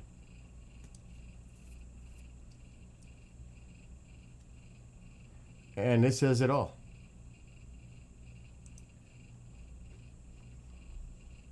This is the banana joke it is.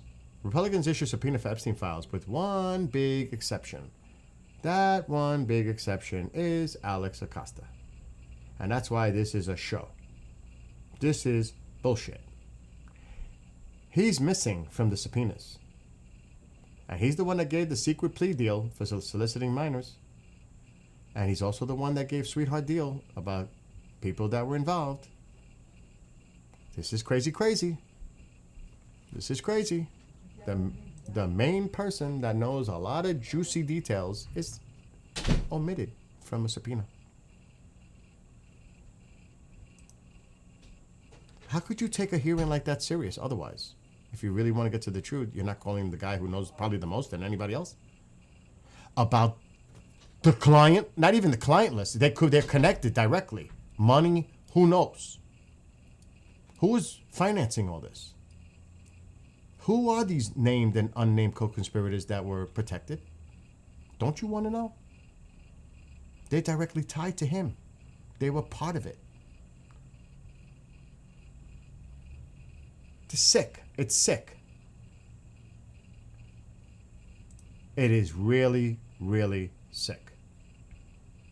It's a sideshow.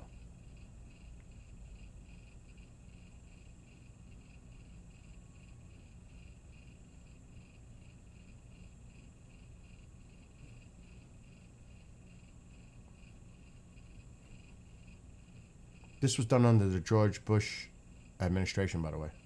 Not Obama. There's some shit that happened under Obama. That's not true. It happened in 2008. That's another thing floating out there that's a lie.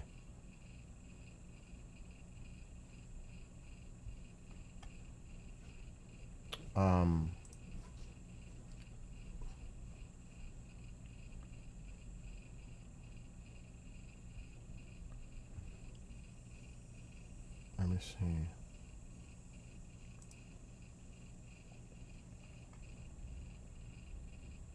How could you leave this guy off the list?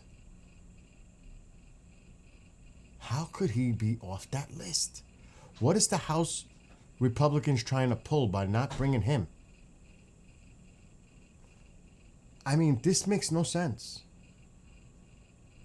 Look, he subpoenaed Bill and Hillary Clinton, former attorney generals, and former FBI director related to Epstein case. We've also subpoenaed DOJ records to the case. But you didn't subpoena him? The one that made the sweetheart deal for Epstein and covered up those co-conspirators? Really? Really? It's total meat for the base, but they're not trying to get to the truth. This guy knows a lot. And they didn't even call him. How the fuck you call Hillary over this guy? This guy knows everything. He was part of a secret deal for Epstein. And he's not called? Does that not, make everybody go, what? Something's going on. The cover-up is continuing. We'll just have to see and wait how this plays out. But that's bullshit.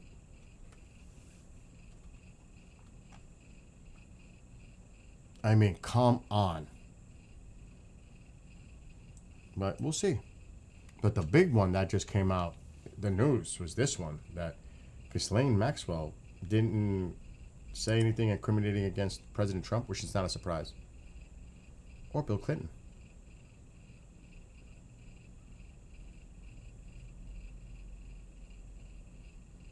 Well,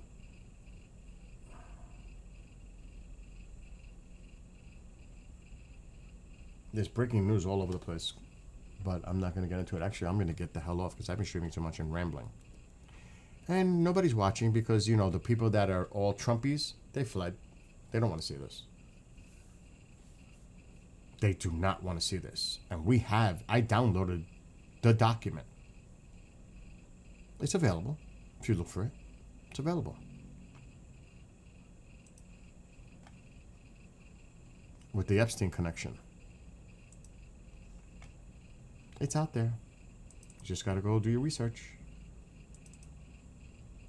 Right here. This is the non-prosecution agreement that Republican Florida Attorney General at the time, Alex Acosta, made the deal. Secret plea deal. Which gave him such a fucking deal. Where he can sleep at night. But he's free during the day. Prostitution charges. And she had a pile of evidence, but sorry. We already made the deal. No bueno. I'm sorry. That is sick. And this guy's getting a pass. Can you imagine that? So are we seeking the truth? Are we really? Are we really seeking the truth? Or are we just being selective to throw meat to the base and let them be happy? And hopefully it will subside for them demanding more answers, but there's no way. Because people are going to say, what are you hiding? What about do not people know that they protected named and unnamed co-conspirators in the Epstein case in Florida? Republican Attorney General of the state covered it up. No? It's right here. Right here. This is the actual document. Right here. And this is it. This is the document.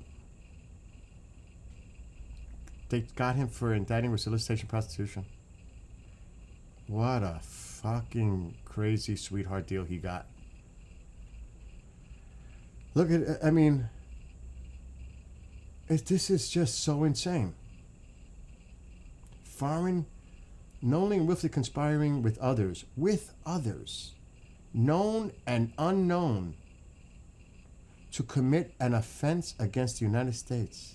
That is, to use a facility or means of interstate or foreign commerce, money, to knowingly persuade and induce or entice minor females to engage in prostitution,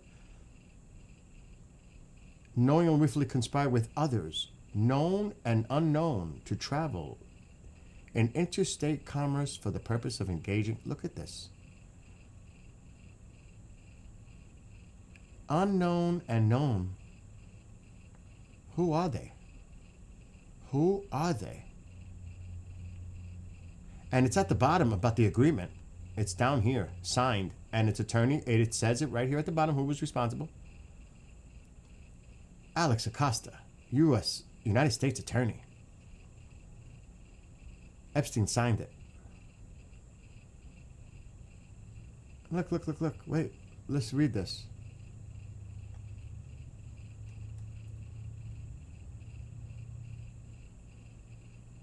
Where is it? Right here?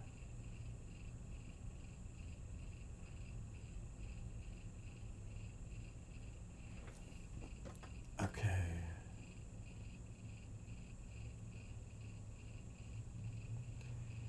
Now these are some of the lawyers. I mean, look at this. In consideration of Epstein's agreement to plead guilty and provide compensation in the manner described above, that's a civil settlement. If Epstein successfully fulfills all of the terms and conditions of this agreement, the United States also agrees that it will not institute any criminal charges against any potential co-conspirators of Epstein. Look at that. What? They gave them a free pass. A free pass. No further criminal charges, federal criminal charges against them. Acosta made that deal with his lawyers. And he's not called to be subpoenaed to this phony bullshit banana House Republican hearing on this, but they call Hillary and Bill and all these other people. But the guy who made the deal, who knows the names and has that information, knows about the case and how they built the case against him, but yet this happened? Do you think they want to go there? No way. No way. But that's the truth. And he's not, I can't get over this, that this guy is not called. That covered this up in Florida as a Republican attorney general for the state. Because it's a Republican, that's why. Who served on Trump's first administration as Secretary of Labor. Who resigned due to the pressure of Epstein and the information that was coming out with his connections to it. No? Nobody? This is bullshit. So I don't want to hear about these people claiming they want to find out about the truth. They're bullshit. They're full of shit. Do you really want to get to the truth? It's out there. It's accessible if you know where to look and who to go to for that information. But if you're going to be selective and pick on people that you do not want to come in front because it may provide information that could be a rabbit hole that they don't want to go down, that's why.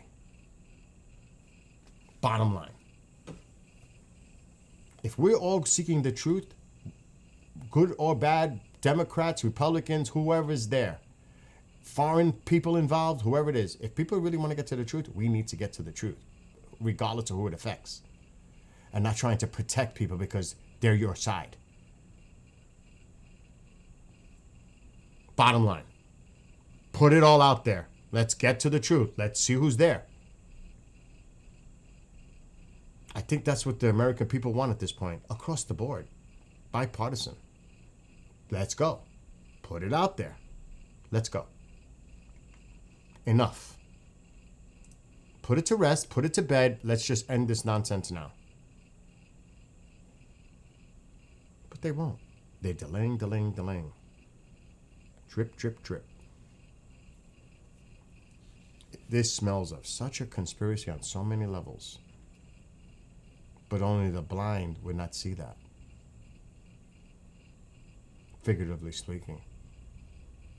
It's right there in front of you. You just got to know where to look. And stop watching whatever media you watch and being manipulated by it because they're not talking about it or they're throwing their own spin on it. Look for the documents. Look for the information. Look at who was involved. Maybe we'll get to the truth at some point. Hopefully. Until then, who knows? And I'm sure there are people out there that feel for their safety because they may know something and they're afraid. Would you come out? Would you come out with anything incriminating about anyone?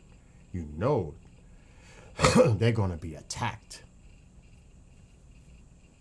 And like everything else, like a whistleblower, discredited because it's not the way people want it to go. Not what you thought it was. The hype for what, 9 years? It's not quite what you thought it was going to end up to be. Careful what you wish for, because it may not be what you thought it was. And I say let the chips fall where they may. Democrat, Republican, whoever it is. Foreign leaders, look at Prince William. Look at all these people that he made a settlement with a victim. Who then later, I mean, come on. Who's involved? Who are these people? Shouldn't we know? There's so much money involved. Where's that money trail lead? Who is it point to? Bank records. Transactions. Who is behind it? They can get to this. They can get, but we'll see if they do. True transparency? I highly doubt it. Because it's too big. This is too big. To me, this is too big. to those in power, money, billionaires. Who knows?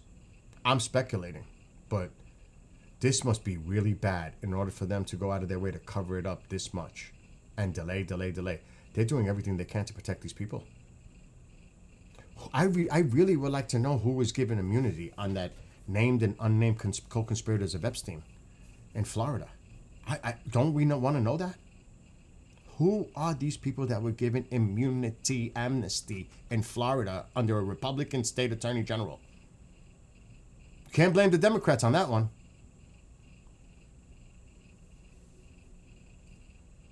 Who was he protecting? Democrats? Do you think he was protecting fucking Democrats? Does that make logical sense? Oh, he would have loved to hang them out to dry. So something's going on here. It's a lot worse than we think. That's the way I'm going to end this. But go download it. Go download the document. Go see it for yourself. Don't take my word for it. Go download the 7-page settlement. Not even settlement. I don't want to say settlement. Agreement. The sweetheart deal agreement between Alex Acosta as State Attorney General of Florida and Epstein's lawyers. Go look it up. And see how it protects. As long as he agrees and fulfills his commitment, there will be no criminal federal charges against the named and unnamed co-conspirators of Epstein. What? What? Could you imagine the victims had no input, their lawyers, nothing on this when this deal was made in Florida? It's right here. This is it. This is the actual 7-page agreement between Epstein's lawyer and Epstein. He signed off on it. And it says others, clearly. Look, knowingly and appearing that the U.S. State Attorney's Office, which is Alex Acosta, and the FBI have conducted their own investigation to Epstein's background and any offenses that may have been committed by Epstein against the United States from and in around 2001 through and around 2017. But it says prostitution. There's nothing here about rape, nothing here about anything else, because the lead prosecutor was not allowed to push her full case that she had because they already made the sweetheart deal, okay? Marie Villafana, whatever her name is. Look at this. Knowingly and willfully conspiring with others, known and unknown, to commit an offense against the United States. That is, to use a facility or means of interstate or foreign commerce, money, to knowingly persuade, induce, and entice minor females. Knowingly and willfully conspiring with others, known and unknown. Who are these known and unknowns? Who are they? And you gave them amnesty and immunity if he fulfilled his part of the bargain? That they can face no criminal federal charges? Are you serious? I mean, this is the deal?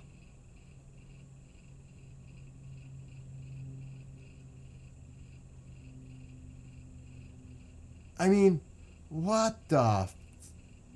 I mean, we need to know the details how this went down. We need to know the details how this went down. If Epstein successfully fulfills all of the terms and conditions of this agreement, the United States also agrees, remember, this is 2008, this is not under Obama, it's the Bush administration. It's also in Florida with a Republican state attorney general. So this is not a Democrat situation. This is a Republican situation completely. The United States also agrees that it will not institute any criminal charges against any potential co-conspirators of Epstein. What? No criminal charges against co-conspirators known and unknown related to Epstein. How the fuck did they get that deal?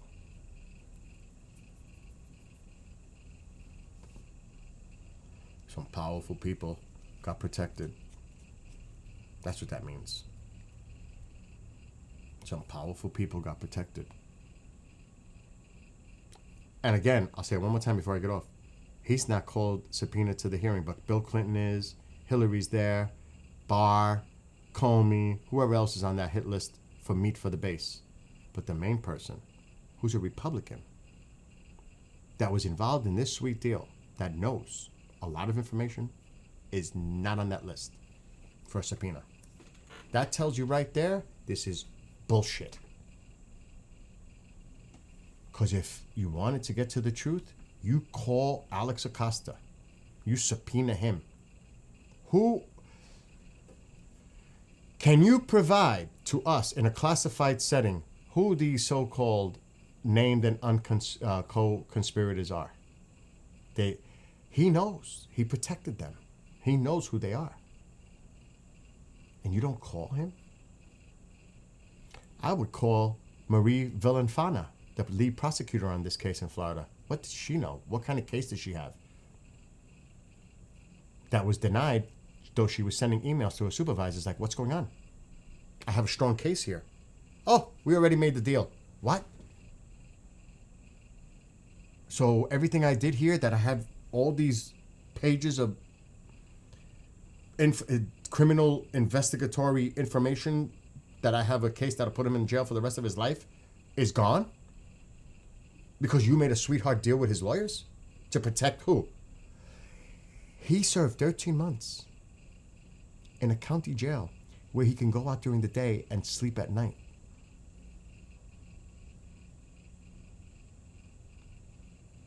Ho, something is fishy here. This smells bad.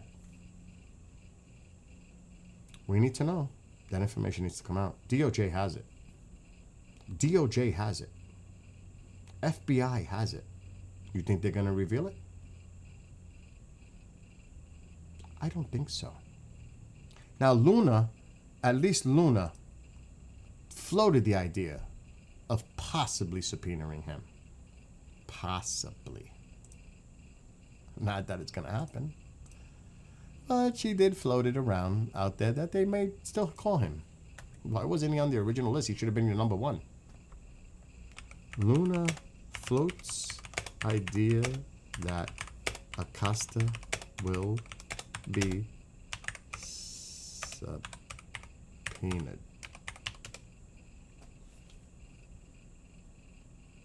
This is coming from the local paper in Palm Beach. Could still be called. Anna Paulina Luna. Alex Acosta can still be called to testify in the House about Epstein. Oh, yeah, really? Really? Still could happen? What? It still could happen? Can still be called to testify. That the current list does not rule him out. This does not take him off the table. At any time, he can be called to testify. Bullshit. You say that now. He should have been on that list immediately. Not that he could still be called in. What? That right there is a flag. Oh, he could still be called in. Are you crazy? He should have been on that list to start with. He could still be called in at any time. It's not off the table. But you got to have others to agree to that subpoena. Just can't be her. I know Democrats will jump on it. But what about other Republicans? What about Comer? This is the bullshit that's going on. It makes my head split, like shake. Like, really? Could still be called? Give me a break. He knows. Anyway, I'm going to digress and relax before I have a mental meltdown over all this insanity. Hopefully, everybody wants to get to the truth of what happened, right? Good or bad. Whether it's Republicans, Democrats, whoever's on that list. And where that trail leads. Because the money's where you go. Follow the money. Do you realize the money that was involved? How did Epstein make all this money? Oh, he just became a very wealthy person by doing what? They need to get to the bank records. They must have all this information. They must know the trail of the people involved. They're protecting them. They have to be. And this is when you hear crickets from the right. You hear crickets when it comes to this shit.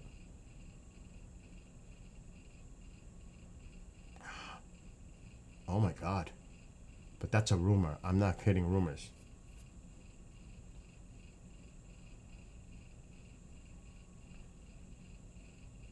Oh shit.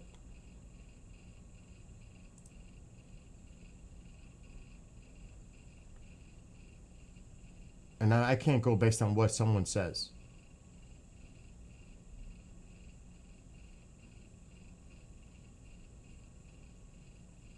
I can't go based on allegedly or...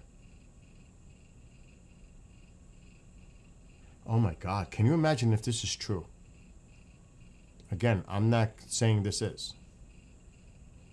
White House has files on 1.5 billion Epstein money trail. That's what I'm saying. You got to follow the money. Ron Wyden, the senator of Oregon, made a claim. Again, it's just a claim. As Republicans face down a petition that would vote to release the findings. The Treasury's Epstein file details 4,725 wire transfers, adding up to nearly 1.5 billion, flowing in and out of just one of Mr. Epstein's banks. And he said this on the floor of the Senate. He spent 3 years digging into Epstein's financial network.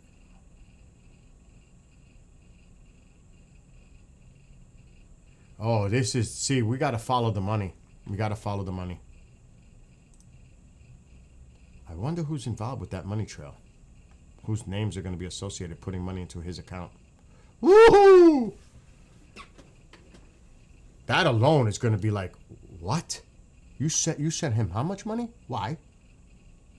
Fuck flying on a jet. Why did you send him all that money? What was that money for? See, people are looking at stupid shit. You got to get into what really went on. I mean, come on now.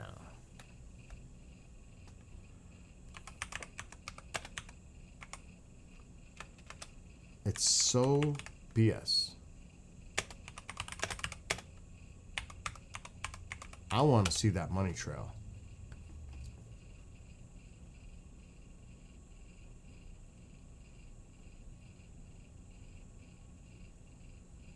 And you got to be very careful with social media because a lot of shit is fake or AI. There should be a law against that.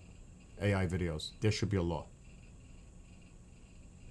There should be a law about that because people are believing the AI videos, thinking they're real. And it's total defamation of people. That is wrong, what they're doing.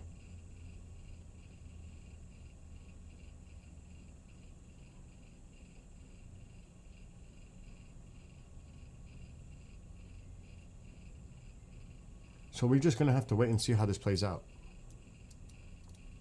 If they ever come out with all the details and the truth. Unless they're protecting people. You know, they talk about the deep state, the cabal. You hear all that. Well, what about now? Who are you protecting? I don't want to hear about the hypocrisy when the shoe's on the other foot here. You talk so much about the deep state, the cabal, blah, blah, blah. But what if it's your own people? Then what? What do you do? To me, it's across the board. Corruption is everywhere. I would not be surprised if it's involved so many different types of people from different political party backgrounds and so many other countries. Who the fuck knows how big this is? But to say this is a Democrat pedophilia ring thing is so stupid. Because they want it to be that. They want it to be politicized, where it's against one party. And to demonize them and call them satanic cult, blood drinkers, all this. That's what they want. But the truth doesn't necessarily reflect that from a conspiracy. Because usually when the facts come out, it's a different story.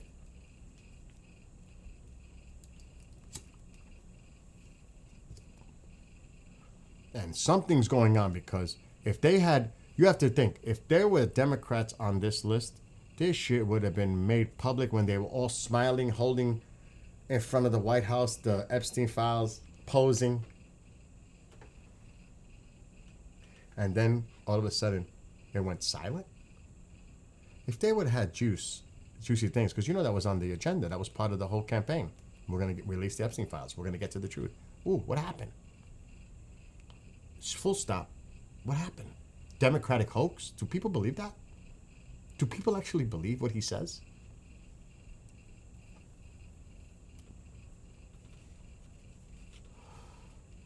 It's crazy. It's crazy. And I hope people just have rational thinking. Exactly. One bird, two wings. It's both sides. This is not to pick on the Republicans or to pick on Democrats. It's got to be. The law of average tells me this is going to affect a lot of different people from all backgrounds. Exactly. One club, we ain't it. But I just showed you the 7-page actual plea deal that Epstein did in Florida. The evidence is there. Read it for yourself. Go look it up. Don't take my word for it. Go look it up. Look at the deal that Alex Acosta did with Epstein's lawyers, because there's no evidence of any criminal activity by any of them. Trump, Clinton, any of them. None. Zero evidence. Regardless of what side you're on. There's zero. You want it to be. If you're a Republican or a Democrat, you want it to be, but that doesn't mean it exists. You want it to be. So people need to tread carefully here and go, wait, let's hope the facts come out. Go easy. We'll see. Let's see how this... Oh, here it is. They released it. They released Ghislaine. It's interesting how they released that, but we want to see the Epstein files. We don't want to see the transcripts of what the DOJ released with between the interview with Ghislaine Maxwell, even though people want to hear that. Okay, so here's the actual stuff coming from this. Is breaking news. I read this earlier. Justice Department releases transcript of Ghislaine Maxwell interview.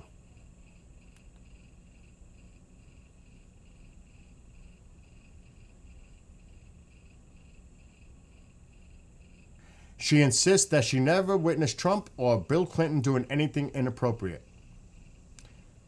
She also told Blanche she does not believe Epstein died by suicide. Neither do I.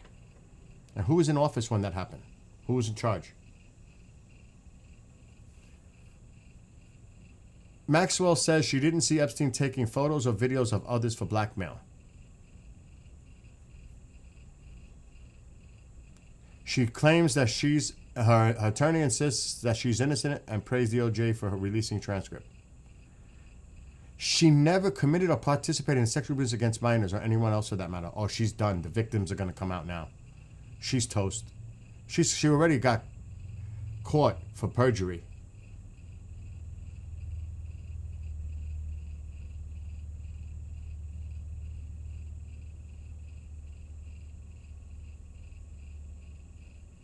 She goes, I don't believe he died by suicide. And the main thing coming out of this right now is that she never witnessed President Trump or former President Bill Clinton doing anything inappropriate. That's like the big takeaways from the release. It's all over the place. I'm going to have to go check this out.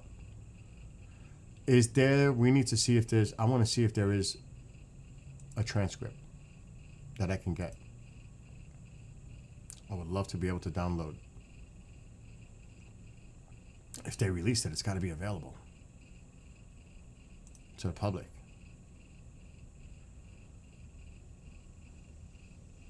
I have to see if I could find it.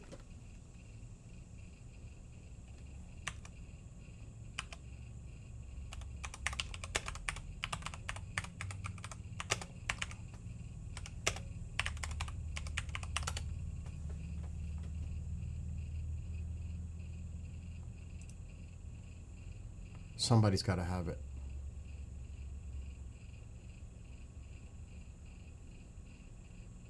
Somebody's got to have it out already. Read the transcripts. Here it is. Ah, they want me to pay for it. Are you kidding?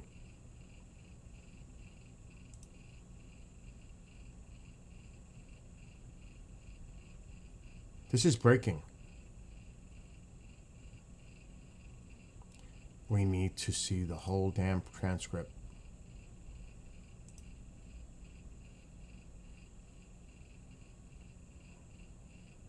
I bet you CNN probably has it. Nothing. This one is empty. They said they had it, but it's not there.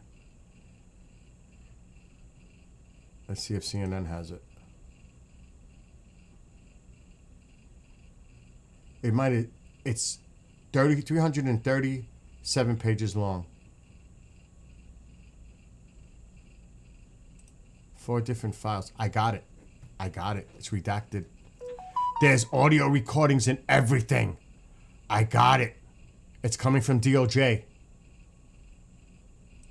Oh, I've got to download everything.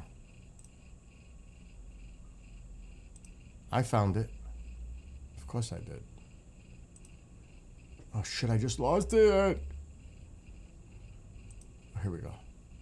I need to bookmark this. I've got them.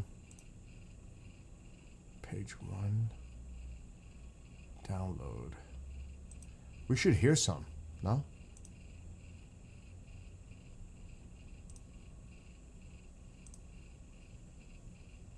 Day 2.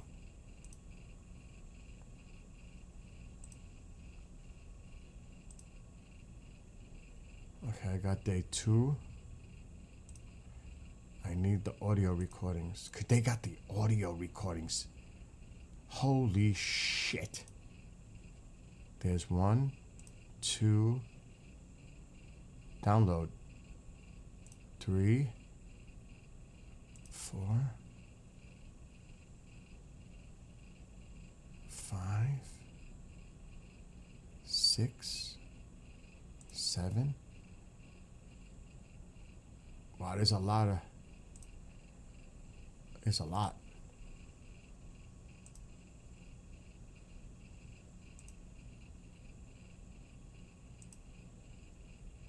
I'm downloading everything. I just want to hear one. Let's see if it works. I got them all. I got everything. Oh, I got it all. Now let's see if they work. Oh, I'm gonna have to put this in its own file. I'm gonna have to create another folder. I got them all.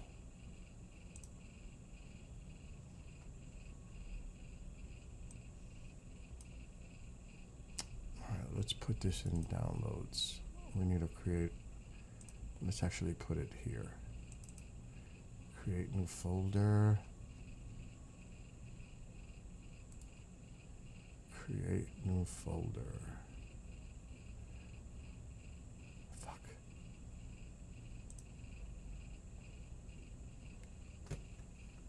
Maxwell DOJ. Now let's move everything there. It's a lot.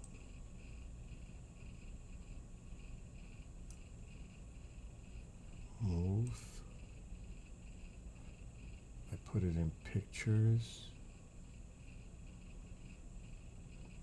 Choose location. Pictures. Maxwell DOJ. Move.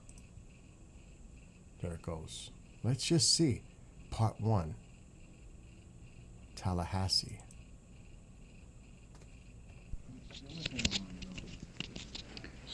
Today's date is Thursday, July 24th. This will be the recording of a proffer agreement of Ghislaine Maxwell from the Deputy Attorney General, DOJ, and the time is currently 9:16. Maxwell and counsel are arriving to the U.S. Attorney's Office. That's a short I'm file. actually gonna put the name on the This one's 44 minutes. Good morning. My name is Assistant Special Agent in Charge Spencer Horn of FBI New York. Today we're doing a proffer of Ms. Maxwell. The date is July 24th. I'm skipping. Ms. Maxwell, how are you? Good morning, Mr. Black. Good. Okay, so before we started recording, we met for a few minutes. I introduced myself and we chatted, and now I told you that we were going on the record. And before we start asking questions, I know that you've been given by your lawyer a copy of what's called a proffer agreement. And I just want to spend 2 minutes making sure that you understand what governs our conversation today. The most important part of this agreement is that this isn't a cooperation agreement, meaning that by you meeting with us today, we're really just meeting. I'm not promising to do anything. I'm not promising to ask Judge Nathan or any of the judges that's been assigned to your case to do anything. We're just talking, and so that's the most important part of this agreement. However, almost as important is the fact that what this agreement does for you is it gives you protection. So what it means is that the government cannot use what you say today against you, with some exceptions, which we'll talk about in a minute. But whatever you talk about today, you have what's called immunity. So that means that the words that you say today, we cannot use against you in a case in chief if we were ever to bring one. Okay? Thank you. There's exceptions to that. The most meaningful one of which is that if you say something today that's not true, that's a lie, we can bring a prosecution against you for what's called false statements. So I'm a federal officer. I have several officers here. The FBI is here, and if you lie to someone that's like me or like Special Agent Horn, it's a crime. So you have to be truthful. The other exception to this that doesn't necessarily apply directly to you, but if there ever was a retrial in your case, or if there ever was a criminal case, a future criminal case against you, and your lawyer or you said something different or took a position that's different than what you say today, we can then cross-examine you or a witness based upon what you say today. So it's a little bit nuanced, meaning I can't use what you say against you in our case in chief. However, if you were to testify, or if your lawyer called a witness to testify and they said something that is totally different than what you say today, we could then cross-examine you or the witness and say, hey, do you remember when we met with Ms. Maxwell back in July? Yeah, there it is. Okay, we're just confirming that it works and it does. Case. That is true, and I did speak to him, and I did ask him did tell him that I was very keen to talk to anyone, because no one from the government at any time ever since the inception of the case, so dating back to the early 2000s, has ever spoken to me, and indeed I believe ever reached out to me at any time to even speak. So this is available. It's a lot. There's a lot of files associated here. I downloaded everything. It's all here in her file. All the audio recordings and the transcripts are here. And I'm going to give everybody a link. And it's big. There's 263 pages on just day one. This is big. This is a big thing. This is the transcripts.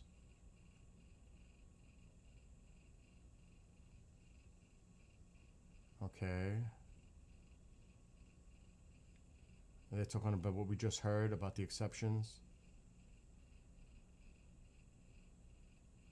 We just heard that. Talking about when she first met him, 91. She moved to America. So there's a lot here, folks. There's a lot.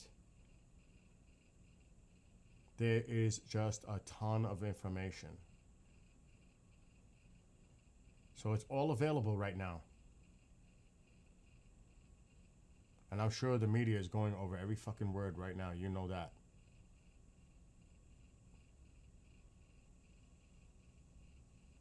So I'm sure they're skimming to try to pick out what they want to highlight. You know what I mean?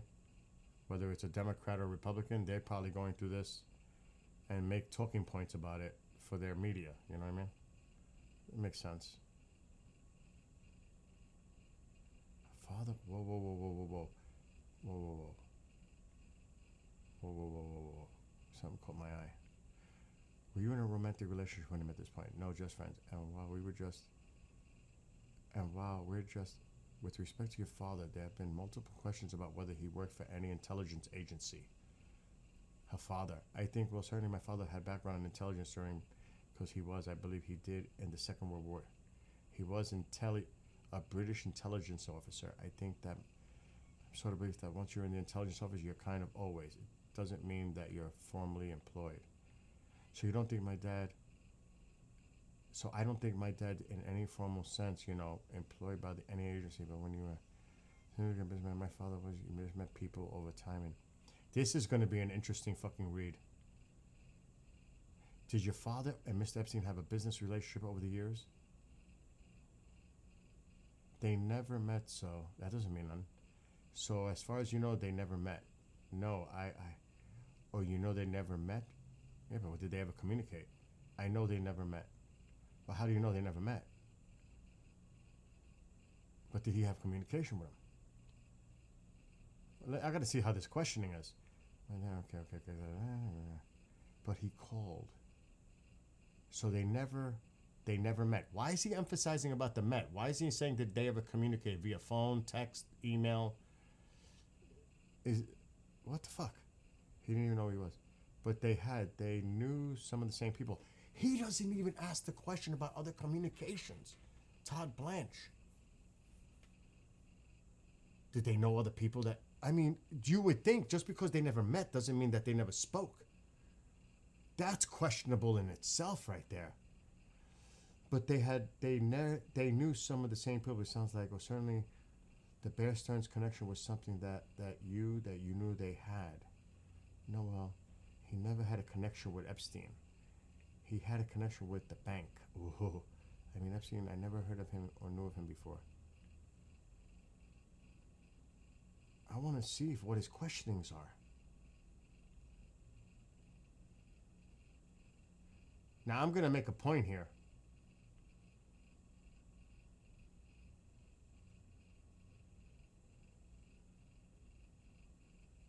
I went down the rabbit hole for a minute. That's all right.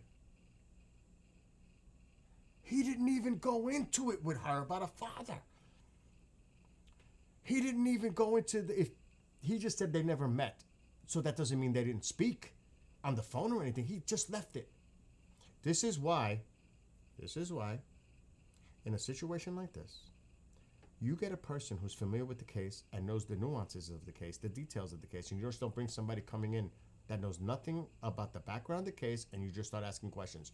And this is why I question why they fired Comey's daughter, who was the lead prosecutor. She was part of the case against Ghislaine Maxwell, and she had no input. They got rid of her so that he could just step in and do this. He's not prepared. You could tell he's not prepared already. He doesn't know the nuances of the case, like a line prosecutor would know. See, it's already making me freak out, and I'm sure they're going to get on this. He doesn't even get into it.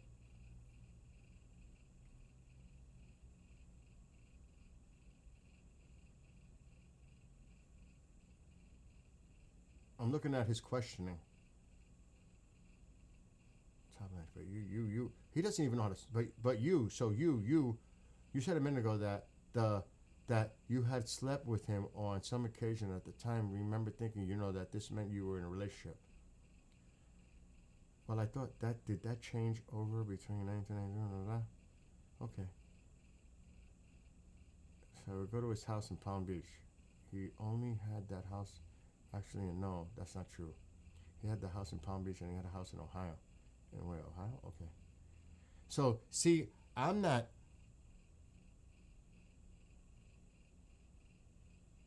This is going to be... I got to read this thoroughly. This There's too much here. This is just one PDF. There's 4 of them. Actually, there's 2 in different formats. Where's the juicy stuff? Is there any juicy stuff? So I'm going to give everybody the link because I got to get off. If you want to download the audio files and the video, the transcripts like I have, this was just released minutes ago.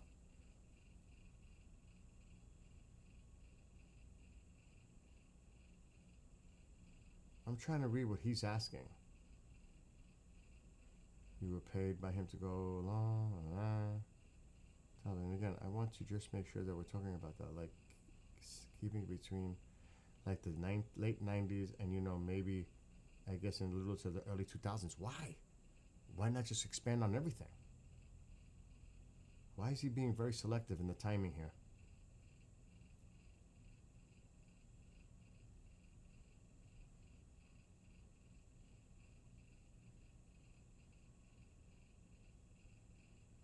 A trust fund. So there's somebody else here. There's a few people that are engaged in the conversation here, questioning her. They're talking about her finances. But again,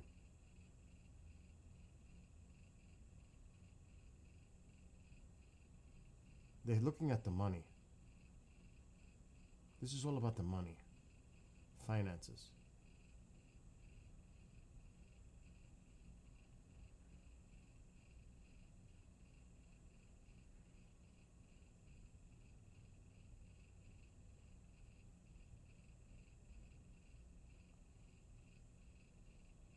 They stopped having sexual relations in 1999. Not full. He had other girlfriends. I definitely knew that it was over after 9/11.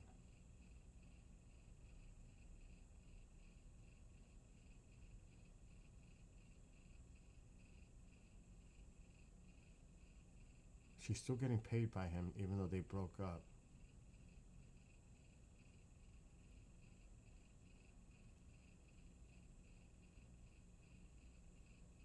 So she's saying it was pretty much over by 2001.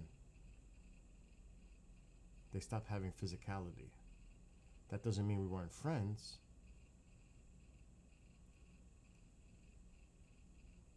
She met somebody that she fell in love with? Ted Waite? 2003? She didn't meet him through Epstein?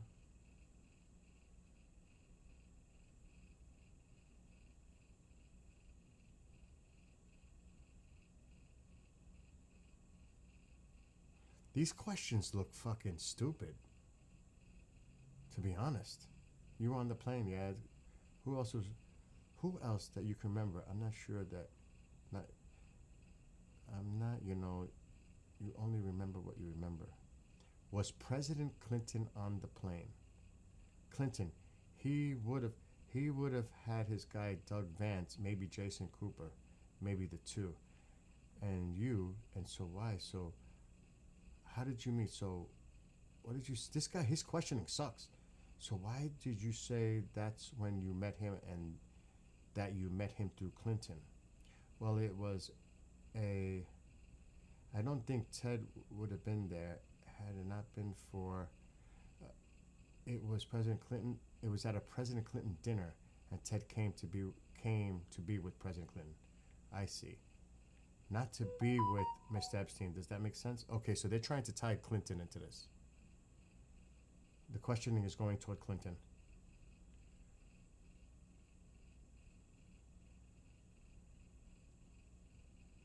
That's where they're trying to get to. They're trying to target his... You could see why he was sent. They're trying to get to the hit list, the president's hit list of people. Interesting. And I ran the properties, and we're talking tens of millions of dollars for the island alone. But it was never a significant project. Okay, let's see. They're getting into the island. Island manager.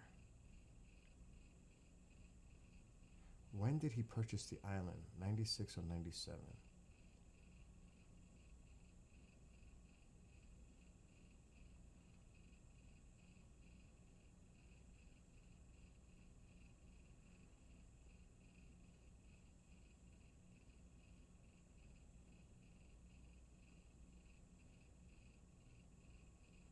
His questioning sucks. Todd Blanche's questionings are like pathetic. And he's the Deputy Attorney General of the United States. Can you imagine this?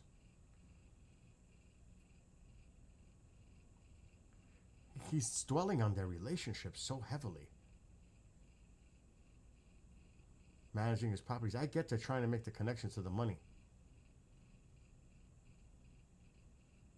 But it's just, he's very repetitive. He's going over the same shit over and over, trying to get a different result.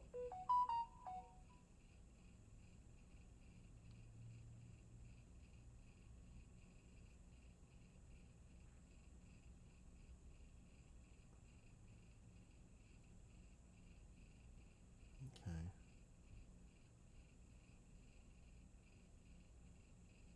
Now they're talking about her mother and her relationship with the guy that she met. Okay, they took a break. Wow, that was the first session. A lot of nothing there. One tried to connect to Clinton.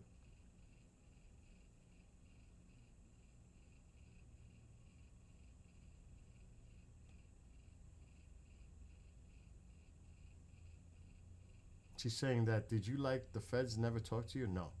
The FBI never talked to you? No. Do you know, I never even received a phone call.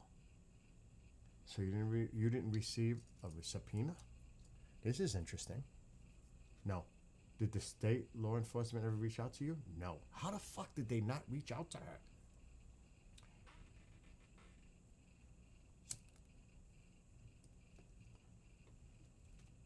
As far as you know, did the government, either state or federal, subpoena your bank records or subpoena anything from your financial life during that time? That doesn't mean they didn't. Elaine Max, no, not as far as I'm aware. There's the key. Not as far as I'm aware. For her access to her records. Now, if they did, I don't know it, and I have no idea about that, to be honest. But I'm not aware of it, and I would say no, but maybe you guys do things that I don't know.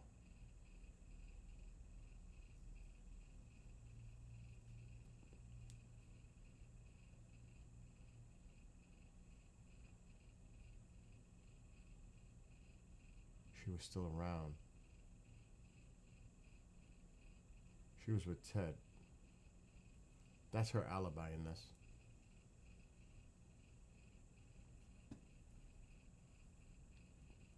Remember, this is long. There's a lot here, folks. There's a lot. This will take me hours to try to go through all this shit. It's 4 o'clock. I'm just trying to see if any names come up. If we see any names that come out.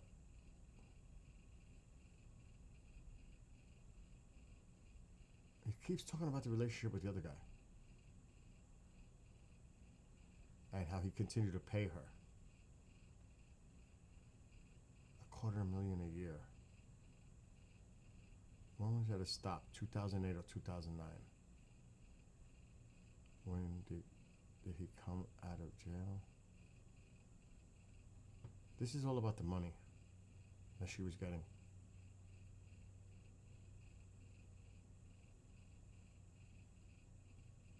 The island, the bill. She's fluent in French.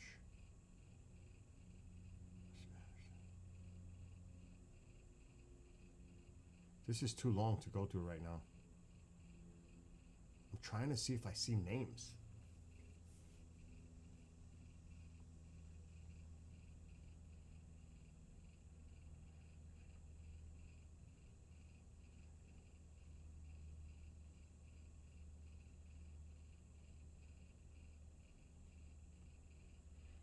Remember, she doesn't believe, the main things that came out of this, she doesn't believe that he committed suicide. She said that Trump and Clinton, she never knew of any wrongdoing by them.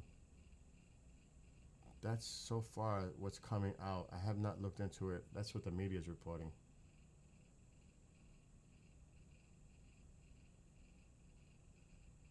Like I said, this shit is super long.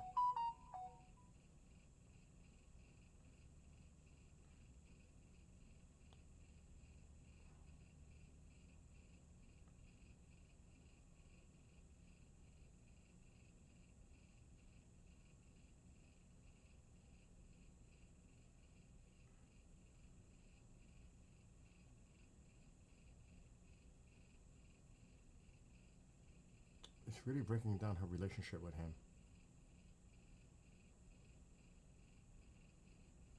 And the money.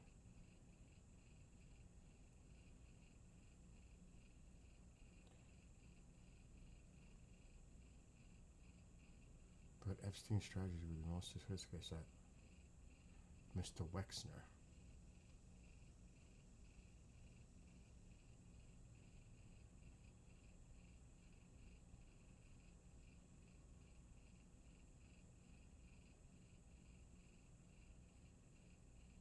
So this is just too much to go through right now. Look at where I'm at. This is too much.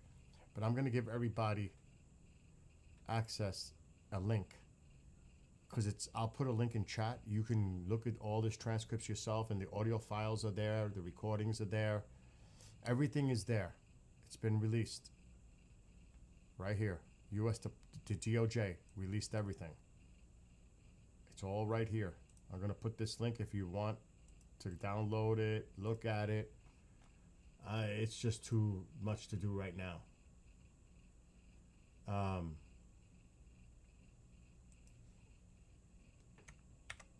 So I'm just going to give this to you. Remember, this is what she's saying.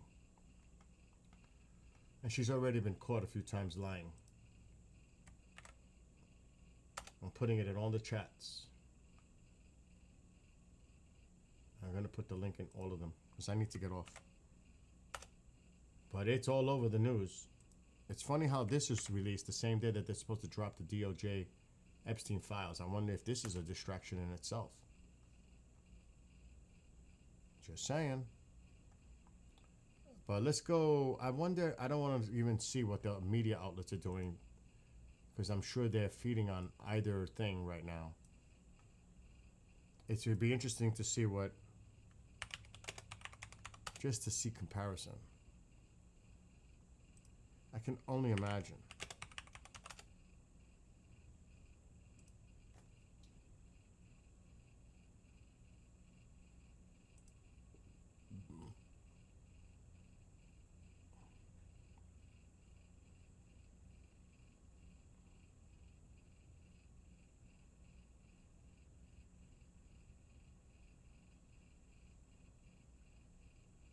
Oh shit. Here's a big one on Fox. I had to check Fox because we have to see what the conservative media and the liberal media are saying. Here's an interesting one. On Fox. She said she never witnessed President Donald Trump doing anything inappropriate with anybody and shot down claims that former President Bill Clinton had traveled to Epstein's infamous island in the U.S. Virgin Islands and said the Clintons were her friends, not Epstein's. Ooh, that's gonna fucking sting some people right there, what she said. Oh my God.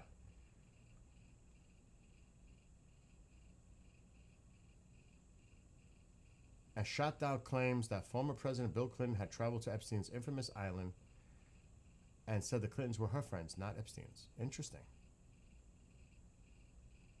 She denied he had a client list. And she does not believe he killed himself. Said Epstein had told her that he had a heart condition that prevented him from having... Okay, we know that. They're talking about the relationships that we just saw a little bit about. And the lawyers are saying that she's a scapegoat, that she's innocent. And that's it. Coming from a conservative... If there was something juicy in it, they may be still looking at it. If there was something juicy about it in there, they would have fucking talked about it. I want to see what CNN spin is. Because I'm being fair.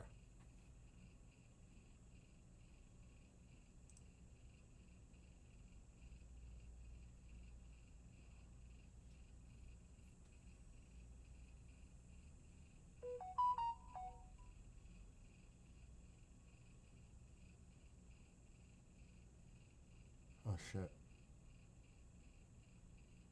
I don't know Epstein's if he had whatever the nature of the president's friendship, if you will, or however you want to define that with Epstein. I was never witnessed. I think they were friendly like people are in social settings. I don't think they were close friends. She doesn't know that because they used to travel together all the time, just them two. Look up the Atlantic City trip. So this is interesting.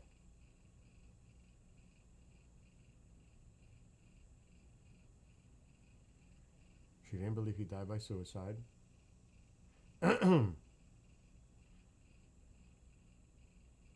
Oh, she's criticizing. Oh, that's going to backlash.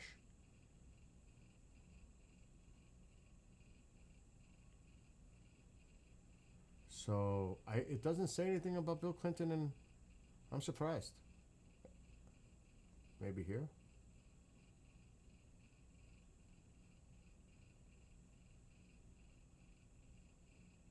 I don't see anything about that. Let me try another news outlet. Let's try Newsmax.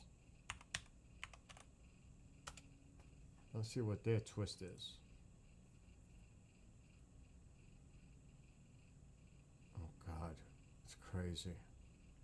Are you serious? They're not even talking about it? Newsmax isn't even talking about it. Holy shit. They don't even want to touch it. That's crazy. What?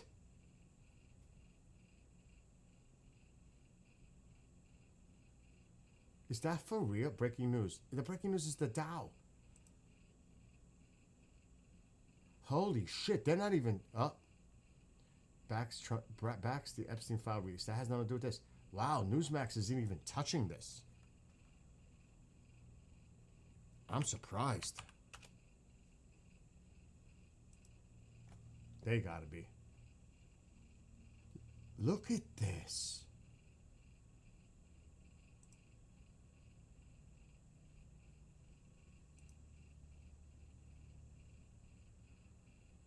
Holy shit, they're not even talking about it.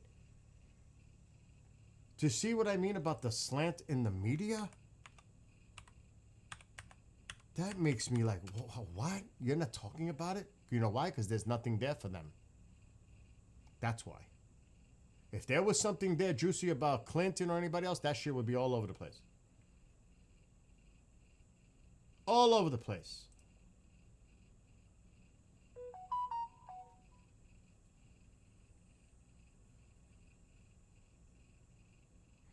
Okay, actually, according to the transcript, Maxwell says she never saw the president in any type of massage setting, though witnesses said that he was.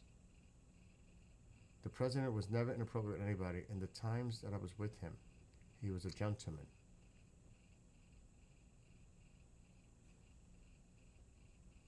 And they don't got much here on MSNBC at all. I'm shocked. The only ones that are really coming out with it was Fox News and CNN. They're the only ones that are really into it right now. Which is maybe because it just came out and they're not looking over it yet quick. So who knows? Yeah, there's no bombshells. It's sanitized and whitewashed. I agree with you, Astro. So there's nothing big. If there was something big, either the liberals or the conservatives would have jumped all over it. It would have been all over the news. So there's really nothing big there. The one thing I caught, though, she claims that because, you know, he flew, the president says he flew there 20-something times. She says Bill Clinton never flew to the island. That's got to send the shockwave. If she but then again, it says that they were her friends. So is she protecting Bill Clinton? You know that's going to be the speculation. But at the same time, she said that she never even saw him in a massage setting with President Trump. She wasn't there. Doesn't mean it didn't happen. We don't know. And he never saw. So both sides could take this and say, well, she never said anything incriminating against President Trump. The other side will say, well, she never said anything incriminating against Bill Clinton. So it's a win-win for both sides. Because both can say talking points based on their point of view. She didn't incriminate Bill Clinton. She didn't incriminate President Trump. So there you go. That's my take on it. The two ones that it seems like I'm sure they're looking over all these files because there's 337 pages or some shit like that. There's a lot. So I'm sure they're all scrambling to read it word by word. They have staff going over everything. And I'm sure people are going to say, well, are they skipping anything? Are they not putting anything out there that was said? Who knows? Anyway, I'm getting the hell off. I got to work tonight. I'm so focused on this breaking stuff coming out. So I gave all the links in the chat. You can go look this up yourself. It's available on DOJ's website. Yeah, I agree, Astro, on that. More of a distraction. I agree. So all the links are in the chat. If you want to go look at it, DOJ website, it's all there. It's up to you if you want to get into it, but it's all available right now. Anyway, I'm getting the heck off because I got to eat. I haven't had nothing to eat yet. Have a great day. Be well, be blessed, be safe, and have a great weekend. Love to you, Sweat, Astro, and Fringe.